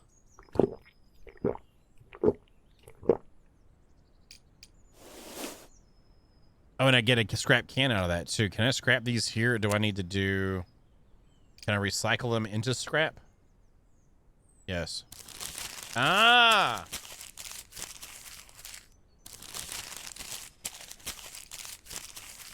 So does this get recycled too? No. But it can be used for a way to transfer... Oh, car fuel. Okay, okay. I'm gonna... Let's see. We got the rabbit pelt too. Animal pelt. Let me eat these right quick. So they said click... Oops. Click on that and I can hit them all. Wait, you can make, horse feed out of it. Okay.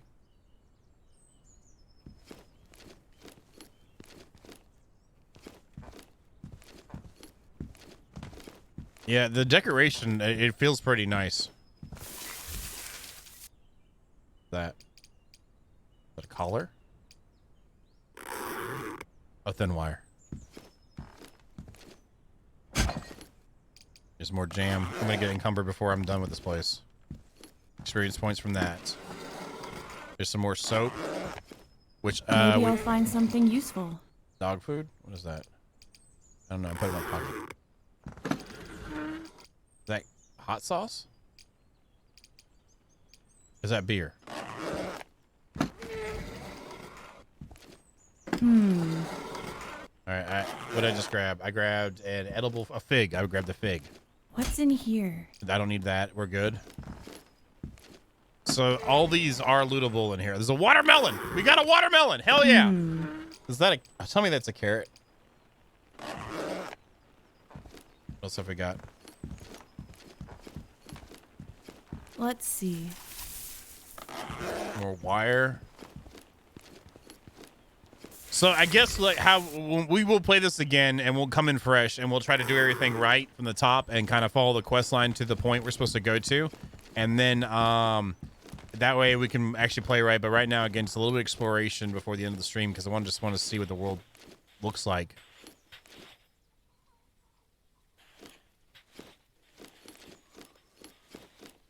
Okay, so it's grayed out, so I'm not being seen. My eyeball in the lower left. I hear more bees. What is that sound? Is that me walking making that sound? Yes. They said you can take over a place instead of building a base. There's birds. Now, can I shoot those?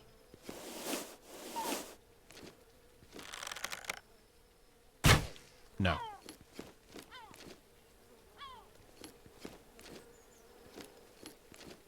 It'd be cool if we could come up to these places and finish them off, too. Like, finish building them.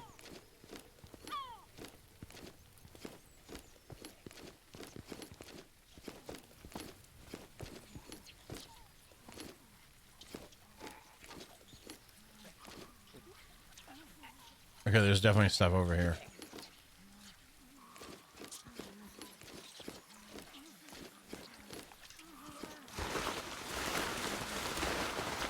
That's pretty loud.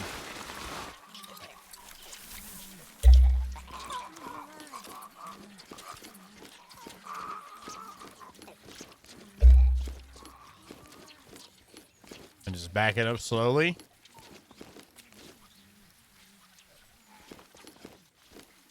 The crows are behind me, so I gotta be careful.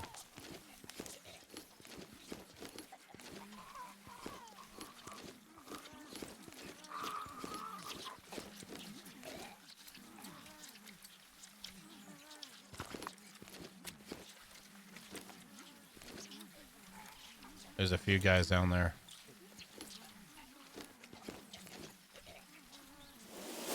I'm gonna make some more arrows right quick.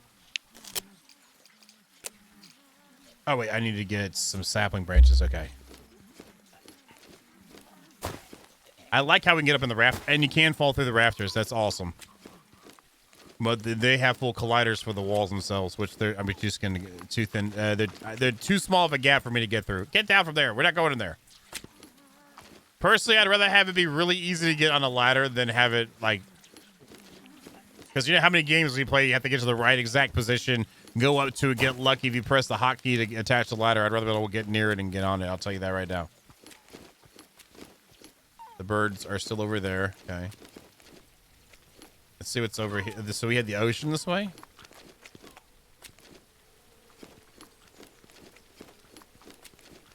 Something over there.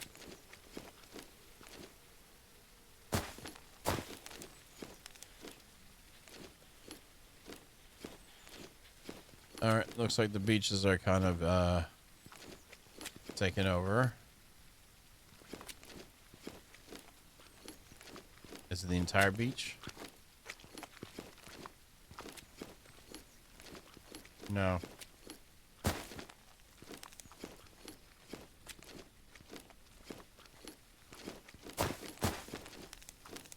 And I have a firearm that's reloaded all the way. Okay, okay, I reloaded.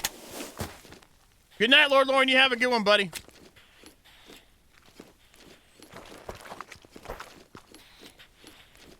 I'm blocking the there's really no good place for me right now. Except I go up top again. Is that a cave?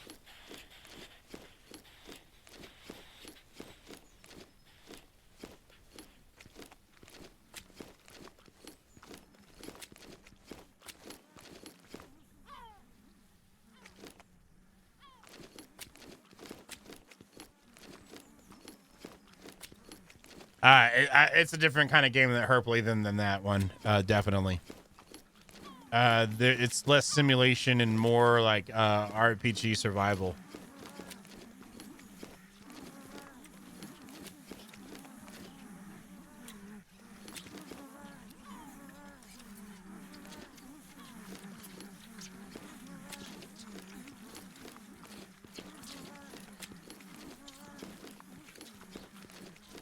That's cool. There's actually caves. It didn't even take a waterfall to get the cave, too. It was just here.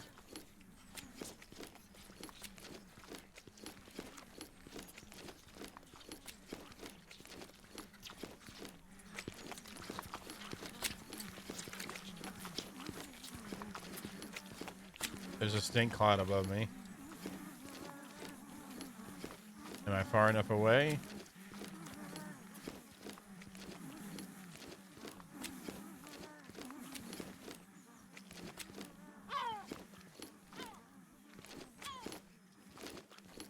What?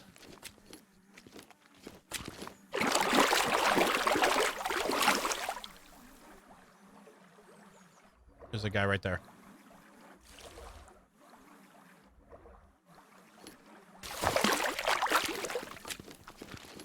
Is that a guy or is that a... Where'd it go?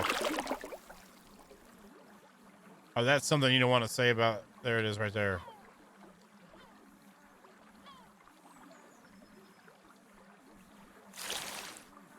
Oh, there's things here. Am I? Oh, no, no, no, no, we don't. All right, that was good. I'm glad we went in here and checked that out.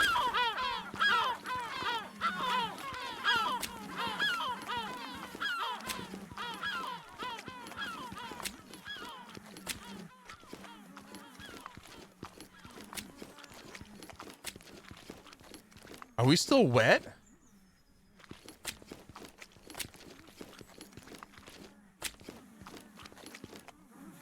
Or is that just the ground? That's just the ground, I think.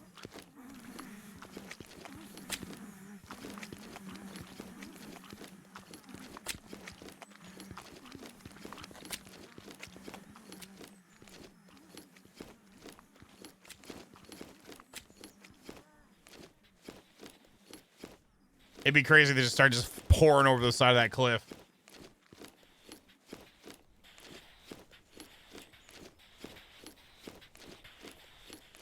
I think it's supposed to be the sand sound that I'm hearing.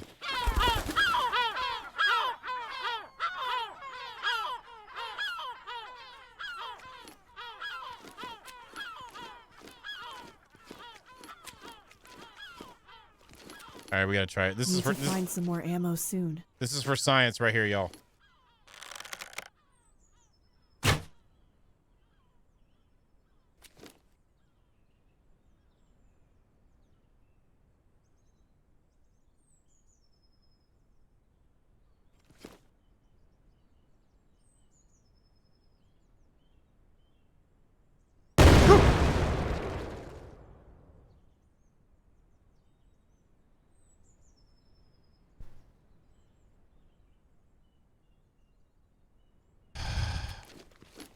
It didn't make the other one explode.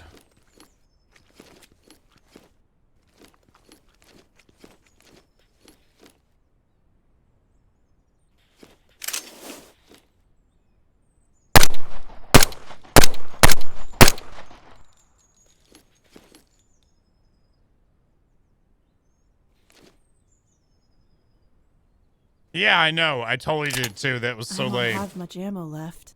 I don't care if I don't have any ammo. Do I have to hit it with an arrow then? I just want to see how that mechanic works.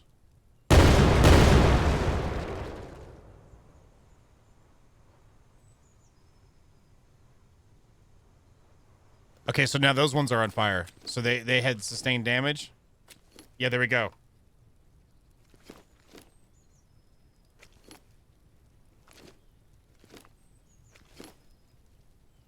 Explosions! Yeah, it's a new explosion sound. You'd think I'd be trained by the way you guys blow me up in chat, but okay. Oh, the arrows are still there.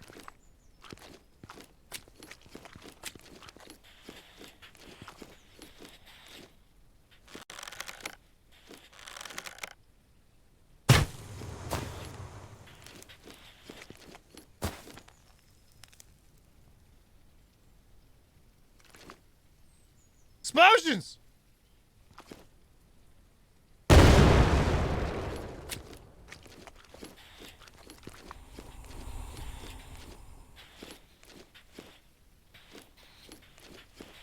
Let's see what's going on around here.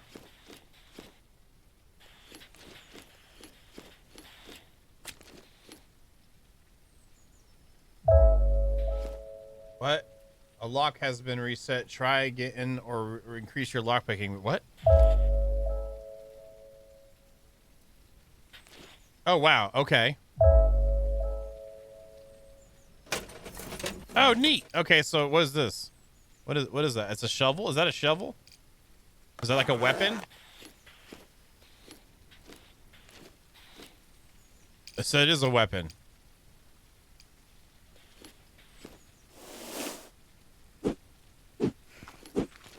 Okay, I'm overburdened now. Great. What's this?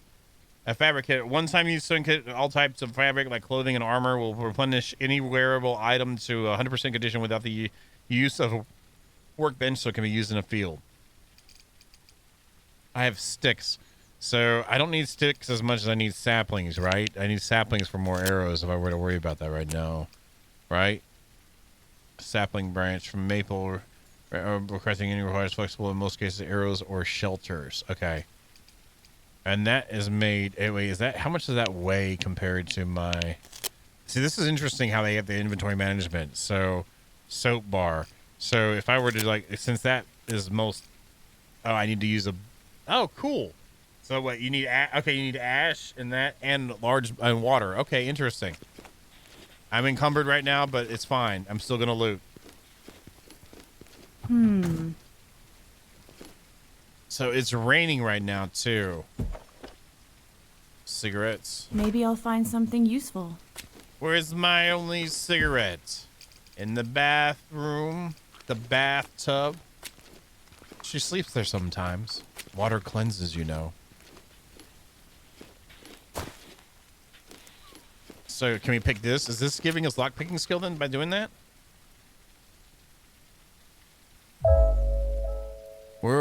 We can't see skills yet because I have not been doing things right, I think. Is there anywhere else to look and see?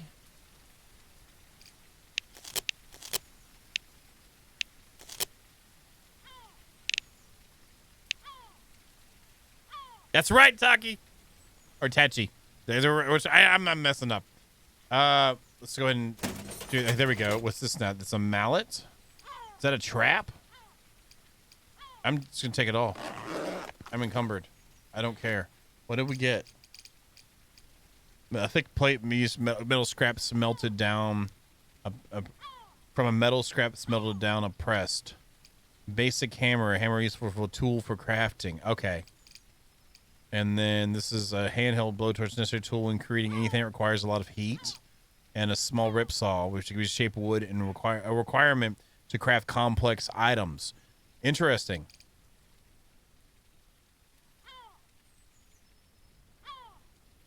I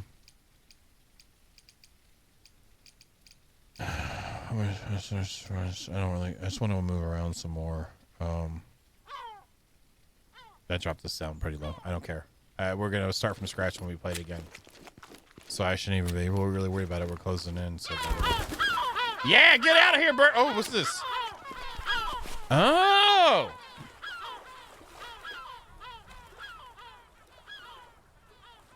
Okay, so you can select the inventories. And there's look at this. Here's some of the stuff we have to use here: mechanical parts, a large bottle of water for bottles empty. There's a lockpick. There's the cooking pot we've already done. There's baseball bat. There's a nailed baseball bat, a barbed wire baseball bat, a steel baseball bat with an A. Composite bow. There's the composite bow there. That's not what we're using right now, right? Oh, I'm missing stuff for it. There's a bear trap. There's pressure mine. Barbed wire. There's a metal plate there. Plywood, fabric kits, a smithy, chemistry, a chem workbench, shower system, basic wash station and basic shower station. Wash station with a water heater, small water butt, hitch and feed trough, beehives. There's a defensive wall there. Large rain collector, wall lights, chandler, if you will. Small amount. There's the spotlights. Ceiling lights, ceiling spotlight, gas. There's one of the explosive gas cap things, a fishing and crabbing net. Okay, that's kind of cool. Interested in seeing what does that take to make? Okay, wow. So was that a hairdryer or a drill? A hairdryer. Yep.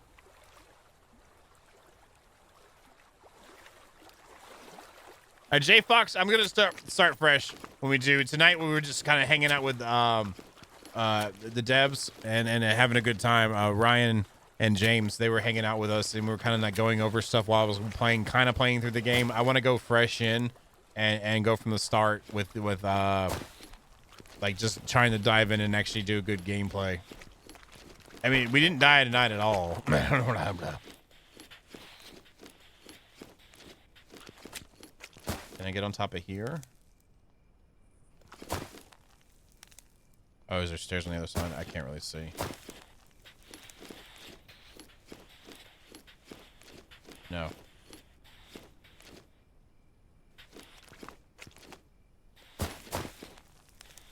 Stairs over here.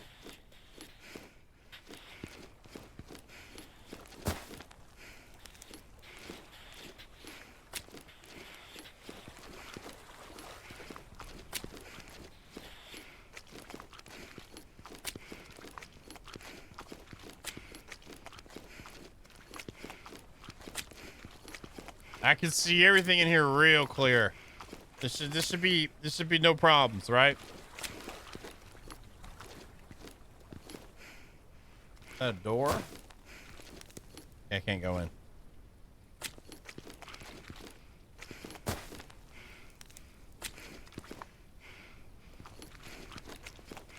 That's interesting.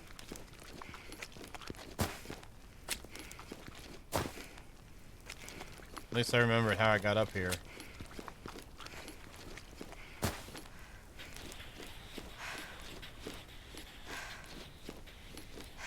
Yeah, it was, yeah.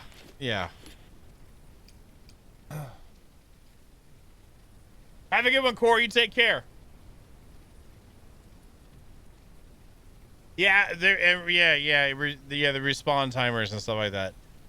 So again, the place is pretty big, and they're talking about expanding it later potentially. I like the idea they're not going to focus on biomes, but like actually kind of make it like it's actually in the world, you know. So it's not like, again, like a 100 kilometers square place, and you go through every single biome on a globe. So I can't wait to explore more of that. Huh? What'd y'all think? What was your thought tonight? Did y'all enjoy tonight? PC. Did you enjoy tonight? You always enjoy it every night. Ooh.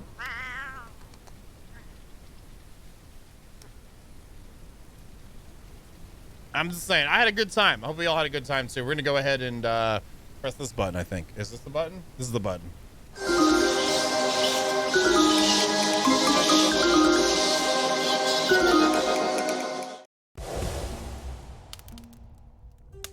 Thank y'all for joining me tonight, and also thank you, James, Ryan, and Deny Others for joining us tonight. James and Ryan being in the chat, Deny being in the James and Ryan being in the voice chat, and Deny being in the stream chat. I appreciate it. Again, today was the early access release. Words out of my mouth of Jaws of Extinction. We got links in the chat. Oh, well, commands in the chat, so you can check it out. If you want to type it in, you can get to their main page, their Steam page, or the Epic Games page. It is 15% off on Epic Games right now. So there's that. Thank you, TG. I appreciate it. Those that want keys, I'll give it to you right after we finish the stream and send them to you. So you do your thing. Thank y'all very much for joining me tonight. We'll be back tomorrow night. Tomorrow is Thursday.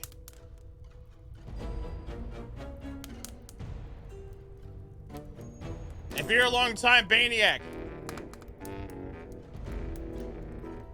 you know what Thursdays are when it's this time of year. I'm excited. 100%.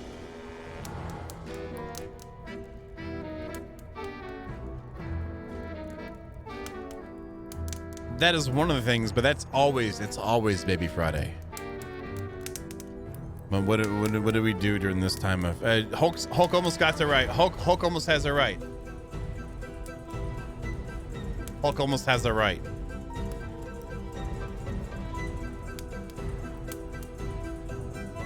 Yeah, busted elbow night. Well, thank you very much for joining me tonight. Thank you all for the support. Again, big shout outs to the Jaws of Extinction crew. Thank y'all very much. I hope you have had a great early access release. Tonight, Taco Anonymous with the 5 get the subs. Taliesin with 5 get the subs. Total Blood Rain with 100 bitty bits. Taco Anonymous resubscribed to Twitch Prime for 7 months. Waggly Panther gifted a tier 1 sub. Deny others. Thank you, Waggly. Real Matthew with the bitty bits. Total Blood Rain. Scary 6 and bitty bits as 200 bitty bits as well. And JP with the bitty bits. Total Blood Rain with the Scary 6. Rax resubscribed to tier 1 for 23 months. Daru with the tier 1 for 21 months. Wicked Krypton with the tier 1 for 14 months. Total Blood Rain with the Scary 6. Night Scream resubscribed to tier 1 for 28 months. JP get them 5 subs. Total Blood Rain with the Scary 9. Good night, Masonator.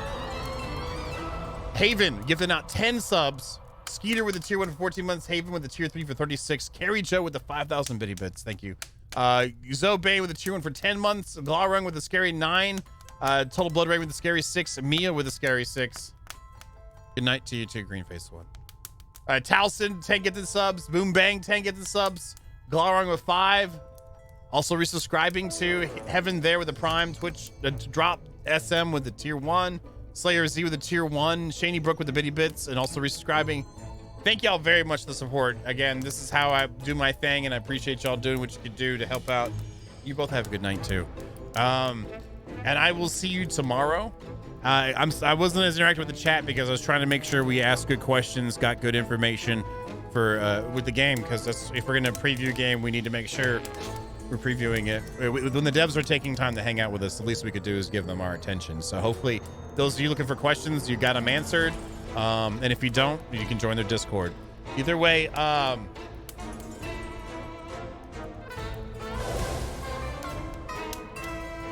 good night, Eddie. You have a good one. Phantom Piper, have a good one. Camiro, you take care. Waggly Panther later on. Agatha, you have a good night. Deny others, you take care. Thank you again for hanging out. A Buckwolf, you have a good night. Jester, peace out. Taco Anonymous, good night. Greenface 1, good night. Mason here later on. Saboa, you have a good one. Jester, what? Hulk knows something? What are you talking about? Total Blood Rain, you have a good night too. Waggly Panther, I said bye, but Zero Prime, you have a good night. There we go. Taliesin, peace out. JP, later on. Rex, everybody. I will see you tomorrow. Peace!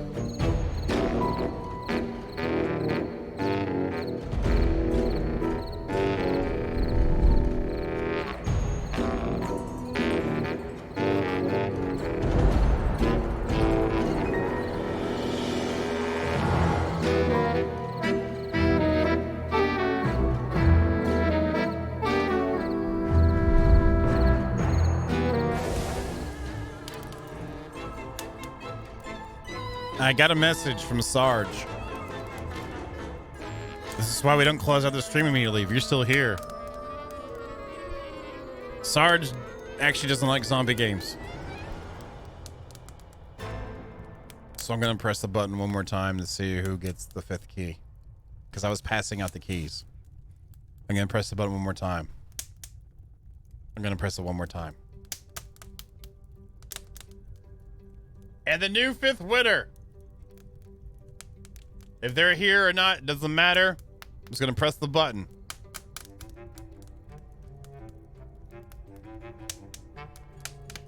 Toro.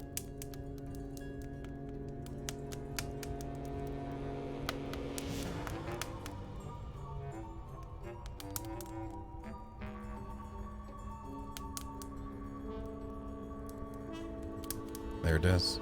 Peace out! Later!